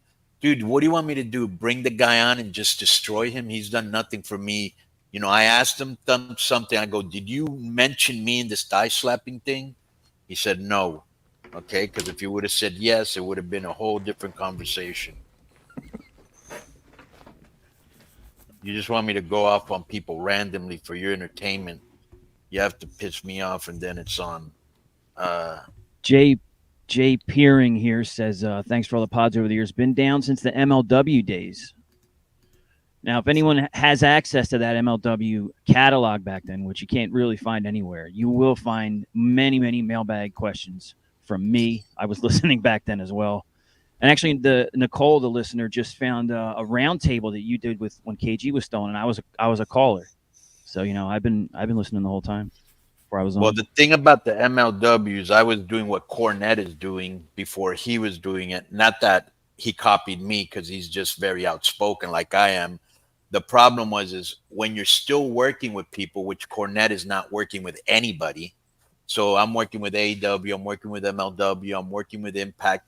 You've got to be careful of what you say, because like Dave said on the podcast, I said, I've known you for 30 years and you've said stuff about me that I didn't disagree, but I never called you out on it. And he goes, you're one of the exceptions, because wrestlers are very sensitive. They're the biggest marks, the bigger marks than the fucking fans, and they're big marks. So if you say anything about them, the same thing. You don't know how many people I've said stuff on the podcast, including Tony Khan, and they're texting me and crying about it. I'm like, dude, if you expect to do something and everybody agree with it, you're delusional. There's always going to be people that don't like it. There's always going to be people that are haters. That's just part of the gig, bro. You can't expect everybody to like it, and that's just the way it is. You know what I'm saying? Question, Conan. Triple Mania 13, you versus Ventura. Why did you and X-Fly start punching security for real? Well, I had just gotten back, and I'm a big fan of realism. So I was a heel. And I hate how most people do like street fights or fights like yesterday. If you notice how they at the ending of the show, the people that ran in, how bad that looked when Jack Perry was beating up Shibata in the back. It just looked bad, and it takes me out of it. So if there's a clip going on of our last TV show, it was Macias was at the commentators table, and Octagon Jr. came out of nowhere, bro, and they had a brawl. And I told them, this has to look real. If there's some live rounds, there's some potatoes, fuck it. And it, it's done really good numbers, because it looked different than all the kind of wrestling fake pull aparts and that they do. So I went in there and I was kind of potatoing everybody to get over my heel persona. Can I ask you kind of a tag on Super Mark question, Conan? Right. Can you remember, I remember there was a match you had with Juventud in WCW where I think it was a fall brawl, where it seemed like in the middle of the match you started arguing, and then you suplexed the living shit out of him as hard as possible. Was that just the spot in the match, or were you actually trying? I would have to see it. I don't know what you're talking about. If you can find it, show it to me, and I'll probably refresh in my memory. Here's a question by Nick. Why hasn't Conan done Chris Van Fleet's show? He's never invited me. This guy goes, nobody fresh. If the past 5 years have taught me anything, it's that pro wrestling is so lame and so gay. For a minute, I thought you were describing yourself. Let me see. Also, Chris Van Vliet does in-person interviews, so I'm assuming if you guys were both in Vegas for Mania or something, then that could possibly occur. Will Lakers, again, complaining like a little bitch. Then why do you listen to the show? Conan cordially and humbly asked Dave why he won't talk to Did. So what am I supposed to do? Be rude about it? I asked him and he answered. He's my friend. Bunch of jackoffs. Oh, Go Machete. Conan keeping it 50 with the soft questions. Well, most of the questions were from Patreon members. I think I actually asked 2 or 3. Yeah, and YouTube submissions, yeah. And who really gives enough of a shit to get Meltzer on to get at him and be like, oh, what the fuck? That matters much to me that fucking Kurt Angle didn't get 5 stars. Like, nobody gives a fuck. Like, Kurt Angle didn't make millions of dollars. And he's like, yeah, fuck those millions. Where's my match reviews? Right. Michael McDonald. Go ahead. Yeah, it would have been 10 minutes instead of 3 hours. I mean, is that better? I don't think so.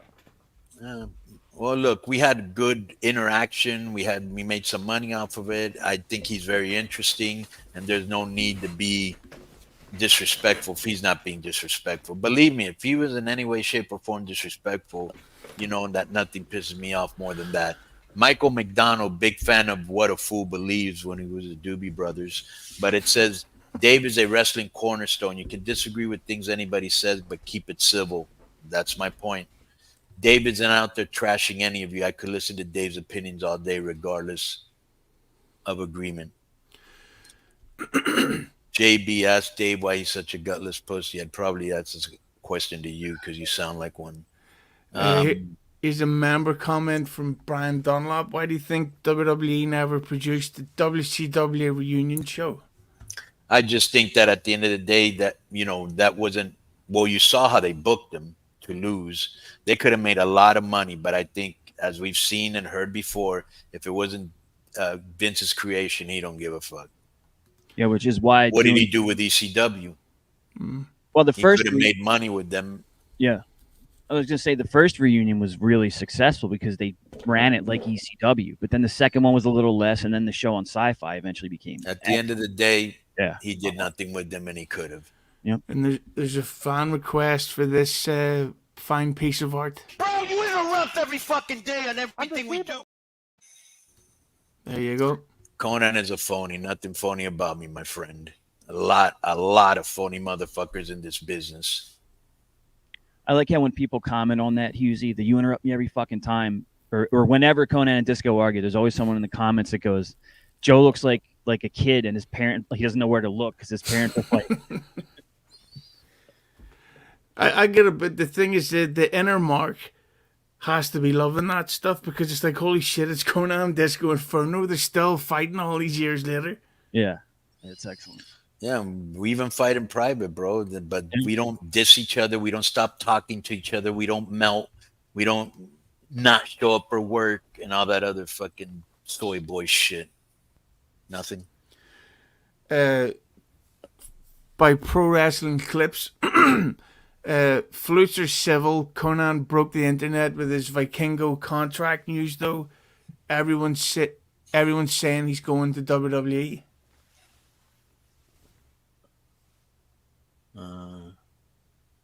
Well, they can say whatever they want. That's not happening right now. That's for sure. Visitor 145, has Joel Gertner been on K100 before? Yes, he has. As he used to do the intro for maybe 20, 30 shows way back in the day. So Joe is the one that recommended him. He's a big Joel Gertner mark, and he actually went to a Joel Gertner seminar.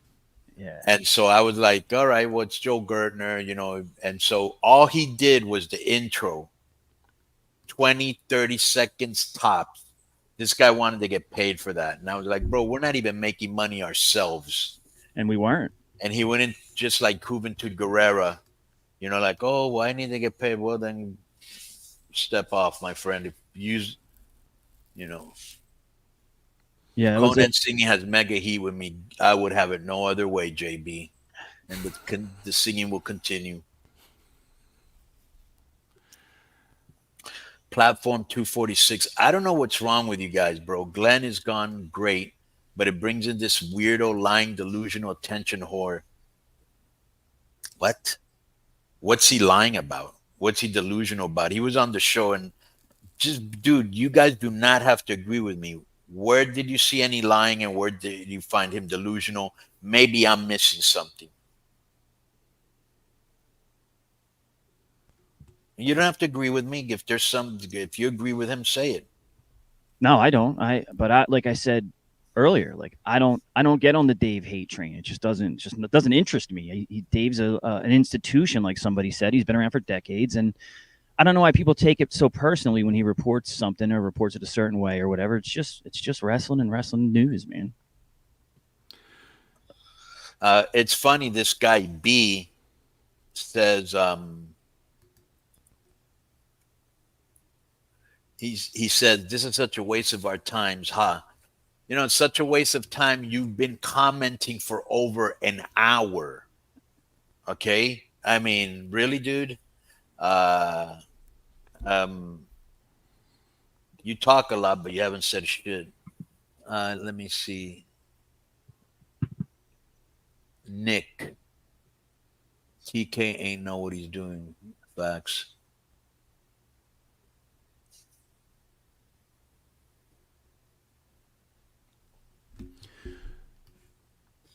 So it seems like while we were doing Conan, this, nobody fresh. Conan says to pee exactly in your mouth. What? it seems like while we were doing this interview, a IWC rumor has gone about that a email memo showed that Dave Meltzer owns 3% of AEW. So that explains why. Questions. Okay. Yeah. I did see that a few times. I asked Dave about his 3% or some shit.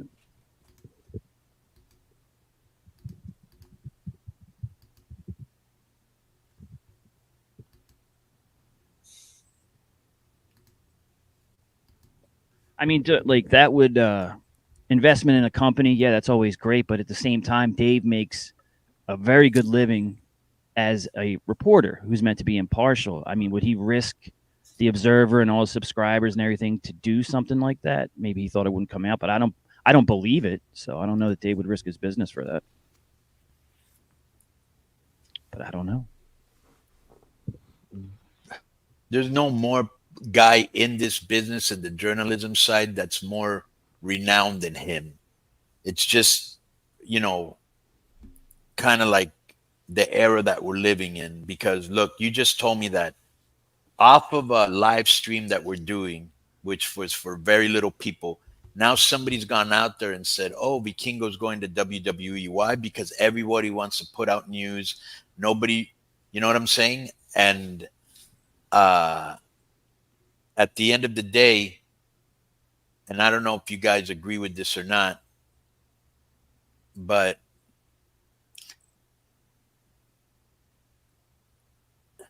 let me see what I would put this. Bro, misinformation, conspiracies, misquotes, extremes, that's where the money is. And nobody ever takes time to investigate anything because it's much easier to just put up something that's not true and let it promulgate. And then if you're wrong, you don't have to even say, I'm sorry or I was wrong. You know what I'm saying? Bro, you interrupt every fucking day on everything we do. Because this wrestling media is... There's no qualification. Just being a fan, you don't need to go to school. You don't need to be literate. You don't need any experience. No accountability. You know what I'm saying? Just be a fan and make friends in the business, and credibility doesn't exist anymore. It's just try to kind of like get clickbait for views, and that's all that matters. Let me see. Down closer to the bottom here, and Chess says Disco was on Jasmine St. Clair's podcast a few months ago, and all the older porn chicks were raving about how good he looks. There's put Disco over a little bit. Okay. He does have a great smile. Very warm. Friendly eyes. And JB, there's another guy that spent, thinks the show sucks, but he's been on here for an hour commenting. Conan eats corn the long way. You also eat my dick the long way. I thought everybody did it that way. Yeah. Know how you do it? Yeah. Really cool kid. Another guy he just on here talking shit. Conan thinks Okada's only just now doing comedy bits. Just say you haven't watched him. Jack off. I watched every show since the last 5 years, and I've watched him in Japan. That's what he's doing here. Mostly comedy bits.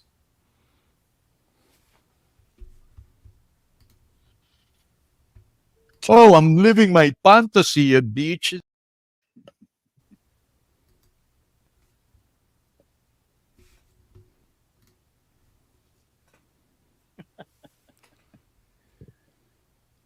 Three and 3/4. Hey, Conan, how many stars would you give Disco's ass?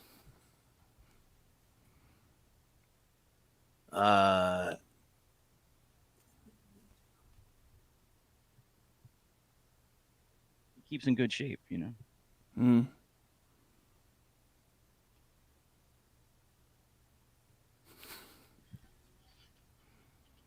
You're getting an in-depth analysis. He's really thinking about the rating. 5 minutes later. Oh, and seeing as we're speaking about Disco's ass. Well, here's the thing. It says here, Conan asking pussy questions. JB, you say that like 8 times. Why didn't you send a question if you think I wasn't asking? Every question you sent, Hughley, right? Super chat. Did I not ask? Yeah, but there was some anti-Meltzer ones that I didn't put up because I didn't want to. Because I said it at the beginning. We're not going to put up with insulting, vulgar bullshit. Yeah. You want to do that somewhere else. Although Dave's complete lack That's not the vibe. That's not the vibe I like to have. Like I said, I'm only going to be disrespectful if you're disrespectful to me. What? I did enjoy Dave's complete lack of interest in the Sean Ross Sat Billy Body question about who would win that fight. Dave's like, I don't give a fuck. Right. Who does, except guys like you? Team Sap. Well, that got me heat. Is Super Chat coming for you there, Conan? Range balls. The best thing was Disco not entered to Conan would let me finish. Let me ask you something, bro. Perfect. Something and whatever. Huh? Perfect example. That's a big one for DI. Perfect example. Big one. And stuff and everything. And shit and stuff and everything. Hey.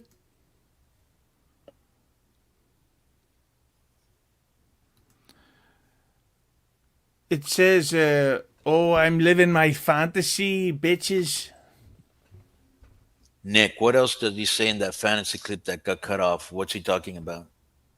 This one. Oh, I'm living my fantasy, bitches. I don't know. I don't remember. Who was that? Who was that? Okada. Okay. Because Conan also did an excellent Mil Mascaras at one point. I don't remember if you had that clip or not. No yobs. No yob, amigo. Puta madre, no yobs.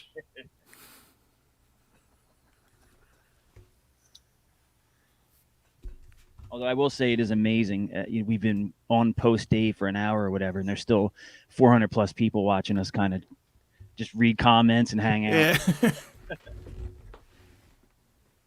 Yeah, if you're smoking weed or have a little drink, I know it's early, but there's a good Glyph, we need to make K-Dog yell. No, he already has that.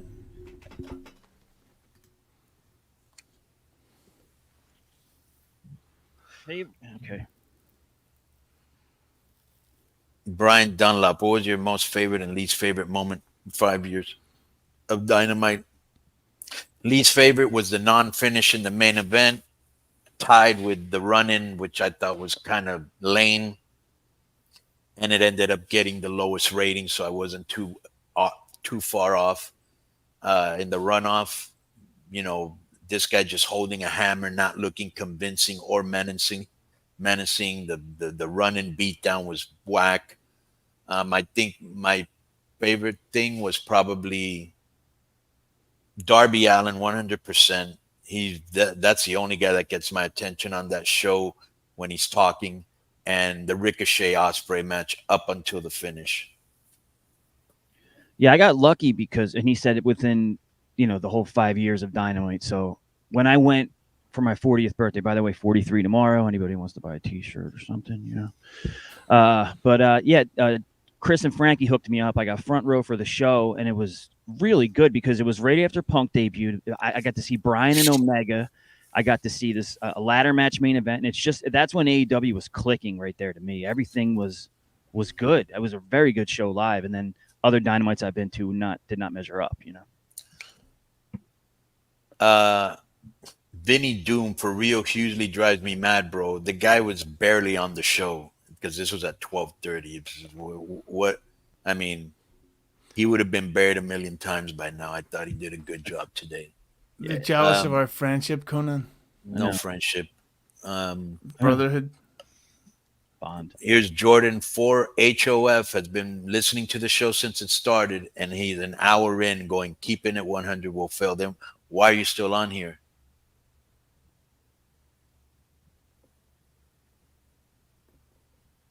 K Morgan 407. It's going to be a sad day when Meltzer is gone. None of these new dirt sheet guys have the work ethic to write an entire newsletter. Maybe Keller. That's an interesting point too. There is no one that can step up and do what Dave does because it's a different. Like Sapp doesn't exactly write a newsletter. He posts on. Like I said at the end, everybody wants to be him. This is him, they don't make him like him. Nobody does. Whether if you don't like him, you think he's a lawyer or a pussy or whatever the fuck your beef is with him. I saw the Vince McMahon documentary, except for all the wrestlers and some guy I've never seen in my life, bald-headed guy that Joe says he's under because he wrote a book. Yeah, Shoemaker. A lot of people have written books on wrestling. I have no clue who this is. Dave was all over that bitch because he's kind of like the respected, authority on wrestling.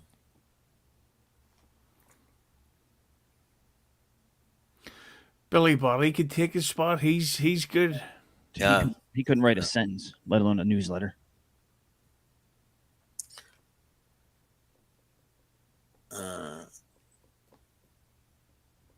Wow, incredible the Dave Meltzer hate.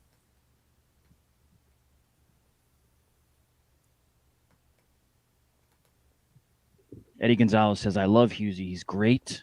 I know Husey will take that compliment to heart. Fuck off.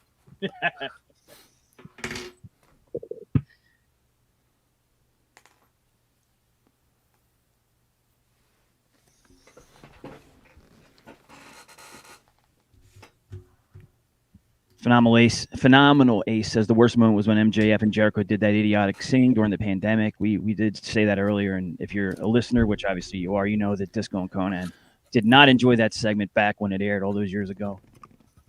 I think that the greatest moment in AEW has to be that time the wrestler came out, or maybe he was even backstage, and he said, I challenge you to a match to see who's the best. And I was like, fuck, that's good writing. It's like Tony Khan may have been born into money, but that's fucking genius. I like when you challenge a champion, and then if you beat the champion, you get a shot at the championship.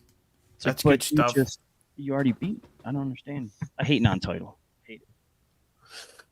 So Derek H, I know I've been clowning, but props to Conan for getting him on here. Regardless if Davis is full of shit, this has been entertaining. Bro, if he was full of shit, I would have called him out. You don't know me well enough, because if you do, I would have called him out. You're full of shit.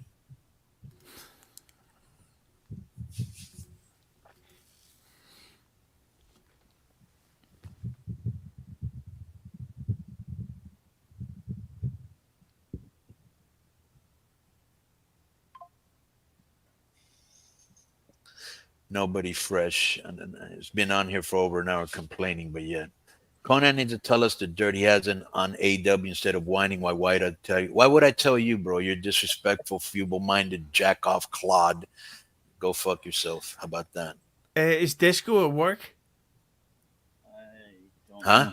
I don't know. Is Disco at his job? Because I could send him the link now. I don't know where he is.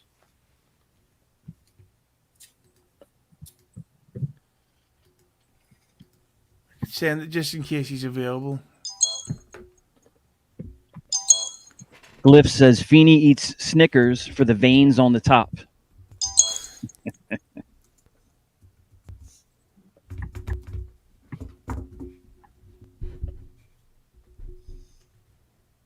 Jugga West, any chance of ICP interview? Brother, we just had Violent J on within the last 6 to 8 weeks. I'm sure there's YouTube clips. It's out on the feed. And we just had Violent J on plugging their wrestling return and all that. They did a wrestling tour.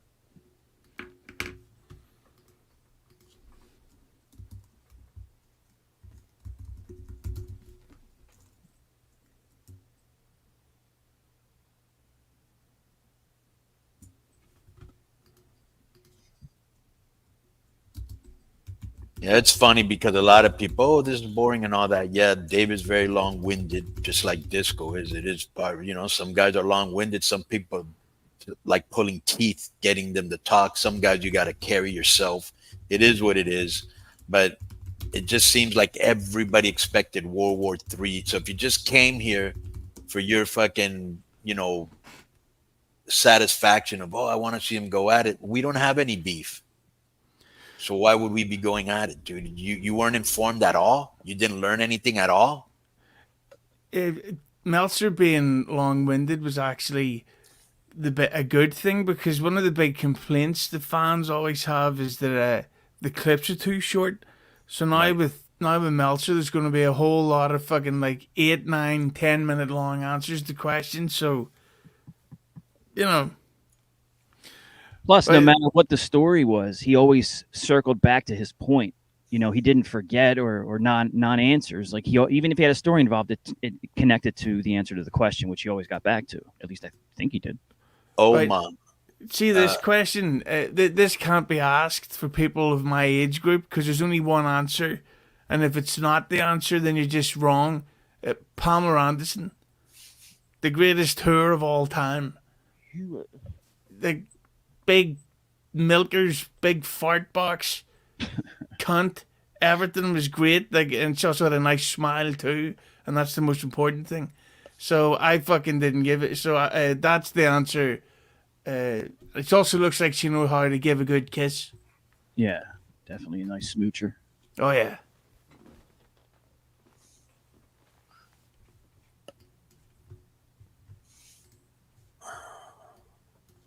Oma, a lot of these questions Dave would answer for free on Twitter, LMFAO. Well, then you should have asked him on Twitter and gotten him for free.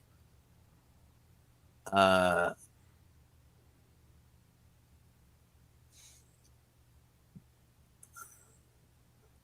mostly negativity. It's incredible, bro. That's what you write on here for? Have you seen Pamela Anderson nowadays? Conan, have you heard what the next film is that Pamela Anderson is making? Do you remember the Naked Gun films? Yeah. Right? Get this for a cast. Liam Neeson, Pamela Anderson, and Cody Rhodes.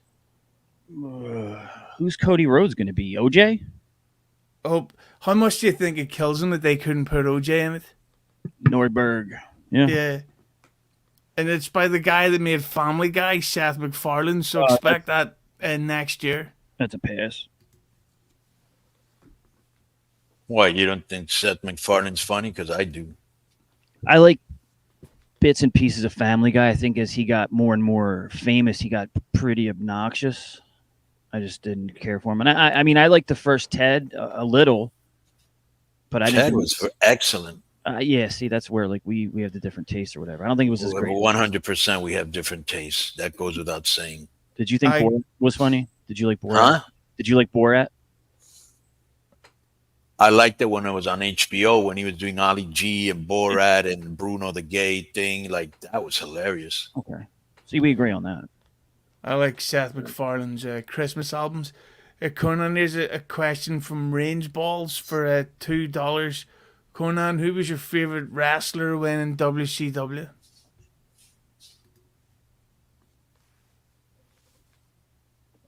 There were so many of them, bro, but I'm going to give you like 5. It's not fair to just say one. Obviously, Ray and Eddie, so we're going to take them out of the mix. Definitely Chris Benoit, Disco, Malenko, Silver King. And out of the top guys, X-Pac, 100%. And definitely Scott Hall.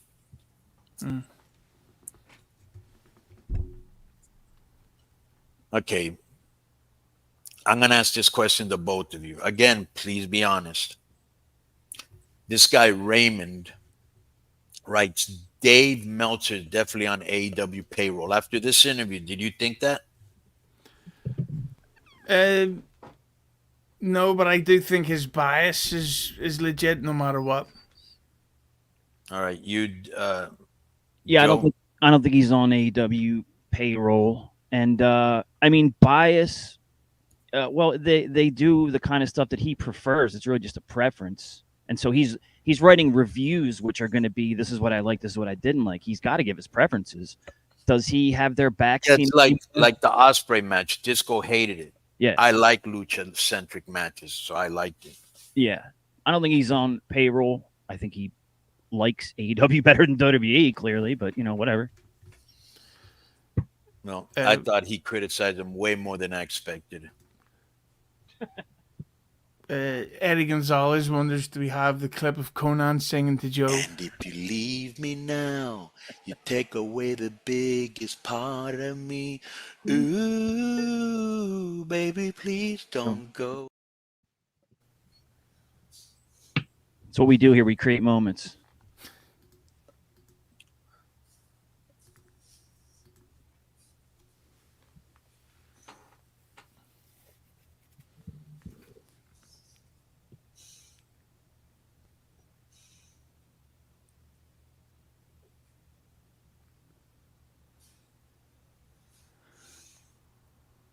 Does Conan like Flair Steamboat or Omega Okada better? Or is it apples and oranges?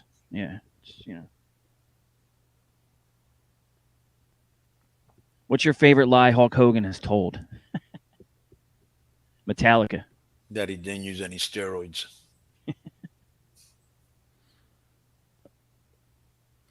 I like or the other one, and I think he actually said in the documentary that, Andre, we weren't sure if he was going to do the job or not. Yeah, okay. I think it was Dave that said some of these guys tell stories so often that they believe them. They think that, and then they prove that when all the guys were like 93,000 people. Dave's like, it was 78, but they swear it was 93, and it cut to Hogan, Bruce, everyone going 93,000 people. All right. Did you ever watch his TV show, Hogan Knows Best? A little at first. Yeah, I loved it when they actually had Vince McMahon in the show trying to do a storyline within Hogan Knows Best. He's like, Terry, we want you for a 25-year contract. No. And it's like, oh, come on. Yeah. I don't know, Vince, that's a lot of time. I want to be with my family, brother. It's like, okay, all right. I believe that as much as you, I'm just friends with my daughter, brother.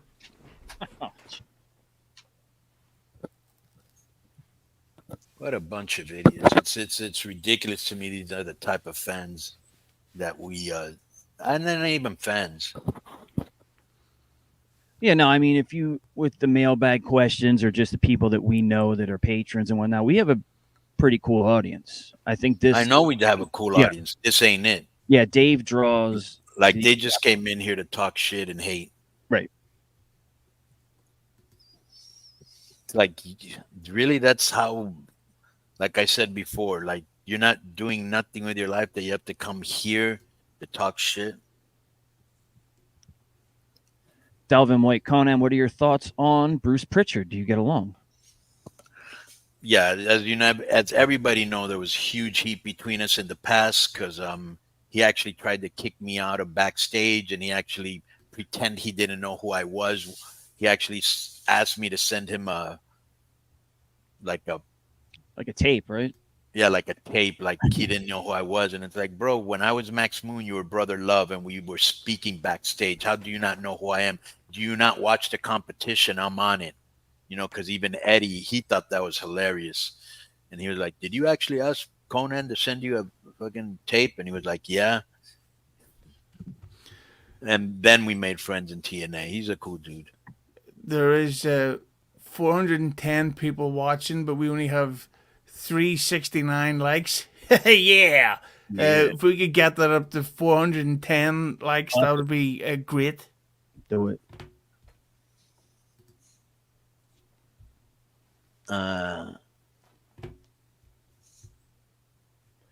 Nick, I know sometimes you like answering movie questions. I can't. This guy goes Powerline. I can't remember the last Darby Allin promo. How about the one last night? Nothing. Nick asked, "What do you?" Oh no, 2 days ago. Yeah, that's the one. Husey. Favorite comedies.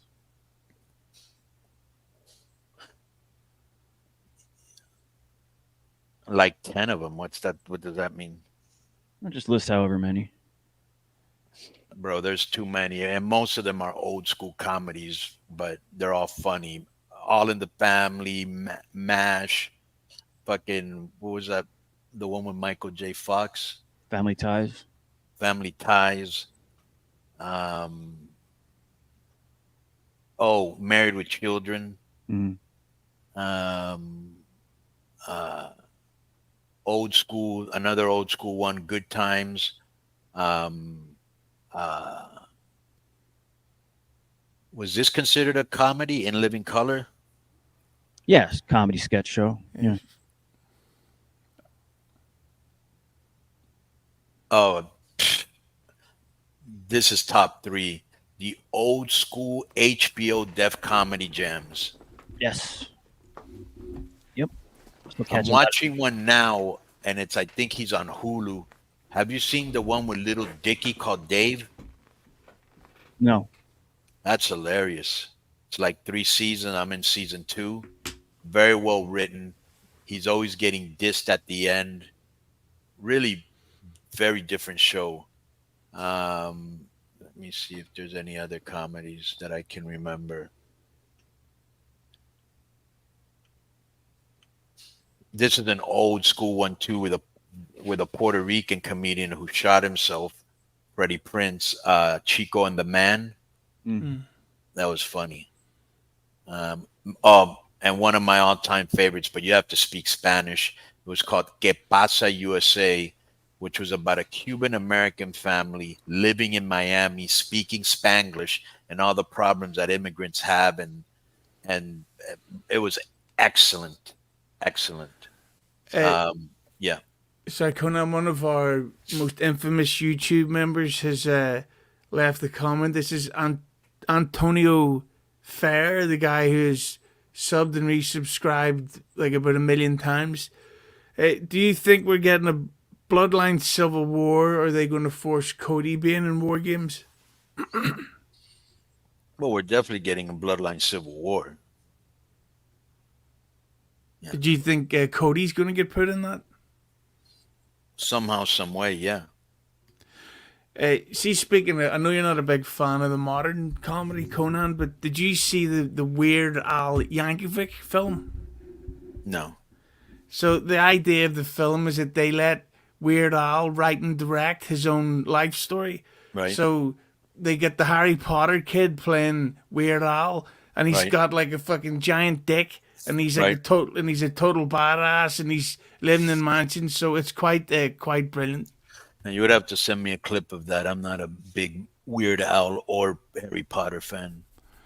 There's a super chat from El Chivo for $2. Conan, have you watched the Paco Stanley series? 100%. He was a good friend of mine, and I was on his show a lot.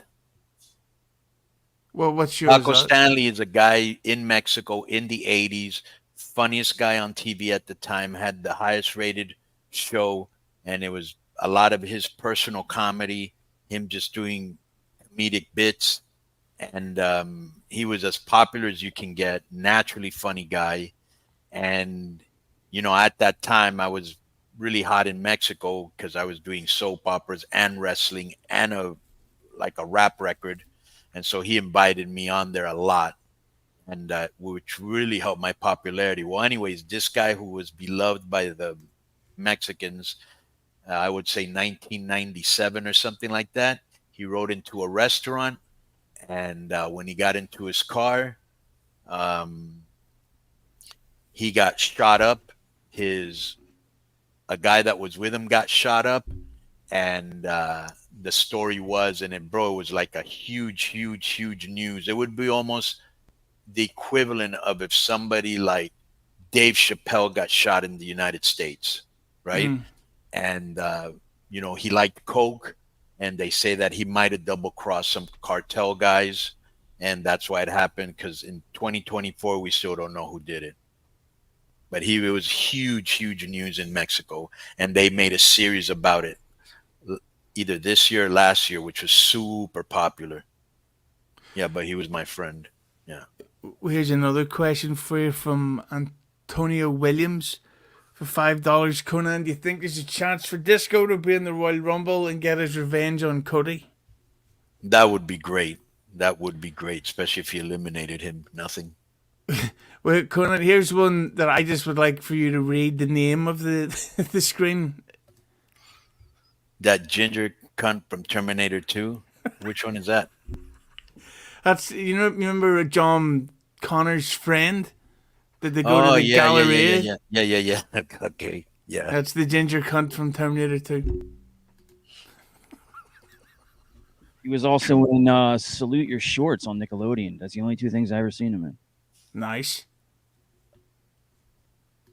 Top 5 comedy. This guy is directed at you, Joe. I don't know if you want to answer this. It says K3YS3R, some other bullshit. I'm behind. Does Feeney ever get to leave the cuck chair? Well, he just left it right now. Oh, I think he means like in general. Like, will I always be the third underling? What would you call it?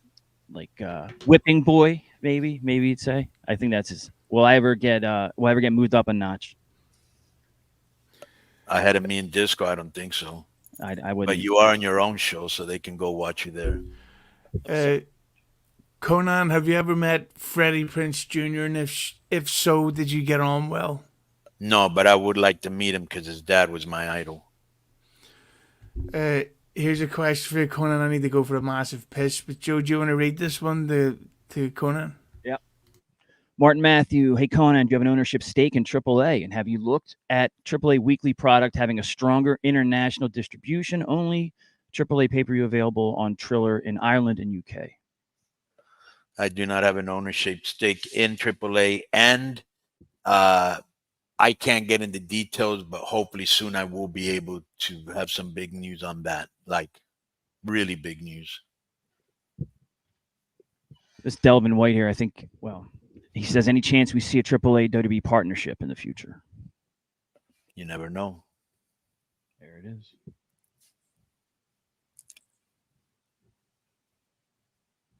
Huh. Okay, thank you. Aaron Martin, Disco texting Conan, calling him a bitch for this interview. Obviously, you didn't listen to the beginning. So inform thyself, Claude.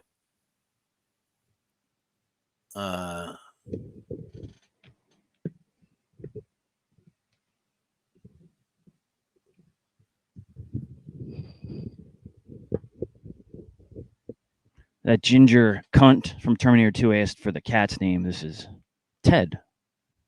So he's a camera hog. He's always jumping up here when he knows we're on, you know. He's up. He's definitely more exciting than you are.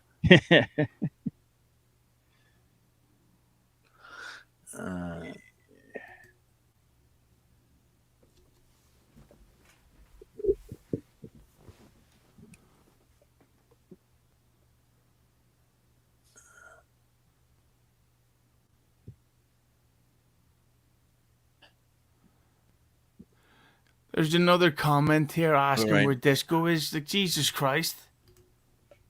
Why don't you listen to the beginning of the show?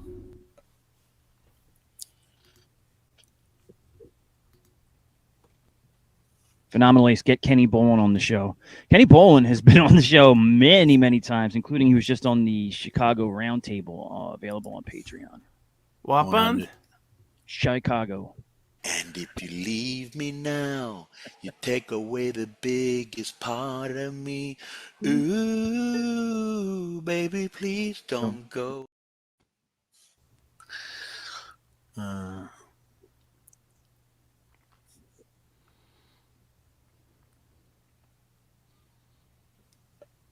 What a bunch of stupid quit. I cannot believe the morons on here. I would personally love to insult all of you to your face. But you know what I've got to say about this comment? Antonio Williams, this live stream has made more money in SuperChats than Russo's Twitch has in 5 years.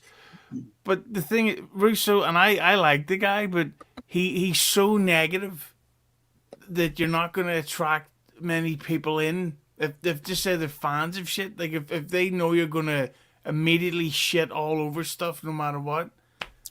But then it's funny because you want all these people, all these guys here want me to shit on Dave. It's like, for what, dude? And I think hasn't done anything to deserve it.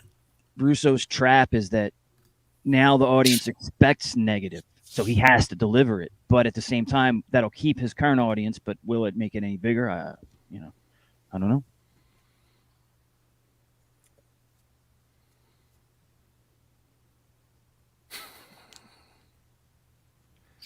You read this and you think, why would I ever do this again? But I understand there's a lot of people that don't need to come on here and bury it and like what was done. I get that for sure. But I'm just like, really, dude? But Conan, that's why they always say you don't read the chat. It's all good, but you just think, whoa, why are you making these stupid comments? Who are you trying to get over with? What does it prove? What does it, I mean, there's no reason to be negative just to be negative, you know? It's like that's really what I'm thinking when I'm reading this. And I'm thinking, what a dick you are. And I wish you were in front of me so I could really let loose. But you could be Pamela Anderson in the 90s with the big milkers and the big fart box and the cunt and all that stuff. And I understand that, bro. I've been doing this for 12 years and a wrestler for 30. But still, you think, you know, you're bringing on a guy that hasn't been on for a long time that I thought was very, you know, I don't think you like him yourself, but at the end of the day, I thought he was informative, and he's my friend, you know. I've never had a problem with him. Here's one, Xavier Gage. Did you see Cross's latest YouTube promo from his channel, and do you think he's sending signals to how his career is going in the WWE? No, I have not seen it. He's a very good friend of mine. I think he's super talented, and I think one day he would do very well in Hollywood. Agreed. Plus, now that Marvel's doing the X-Men, how the fuck could he not get Sabretooth? Oh, that'd be great, wouldn't it? He even looks like him, and yeah. While I wouldn't expect it, Mr. Sinister. That is true. Martin Matthew for €10, which is probably about 14 American bucks. Right. Ireland's better than America. Yeah. Have you ever thought about in bringing what respect? Cox? Macy, you're the biggest one, so you would know. But go ahead. I'd like to have some proof of that, please. Macy Estrellas. Enough. So Lacey Evans on as a guest on the show. She was a guest on another podcast and was super entertaining. Yeah, I would have to see a clip of her. You know, I know who she is. She's hot. But are we talking about the same one? Is it the one that was an Impact? No. Lacey Evans was the All-American chick in WWE. They tried to push her as like the blonde former Marine thing, and yeah, big favorite of Vince's. I would need to see a clip on her being entertaining. Let me see.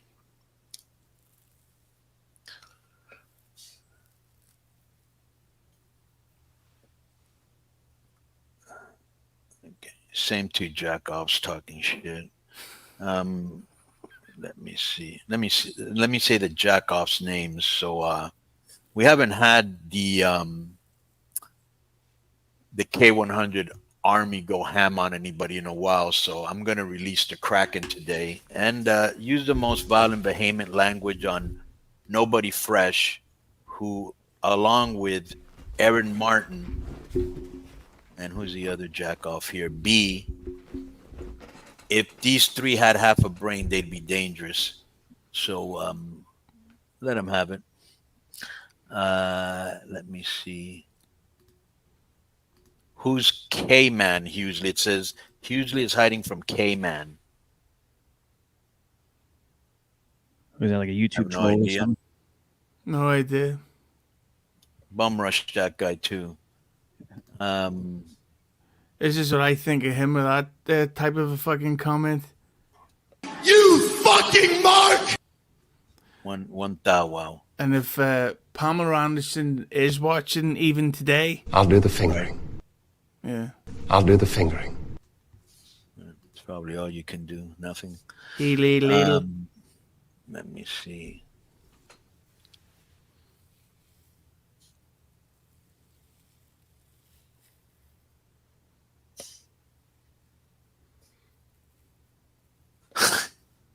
J714. I hate Meltzer even more now. Ready to Rumble was my shit.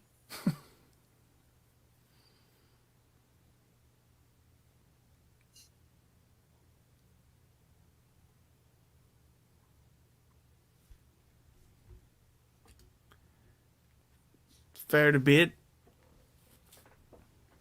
You're muted, Joe. I was just reading that comment anyway. Oh. Would you agree or disagree with that? I would disagree with that. I would agree. Wonder what The Rock thinks about that. JL1019 has asked a few times, if I only own black shirts, how many black shirts do I own? And so on. And yeah, pretty much. Yes. And lots. Yeah. Does the black cap ever come off? It seems like it's glued to your head. Since I was 12. Did you ever let that shit breathe? Nothing. There's nothing to breathe, believe me. It's all gone. So when you take a shower, what do? Wear the shower cap?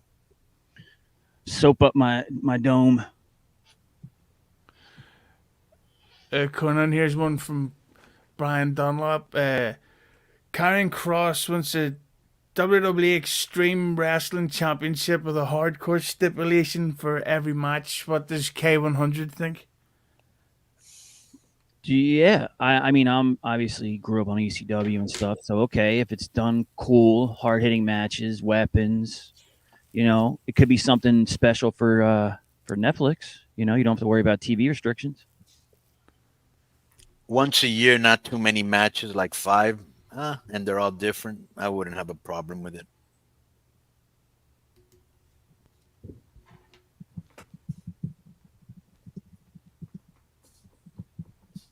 Wow, this is a long thread for such a bad show, but then again, we also got a lot of stupid comments from stupid idiots.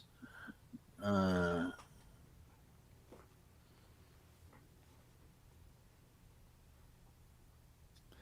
they getting your go?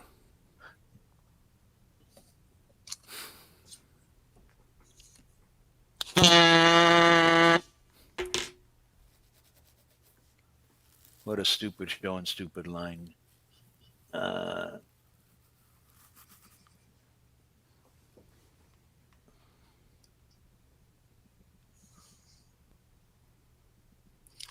I've gotten to the point where I'm not even answering shit. Like, really, dude, this is just fucking stupid. Is it about that time, would you say, Conan? Let me just see. Let's see if we find one, at least something worth saying. I'm not going to put no more negative shit. Yeah. I didn't know this. So it says, you guys probably know this. It says, is it true? It says, I bet Dave wouldn't come on if Disco was on. Like Tony Khan refused to go on Busted On? Is that what it's called, the show? Busted Open. Yeah. It just says Busted On if Bubba Ray was on. Yeah. Early in the AEW Dynamite run, Bubba, Bully, whatever, was really critical of the AEW referees and their misses and all the stuff that we all see. And Tony thought he was, being a hater, and he didn't want to go on with him on the show, I guess. Yeah. But he's still going on. Is he going on when Bubba isn't there?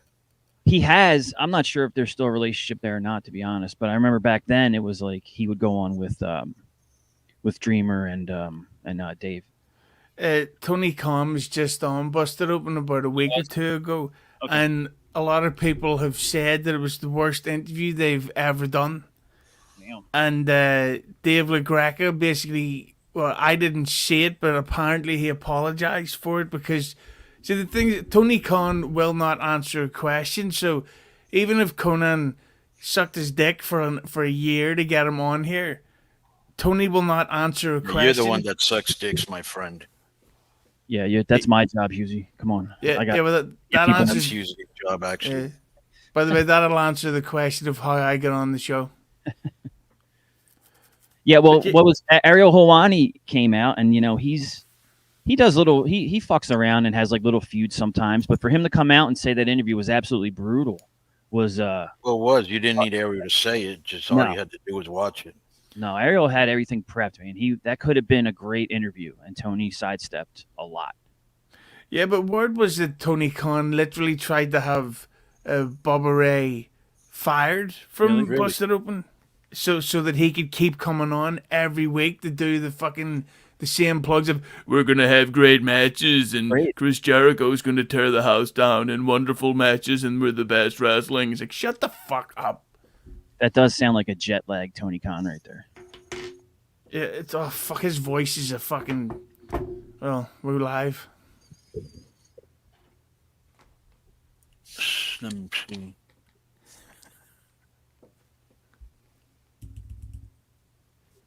Meltzer fears Anticristo. 9th Street says, great stream. Hope you do more of these. See, there's positivity. I know that. Yeah. Bro, I think and I'm not explaining myself because I'm reading and thinking of other shit, is that I understand. Really, you come on here for over an hour just to complain for what? Just don't listen to it. I don't want to really hear your bullshit. Ken 77531077. Feeney's hat is literally twice the size of his head. Normal size hat. I don't understand.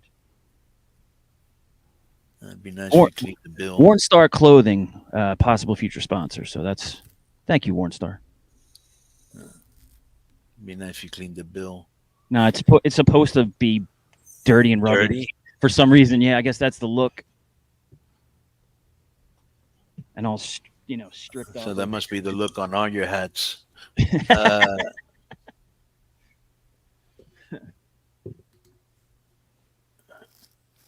Well, it says Conan wearing blood colors. This is San Diego is blood country. Let me see.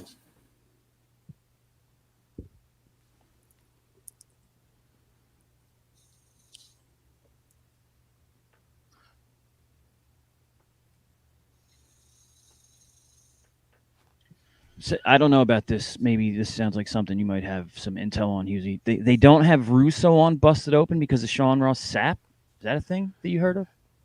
No, Sean Ross Sapp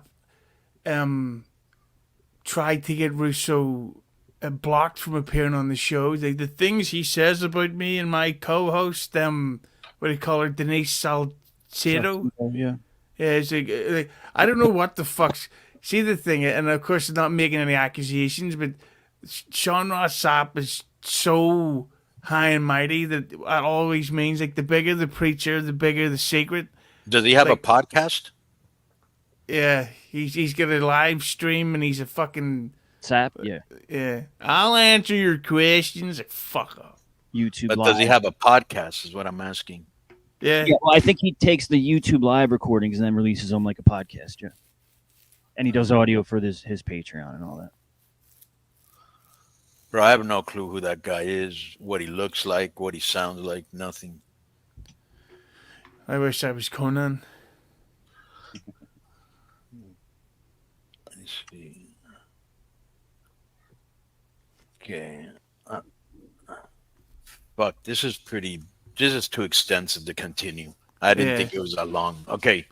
So, which I should have noticed it when I even started. But thank you guys for spending more time than you probably thought you would. And yeah, Pigeon. Everybody can read that.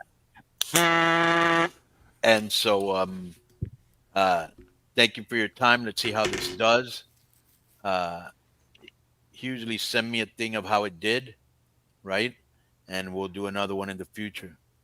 Okay, I could have kept the tab on that, but Joe forgot to tell me to do it, so it's Joe's fault, not mine. Well, you can't go back and count what it was? No. Well, the most I saw was 1,000, a little over. So this is what I got to work with, and you wonder why I go off on both of them. No, but you really actually got to tell some people, hey, count out how much money we're making. Yeah, the money. I don't know anything about. I don't know money. I don't know about that, but it'll all be added into the monthly total. Yeah, except Disco, nothing. That's true. That's true. I will. try. Yeah, that's right. In 24 hours, I'll be able to check the exact number. So fucking Disco, you can shove that up your big fucking nose, right, Conan? Jesus. Well, it wasn't him that didn't want to be on. It was basically Dave didn't want to come on if he was on. But anyways, then the other thing would be just let me know what the engagement was and all that. Okay, because I wanted the next one we do, I want to give him at least a week heads up to see what the difference is. Because obviously we're going to do better numbers with a better heads up. Well, as soon as we end this, there'll be thousands of views because it all just totals up like that. All right. Well, let's see how we do. I want to thank everybody that stayed with us because we started this at around 11:30, correct? Yeah. Yeah.